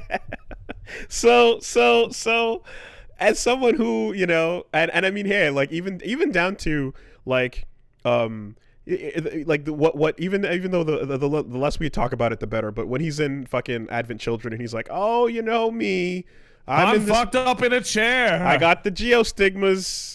What am I gonna do? Turned a new leaf over. I did." But he shows up here, and I'm like, this dude is gonna be so weird for anyone who doesn't know what's going on. But he just drops in and gives Cloud the sickest one-on-one in the fucking game. Yeah. And then pieces. And he pieces in a cool way. What an incredible upgrade to that fight. I couldn't believe how insanely cool he was. You know what I love? He got Nomura-ized with the fucking... Oh, absolutely. He like literally... The belt skirt? He couldn't just wear a pair of white pants with the extra layer under the jacket. A skirt made out of scraps and belts and jackets and shit. From Dark, what was it? Dark Nation. From Dark Nation to Dark Star. Yeah. Interesting. The coins. So, anyway, Rufus is rad. Whatever. In terms of characterization, the evil, but not as evil, but cool, but whatever, is like one half of the game. And then I feel like they took the time to do all that for all of those characters because they're beloved, right? And not only did they not do it for some characters, they doubled down in a room in which everyone is calmly discussing how they just killed hundreds of thousands of people. Hojo is so repulsive to the other people on the board that when he talks about how to breed Aerith, they all just get up and leave the room. The handling of that was really interesting. He never gets to do it. They cut that whole scene out. They remove the scene entirely, but they put the dirt in his brain instead and go, this is what he wanted to do. And the effect is like, he's like, we know exactly what he's thinking. And he's getting giddy thinking about it, And everyone is so freaked out by just how disgusting he is, they can't even talk to him about it. It almost makes it like even like it almost makes it worse in the sense that like it doesn't go down that way, but by seeing him kind of going like woo, you're just like, oh my god. They actually made a really significant change to why that idea comes up. In the original, is like, this research going to take like 200 years. There's no fucking way we're going to be done with this bullshit evil research in the lifespan of Aerith. In this one, it's, okay, so we're going to do some crazy shit. We're going to need spares. So let's make some spares. So this is where we now connect this moment to, and connect everything about Hojo in this, by the way, who like sufficiently ugly looking. Congratulations. But even somehow, like, Everyone gets attractive. He gets more attractive, but he's still like he's scum-tractive. See, in that way, he's still got the weird ass face. But in compilation world of like, you know, the post fucking content, post 7 content, Lucrezia becomes this kind of super noble, good figure that is like much more fleshed out than she is. And is actually the dumbest bitch that ever was. How does this, like, you know what I mean? How does this, like, super duper nice person end up being, I don't understand. Because she is the dumbest bitch that ever was. When they were just little, like, fucking 3D little dots moving around on a board, and she's like, I gotta go with him, and you're like, okay, sure, and Vincent gets cucked. But I think it was Butterbuns that just put up a photo of Lucrezia from Dirge of Cerberus, and with the text like, I wish FF7 was real so I could go back in time and cyberbully Lucrezia. I don't like I can't piece together how the Lucrezia that they build off of in the sequels hooks up with this guy now, who we've seen evolved into this. It makes no sense. But don't whatever. Worry about it. Whatever. Ignore that. But yeah, Hojo is Hojo gets this extra because Hojo is the actual problem. Of course. More than Sephiroth, more than Genova ever was. It is literally all Hojo's fault. It is his fart. It's all Hojo's. Yeah, it's his fart. No, but everything is Hojo's fault. And his balls too. Yeah, and his balls. Yeah. And the fact that he's also one of those people that is, you know, willing to, like, he's willing to, like, he'll take on the backseat role to see Oblivion in that way for the knowledge, so to speak. So yeah, everything. Definitely. He is in the universe of FF7. He is literally the worst person in the world. He's the catalyst. Like on planet Earth, he is the worst person. Things were pretty bad from the natural order of things, you know. Meteor and Genova existing on their own are not great, but yeah, Hojo's manipulations 100% set everything into motion. So there's that. And to spend like what seems to be like a full hour showing just how disgusting he actually is perfect. Okay, so that in his lab, and to swerve into some gameplay stuff in particular, his lab is terrible.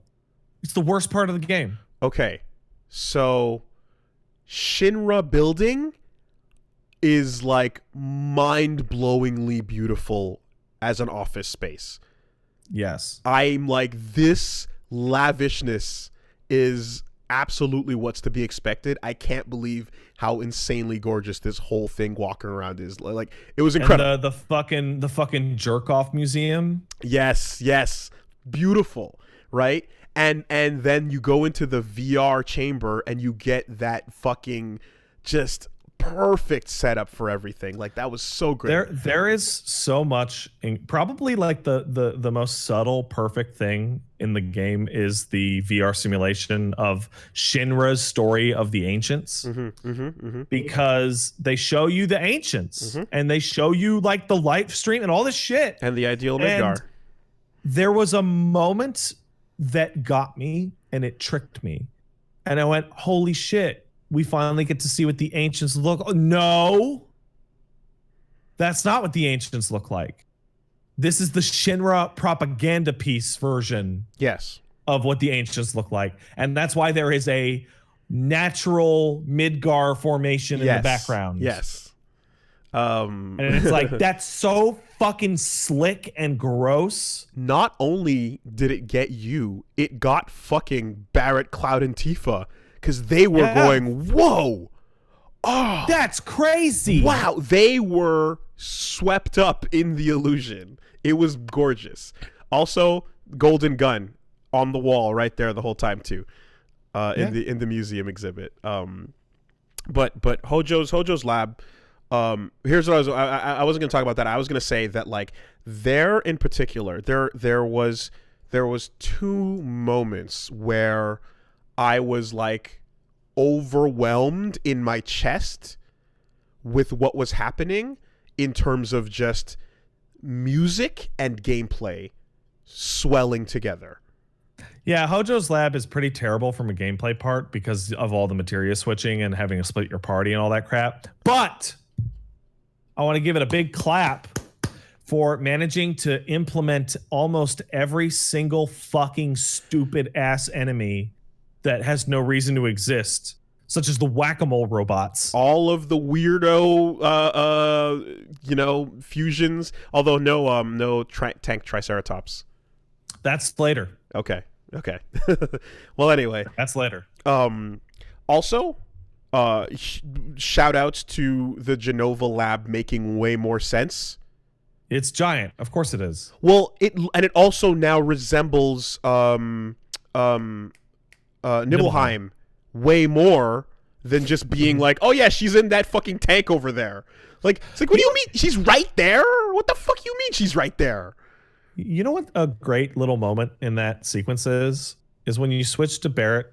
When you switch off from Cloud and Barrett to Tifa and Aerith, and they see on a video screen Cloud and Barrett are stuck behind this like 100-ton, 10-foot thick steel door. Yes, yeah, and they're swinging at it.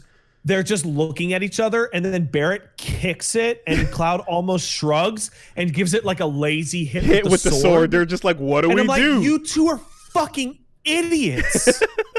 This is what happens when Hojo locks the doors, guys. The instant the girls leave the party, Cloud and Barrett's brains fall out of their asses.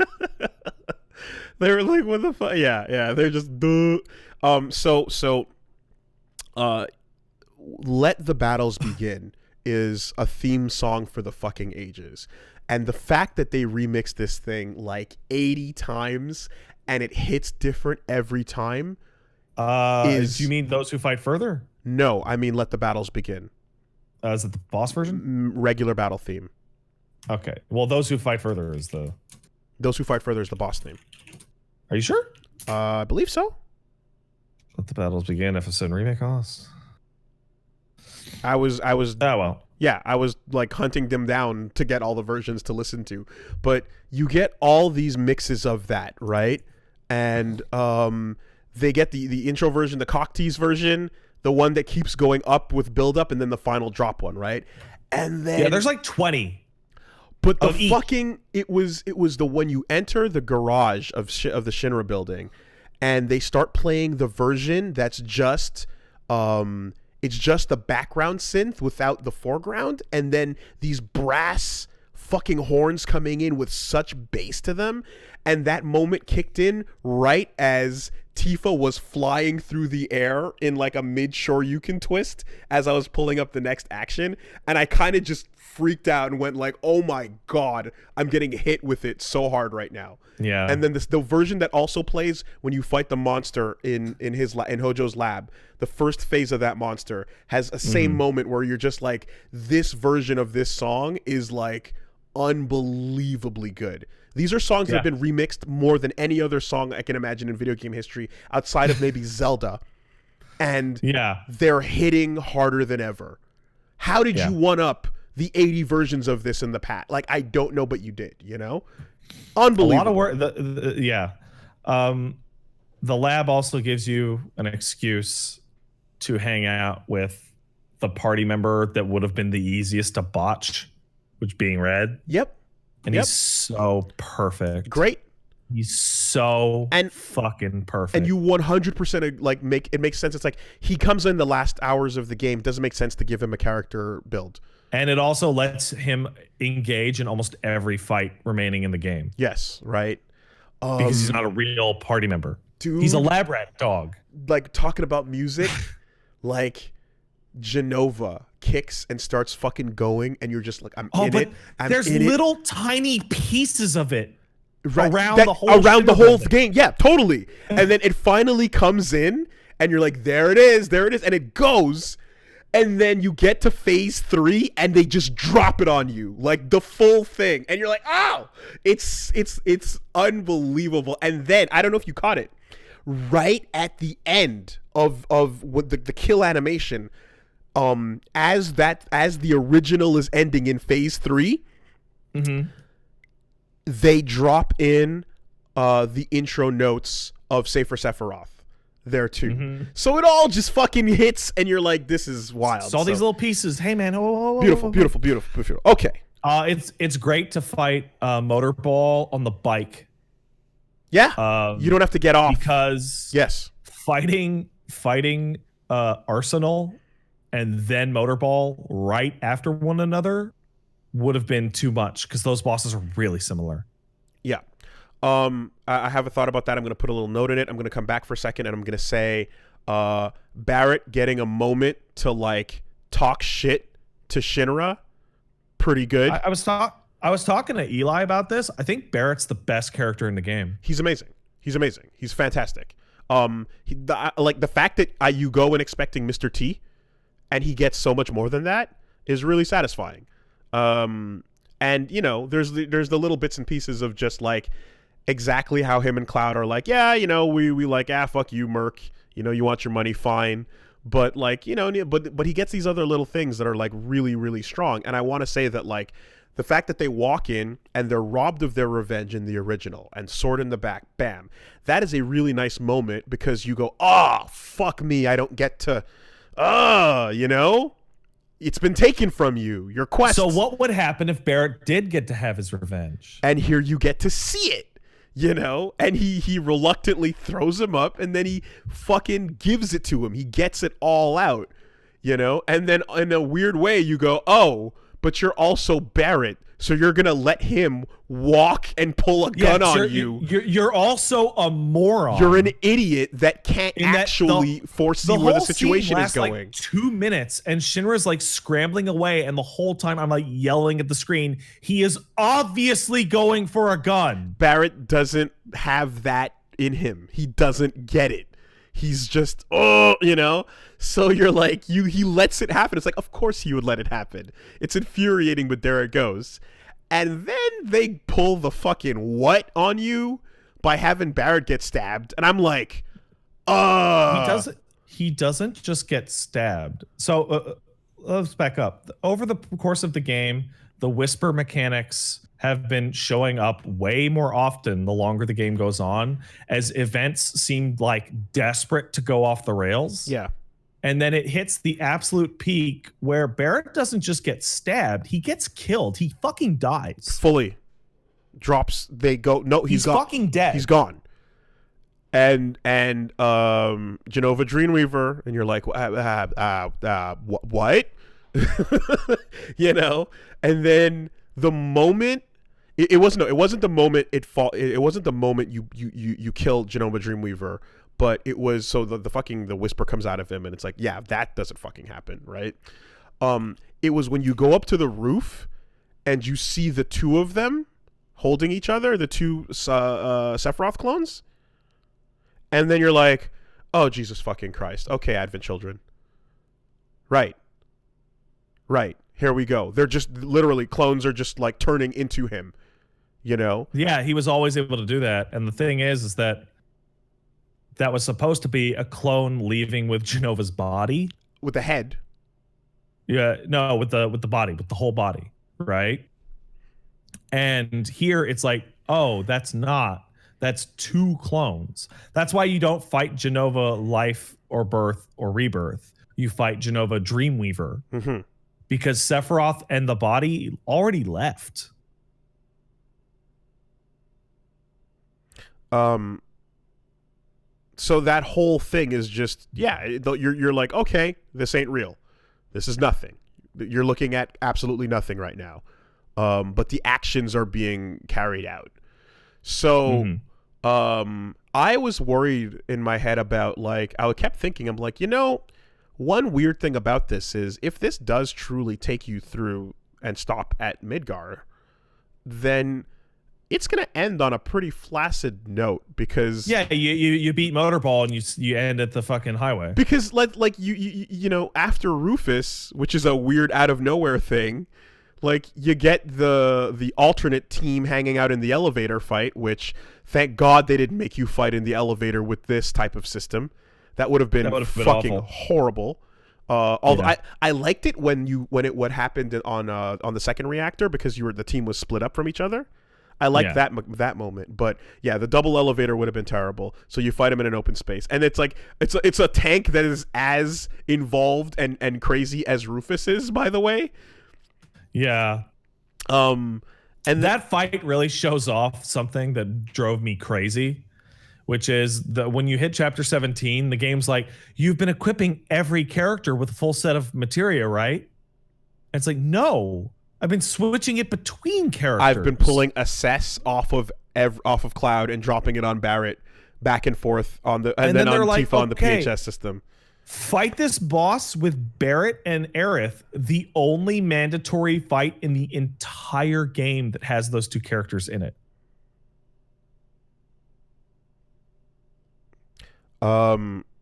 It's the only fight in the entire game where they say Barrett and Aerith are going to be the team. Okay. Sorry, so I'm just looking here. So that was the Genova body that was being carried. Yeah, I saw people. Yeah, okay, got it. Correction noted. Thank you. So, that aside, you get the road fight into the end, and then I'm like, yeah, that's a weird way to go out. And then it's like, but wait, there's more. And then you get that, right? And then you get a lot. So Sephiroth shows up and Aerith just stops bothering and just looks at the camera and says, this is a sequel like the Evangelion movies. This is a bro. Okay. That joke that I made last week about 7.77 you cannot remake was dead on. And this is where I have to say, I feel bad for the kids who are very young, who looked and said, I am going to not play the original. I'm going to wait and experience it for the first time with this game. Because we were asked way back when about should I play this now or there was a letter time where someone asked and said, should I play this? We were like, always play the original. Or should I wait for the new one? And I the original. Said play it now. Play it now. Don't fucking wait. Play it. You'll get more out of it. They're so different. You have time. You have so much time to play it. Go play it. You had 5 years at least. You had 17 years before that, right? So some people didn't play it. And now you get this thing where I'm like, this sucks for people who walked in not getting what was advertised, because the what they're going for here is supposed to hit you if you know what's up. And it's a ballsy ass move that they played for everyone who did play it. It's kind of funny because the actual ending, in that it's a sequel, I feel like we actually talked about it last week to the point where we don't really need to talk about it all that much. Rebuild. Done. But what you're bringing up right now is actually the thing I wanted to talk the most about. Yeah. I had a list of predictions that I made while going through my streams, and I nailed almost all of them. Like I feel super smart, but whatever, that's not important. I went through that on my stream, right? I have two friends who are both in their mid-20s, and both during their playthrough of the game kept asking me, hey man, I've never played FF7. How do you think they're going to handle disc 2 and 3? And I would go, I don't know. And then they hit the end credits. And then they were like, oh. And I talked with them at length. I have one big problem with the game, and it has nothing to do with my experience. And that is, my friends pretty much have no idea who Sephiroth is, other than the fact that he is a bad man. Yes. I went and tracked down an interview with, I think it was Nojima, who said, we didn't spend a lot of time characterizing Sephiroth in the game because everybody knows who Sephiroth is, right? It's like, no, they don't. That game's super old. So here's the thing, right? Here's the thing. In the same way that Aerith looks at the camera and basically is like, you know what this is. Sephiroth being literally about to lick Cloud's earlobe in this game is... Okay, Wooly, thank you. Because I got to the end of my stream and I was like, did you guys expect Sephiroth to be like, put it in my ass, Cloud? Because it really, there was some fuck me up Cloud shit going on in that. And like, he is so into it. And when you go off of what Sephiroth should be at this point in time, which is who? The fuck are you? God complex mystery man. Who the fuck are you? What are you? What? Huh? Right? And it's like, no, the Sephiroth that you have that is obsessed with this fucking nobody that you know was on the team is the one that it's like he's obsessed with him because he beat him. So right? Because Cloud killed him and defeated him, that's where this whole obsession comes from, to the point where he's more about Cloud than he is about fucking Genova. Yeah. And I somewhat recently played through at least disc 1, right? You can correct me, guys, if I'm wrong, but I don't believe Sephiroth is ever on screen once during the parts of the game that the remake covers. Like, I don't think you even see what he looks like until the flashback. His sword is. Yeah, his sword is on screen.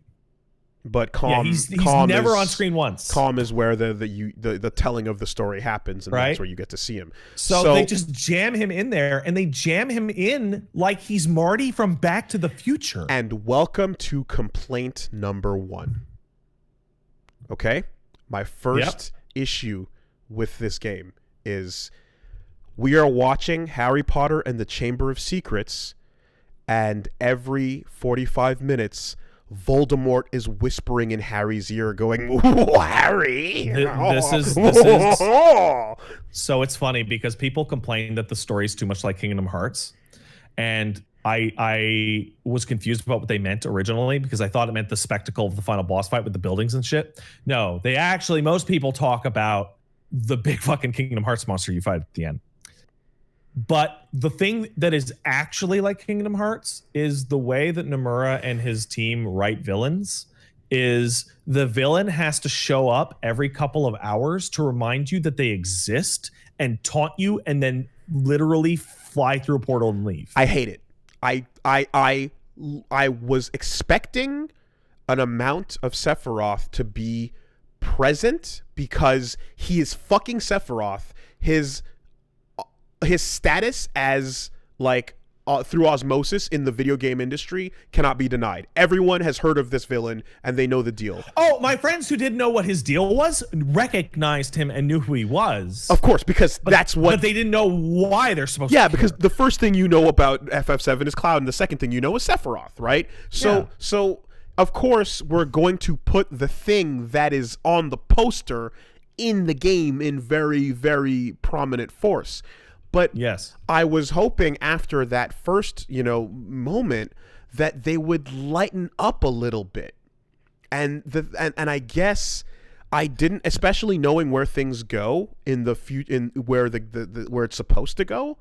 Like, I was hoping that they wouldn't plaster him on so hard because they very plaster him on because there's so much to build to, and I wanted to give that a chance.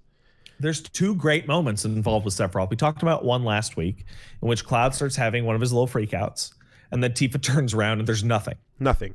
I love it because Cloud's tripping balls a lot. And there's never anything there. And then he has one of those freakouts in front of Genova, and you're like, oh, everyone's going to turn around and see there's nothing there. And they turn around, and he's there, and they all see him. And then Cloud almost seems confused that they can see him. Sephiroth shows up so much that he literally cuts the bridge in front of Cloud and creates an obstacle for them, and they don't ask about him or go, hey, what about that guy? What's the deal with that? And the whole time I'm waiting for the party to be like, so what's the deal with this guy and you anyway? Or why is he involved in our operation right now? And no one asks anything, right?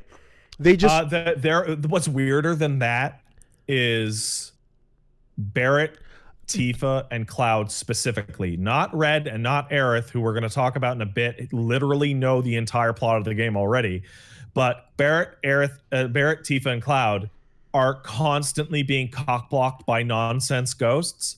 And I don't think they ever go, what's up with that shit? Well, they do, but then they don't. Then nothing happens, and the same thing goes. Like for they're dragging everyone. Hojo away, Everyone. and they don't even go, "Oh, what is that?" And here's and you can listen. You can say that time ghosts. You can say that time ghosts are also effective at making you forget that they exist once they're gone. I actually really like that they give them a name to make it easier. Whispers. Yes, yeah. I like time ghosts. It's funnier. Time ghosts making you kind of like. You can even say maybe they make you forget about they exist the moment they're gone. Right. I think my favorite one is Hojo about to spill the beans, and then they throw him into the elevator. Oh no, you don't! Because he stares at him and he goes, no, "You're." Like as far as I'm concerned, from what I know of Cloud's character, if Hojo actually just told him, Cloud might like pass into a coma on the spot. He would probably go through exactly what happened when Zack died. Yeah. Yeah, he would fall apart. It would hit him again for sure. And also what's interesting is that like I was kind of looking for signs of Tifa like showing doubt in Cloud's story, so to speak, but like there wasn't much of that. I actually have some details for you on that about the original. Okay, hold it though, because the second thing I had to say about Sephiroth showing up so much is that he shows up so much that not only does he create a literal obstacle that nobody then asks about, that when he fucking shows up again, and then Cloud runs after him, right? You can like when because when Barrett dies, like there's a moment where you can turn around to go to the group, and the game's like, nope, go get him. And you go, and then it turns out it was the clone boys, and then they're done. And you run back in the room, and then Barrett just goes, "You get your man?" And he's like, "Nah, he got away." And I'm like, is there going to be a follow-up question? No. Nope. No follow-up.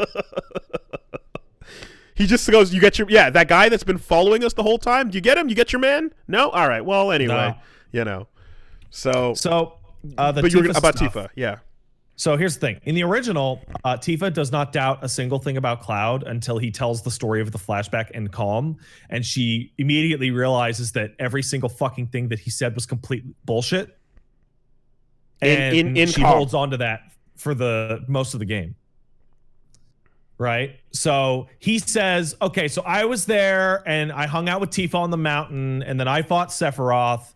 And she's like, okay, all those things happened, but you weren't there. That's complete bullshit. But she doesn't say anything. She's just like, what the fuck? Yeah, exactly. Yeah. In this game, she does ask him, hey, how long's it been? And he says 5 years. And she goes, huh? And they drop it. Because that's wrong too. And that's when she starts to like poke at him for like, so whatever happened after you came to Midgar? And he gives a bunch of like non-committal, like kind of depressed answers, and they kind of drop it. Right? So she does poke at it. Wait, what's the time gap between falling in and Hojo shit to the Zack carrying him out? It's 5 years from the Nibelheim incident, but it's actually been way longer since they've properly actually hung out. It's been since Cloud left town. Since he was a kid, yeah. Right. So when he says, oh, it's been 5 years since we've seen each other, that's wrong. It's been 5 years for him, but it's been way longer for her. Okay. That's why she gets confused by it. By the whole thing. Right, yeah. I think they should have put the Calm flashback in here somewhere. I don't know where they would have put it. And that's clearly a giant sequence. Right. Okay. Probably be the beginning of the next game. So he had the helmet because he had the helmet on and he was too ashamed to show himself. And but the last time it was about 7 then from right. Okay. So when he says 5, she's like, well, that's obviously not right. So yeah, you were saying. So they do poke about that with her.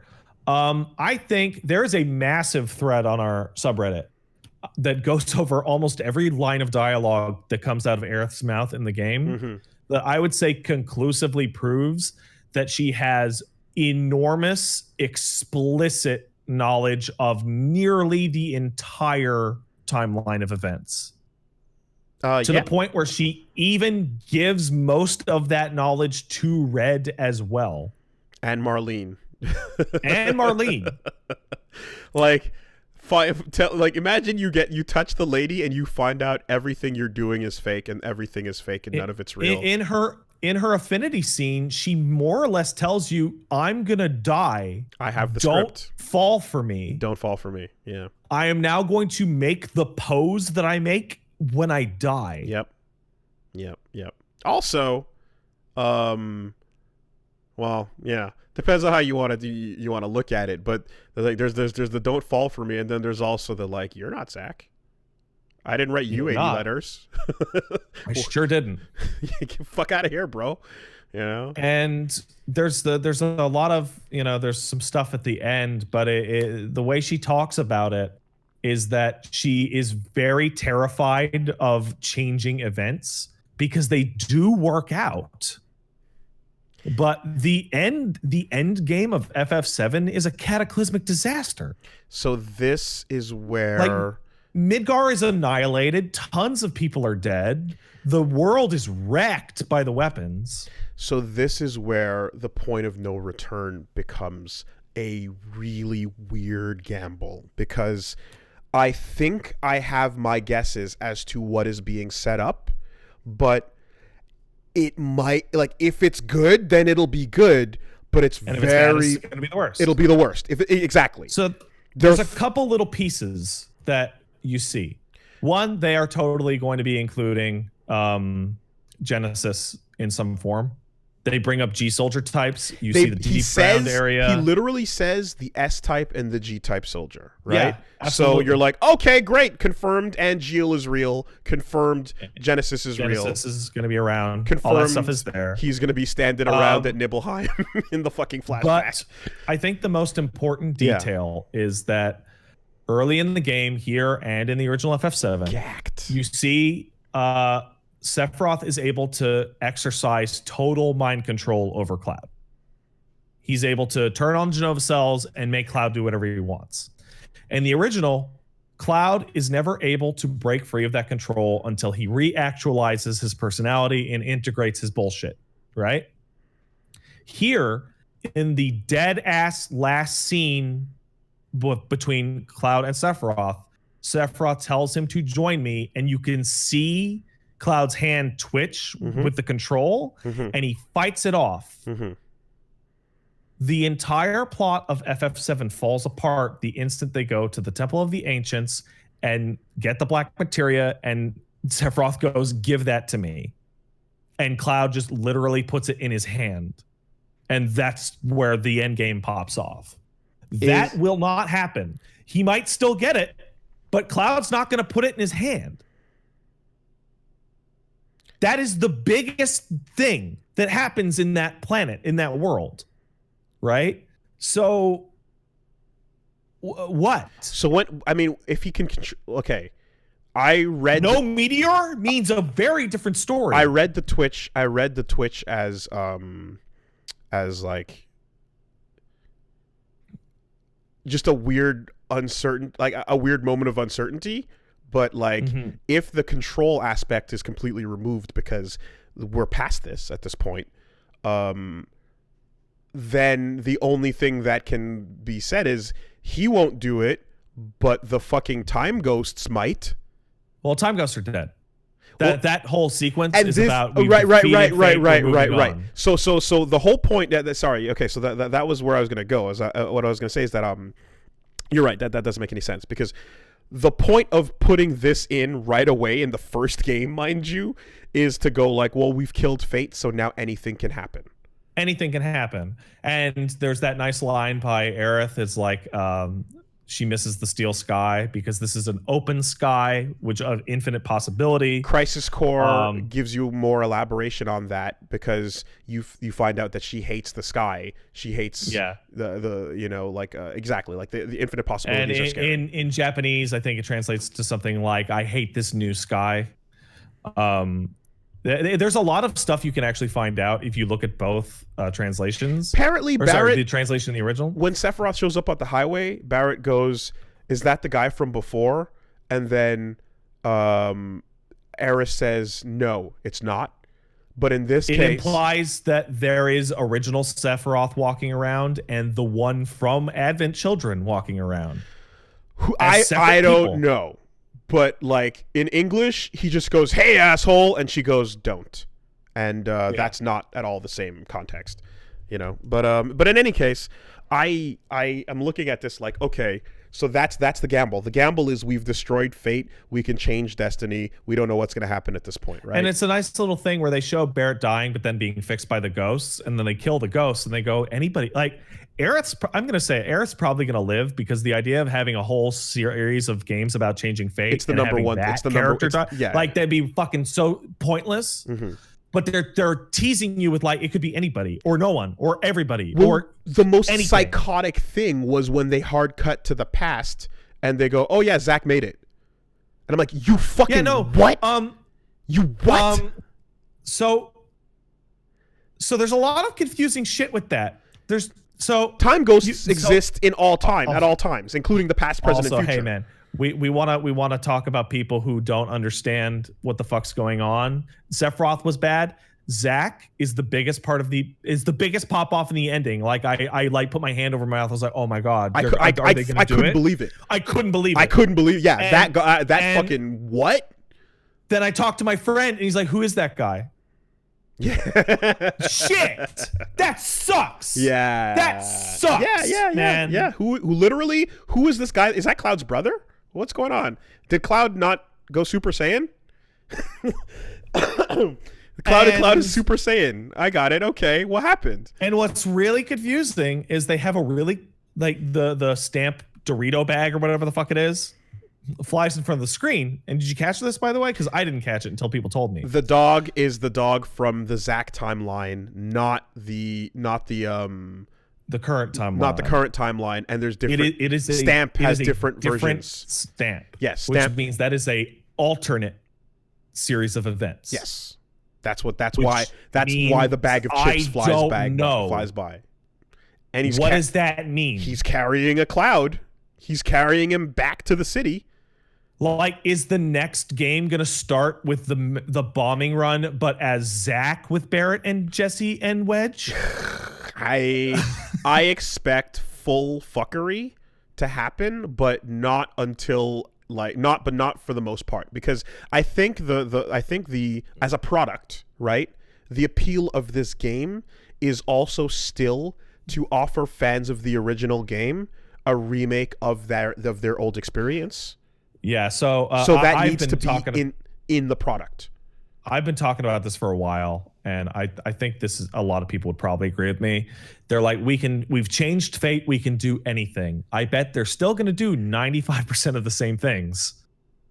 Because that's with some important changes. That's what you're people still going to go to Corel. Mm-hmm. You're still going to have the date on the golden saucer. That's what people want. This is what we want, right? And these nods towards a change and towards the plot differences and towards like what else can be happening with this. I think that is still something that is like as bold as a change as it is. You can't. Yeah, I still want to. You can't take away the moments people are hoping for. You know, I still want to have like expanded versions of like goofy shit. Totally. There's tons of great shit in there. And they set up characters to return hard. You know. Yeah, totally. With the level of swearing in this game, Sid is going to be a fucking sailor. Absolutely. There's a lot of. So how do I put this? Like I've been thinking about like how the actual events occurred in FF7, mm-hmm. and Sephiroth's final line, which is you have 7 seconds. Yes. There are two interpretations of that. By the way, when he starts counting down, and at the end of the fight, Did you kill him after he said 8? I don't remember. Because he starts summoning Meteor. Yeah. And then you have to kill the fuck out of him. And I killed him when he says 9, and then he says 8. And then I did enough damage to kill him there. And then when the cutscene resumed and he said 7 seconds, I was like, what? Okay. So I just happened to... It looks like an Enrage. Okay. So I just happened to get lucky, and I killed him at 8 so that later on when they're talking, he says 7 and it's connected. But so there's two things that are happening there. One is he's obviously counting down to Meteor. Of course. In fact, there's even a loading screen that literally says it's 7 seconds to Meteor. Yeah. Also, however, there is another moment in FF7 that takes 7 seconds, and it's the drop to stab Aerith. Does it? The drop to stab Aerith takes 7 seconds. And who the fuck counted that? That's crazy. Wow. Okay. So I've never heard of that. Okay. It doesn't. Everyone disagrees. All right. Fair enough. The main thing that I'm thinking about is that I think back to Aerith has to survive for a big reason. And that reason is that in the original game, if Sephiroth hadn't have killed her, he would have won. Because him killing her drags her prayer of holy to the planet instantly. And then he stops it. And then when you kill him, the prayer goes through. Right? If he just hadn't have done that, holy probably would have never gone off. And he would have totally won. Okay. The other thing I was going to say about that moment too with the 7 seconds is I like there being a bit more of like the moment that Omnislash comes out of now kind of has a bit more of at least a background context. Do you know what I mean? Yeah. Because you're like, where do they end up right before that goes down? And like they end up in space staring at the meteor traveling towards the planet. And like they're literally in this other time dimension reality type of thing that they jump into. Other time dimension is a specific location from the original. It's the void that you have the Omnislash against Sephiroth in. But that's what I just said. Yeah. Sorry, I was actually talking to Max right now. Okay. Yes. No, I was just saying that exactly that. Like they drop into the Omnislash void. And what I'm saying is I like that they've given that context now, because originally that void was like it was just a cinematic moment, you know. And now it's a Kingdom Hearts land. It's the portal to Kingdom Hearts. Well, and here we are, right? So here's the thing about this: all of this stuff where you're getting the full set. I didn't know if they were gonna give you a full Sephiroth fight at the end of the first game. They give you like They give you like 2, I feel like. And that's why I'm that like... That fight's super long. Yeah, and I'm like, not only do they give you that, but they give you the setup for the Omnislash dimension. And I'm like... Which will be a fight. That will not be a cutscene. Yeah, it will. But I'm like, I'm only left thinking, I wanted less of... I wanted less. I wanted the build here. I feel because now I'm like, well, what the fuck is the final boss gonna be? The Sephi load is being fucking spooged, and I'm like, oh no! Like the big fucking whisper monster, and the three arbiter of spirits, fate. The 3 spirits, the colored spirits. Who, by the way, I'm pretty sure Max was the one who figured out that those are the kids from Advent Children. So, those are Kadaj, Yazoo, and Laws. Possibly, yeah. I saw exactly. Yeah, I got a message about that. Because but you fight them, and then you fight the big monster, and then you fight Seth, and it's like this might as well be the original boss rush of the original ending. So the thing about the 3 being the kids, by the way, like, they have the same weapons. They do. I'm still not 100% sold on it, but the fact that they turn into fucking Bahamut is, if it's not a reference, it's as close as you can get. They summon Bahamut, and on top of that, like, I was thinking about it, and it's like Sephiroth's able to, my headcanon is that Sephiroth is able to time jump because Genova is bullshit and does not reintegrate into the life stream like it should. That was the whole plot of Advent Children, was that Genova does not actually reintegrate with the life stream, and that even though you kill Sephiroth to the point where he is essentially atomized, his soul doesn't die, so he just recombines with people, right? I thought that it's about the fact that Sephiroth needs to continue existing in Cloud's brain in order to be able to manifest, and that if Cloud ever forgets about Sephiroth and moves on or just doesn't care anymore, then Sephiroth will be dead for real. I don't know, because no one's ever going to actually forget him. Right? But also, we need to have a reason why Sephiroth can actually go back in time, which is pretty obviously what he's doing. And I think what he's doing is he's not physically going back in time. He's possessing versions of himself from earlier in the live stream. And if that was the reason, right, then the kids who are also Sephiroth clones would be able to do that to a shittier extent, and thus manifest as big old time ghosts. Regardless, I actually think the mechanics of how people are time traveling is the least interesting thing about the game. By far. I mean, is it time travel? Yeah, it's time travel. He uses lines of dialogue straight from Advent Children. Willie, I want you to look in. I'm gonna go get. There is an old meme from Advent Children that you may have forgotten. Okay. I'm sending the meme to you now. Okay.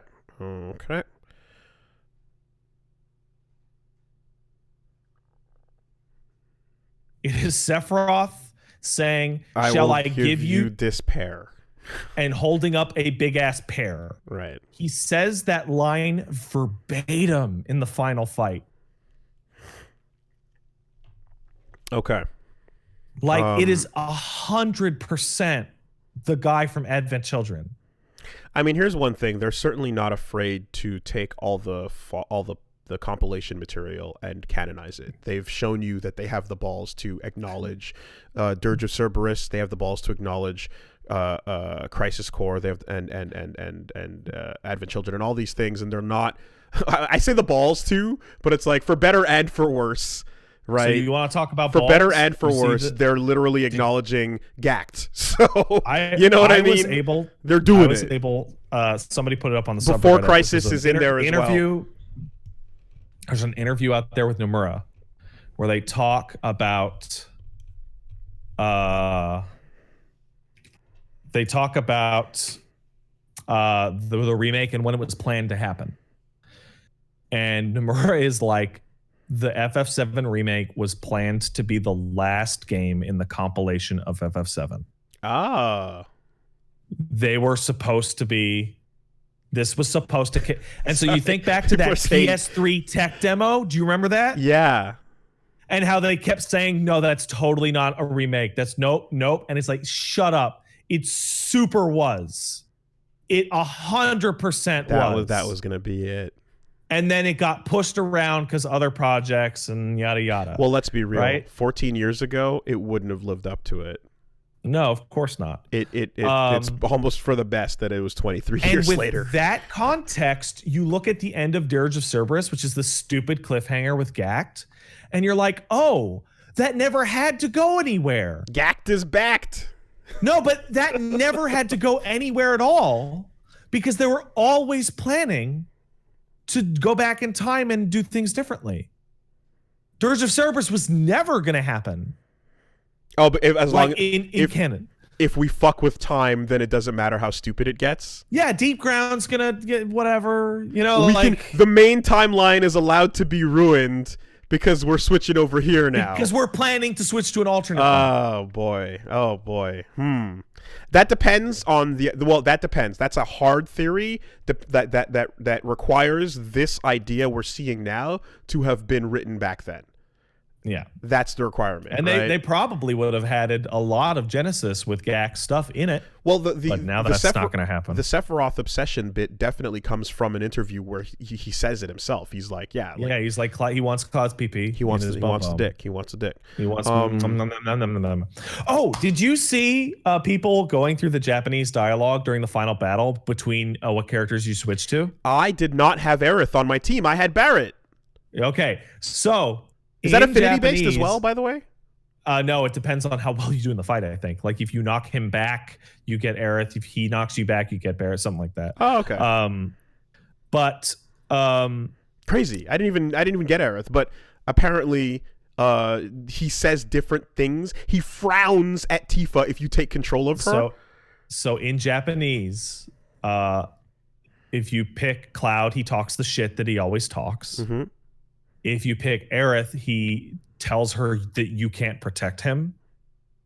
And when you play as Tifa, he says go away and will not speak to her if she's ever controlled. Well, because she's getting in the way. She's getting in the way of all sorts of things. Those giant yabos are keeping the dicks apart. Okay, but think about this. Think about of course she needs to go away. Think about what Tifa accomplishes in the course of Sephiroth's pseudo-gay Stan ship. She's the one who helps Cloud put his brain back together. She's the one who causes Cloud to get the drop on Sephiroth back in Nibelheim. And she's the one actually getting his dick. Of course he hates her. She is like the worst thing that ever happened to Sephiroth. Well, Tojo, balls. Well, yeah. You know. Can you imagine how different things would have been if Hojo and Lucrezia literally just told him, "Yeah, you're our kid, and we messed you with genes and stuff," instead of, "I was born in a fucking tube from a space alien." Is this my mom? Is this my mom? You've got to be my mom. You know what I really like about Roche? Aside from Zack, every soldier ever is like falling to pieces mentally. So speaking of that, actually, so yeah, and this is shout outs, because I got someone caught this, that the dude who goes, "Hey, yo, you're Cloud, right? Stay here. I'm gonna go get Kunzel. Kunzel or Kunu or whatever he says he's gonna go get his friend." That dude is a character from Crisis Core as well. Yep. So he's straight up like he's a clean reference. He's a soldier second class. Someone that knew Cloud back in the day. The Cloud's Crisis Core also has the soldier who says, "I would love to get stepped on." Mm-hmm. I wouldn't mind being stepped on by Scarlet, so. Oh, he's voiced by Crispin Freeman. How about that? Who played Rude in Advent Children. Weird. Okay. What the fuck with Wedge? So Biggs and Wedge now completely okay, but you can't have too much thirst, so Jessie gotta go. Jessie's alive, dude.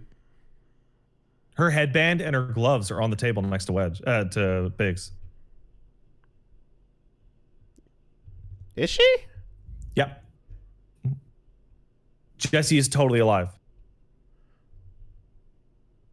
She has probably quit Avalanche, which is why she leaves her gloves and headband.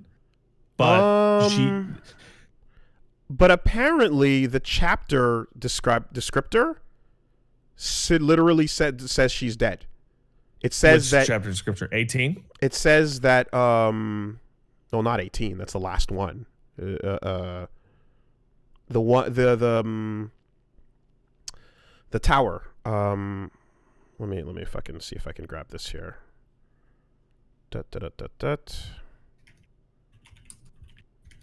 Okay, so Big's waking up in the hospital. The gloves on the bedside are definitely Jesse's. People think that symbolizes she's alive. The chapter text says Biggs is wounded while Jesse perishes. The chapter text describes Jesse as perished. I'm going to put that as a question mark. I bet you anything she will show up at the Gold Saucer. So that she'll bring me to one thing that I one little bit here that I actually want to touch on, and I don't know how you feel about this one, but knowing that this is knowing that this is the fucking change the future Trunks timeline. Oh yeah, right. Oh man, so Max is in the chat. Hey Max. She says the Biggs part is 100% a red herring, but she will be alive in Zach's timeline. Oh my god, this is gonna be a mess. Oh my god. Fuck. Are they making it? Is this Chrono Break? Oh, this might be Radical Dreamers. Is this Chrono Break? You're gonna play half the game in Zach, and then you'll switch to a Portal, and you'll be Cloud. Oh man. Okay.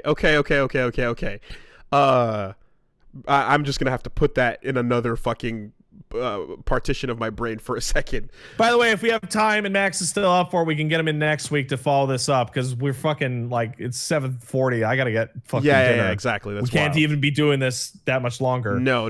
The last thing I wanted to say was that the beyond the bits I've talked about, like, the game is fucking unbelievable, just firing on all cylinders like almost the entire time. There's so much cool shit. It's great. I just have questions about what I don't like that much Sephiroth in it, and and that ending is a huge gamble, and I don't know if it's gonna pay off. I hope it does. But there was a thread talking about it on our subreddit that I read through, and there is a sentiment that is pretty negative, but I do actually agree with, which is ending your game with anything could happen, look at all the possibilities, is easy to fuck up. It's super easy to fuck up. And I know this as an Evangelion fan. Yeah, sure. As an Evangelion fan, this type of ending makes me a little nervous. Force Awakens, bro. But that's de facto more interesting than a shot-for-shot remake to me. Because a shot-for-shot remake, I will get what I already know I have and can imagine in my mind, whereas something new could be something new and cool. Yeah, it definitely. I would prefer to roll the dice than play it safe. Now, that's not right or wrong. That is a personal preference. And it kicks mud up if you were waiting because this game was marketed as a remake and you thought that's what it was. It kicks mud on your shoes. I was talking to some friends of mine who were really bummed out because all they wanted was a remake. And we came to the conclusion that if there was a dash in this game's title, a lot of people would be way happier with it. Okay. If there was just a single dash. Okay.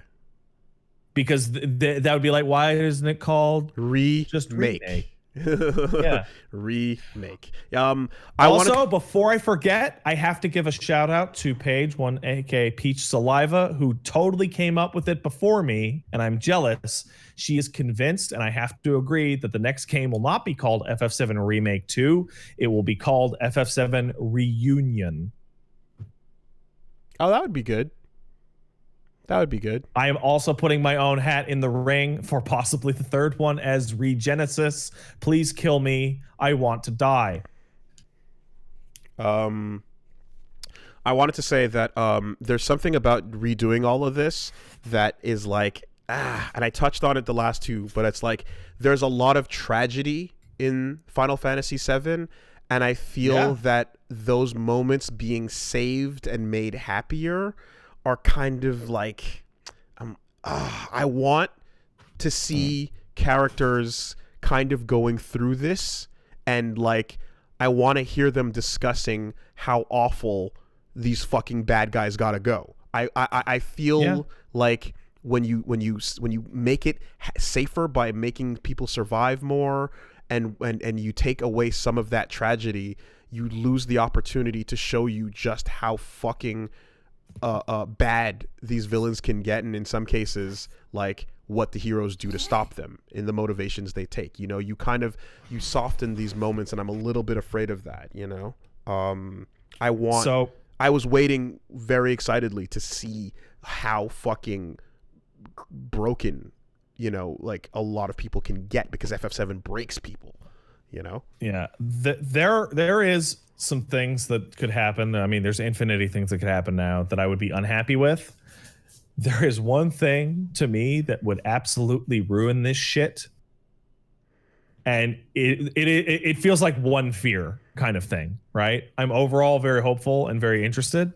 But the one fear is, I swear to God, if Sephiroth and Cloud go to that fucking time dimension again and goes, Cloud, you don't understand. You have to team up with me to fight the even greater villain. Which I'm gonna flip my shit. Freak out. Tell me you didn't think for a second I thought that's what he was gonna say. What was about to happen. Yep. That would be so awful. I hope they don't. That was a moment. That was a moment where it was like, they might make the team up happen so that they could go defeat Gact. Like, if Guts goes to Griffith and Griffith's like, no, Guts, you don't understand. I was doing it to fight the devil. Like, I don't care.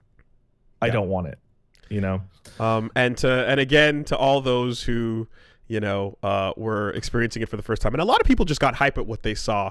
How you digging that cat with the cape and oh my God, dude, we talked about it last week because it was out of nowhere. He just walks up and goes, we beat the game, and it never comes up once. You get all this red. I thought we were gonna go to Shinra headquarters and we were gonna see a fucking Kate Sith doll on a desk, at least. You get all this red 13, and then you see a fucking Kate Sith walk up in this one moment.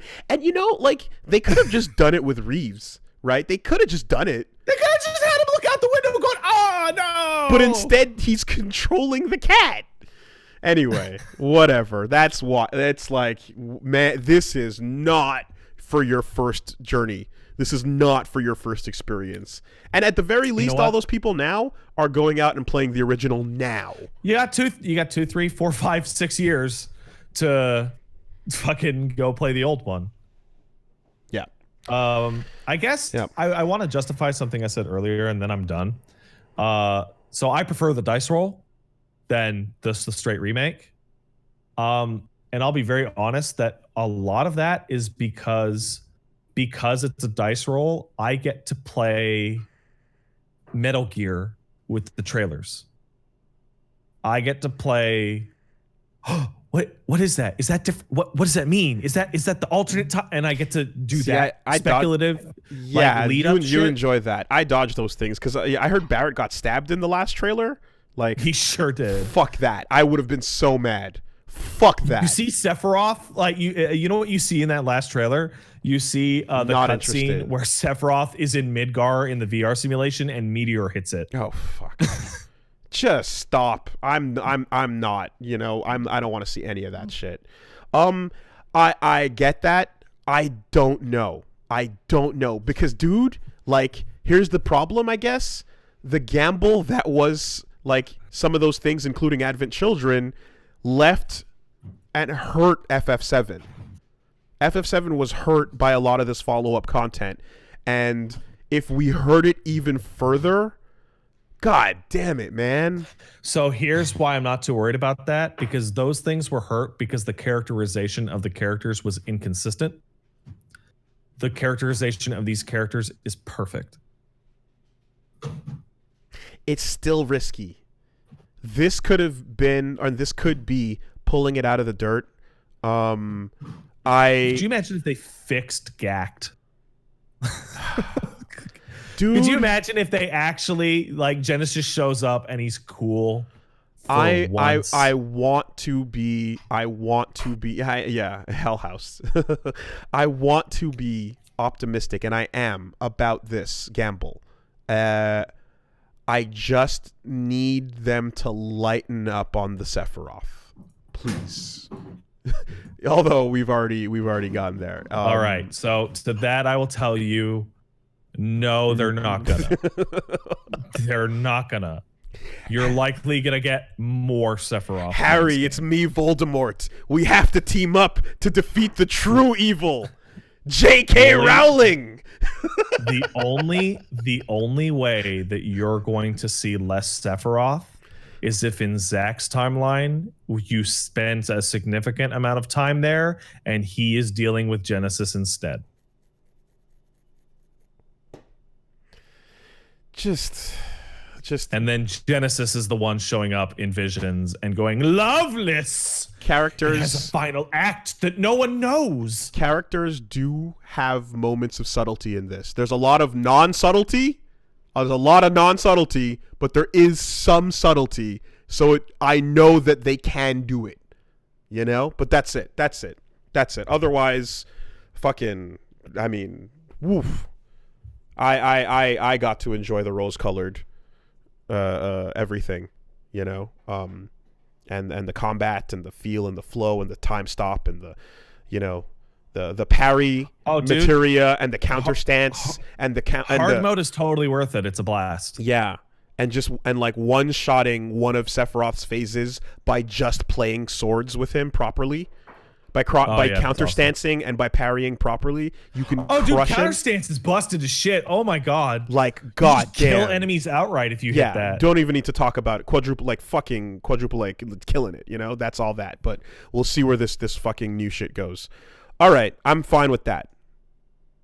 All right, good game. A little hesitant about the future, but good game, good. Aerith turns to the camera and says, "This is good, isn't it?"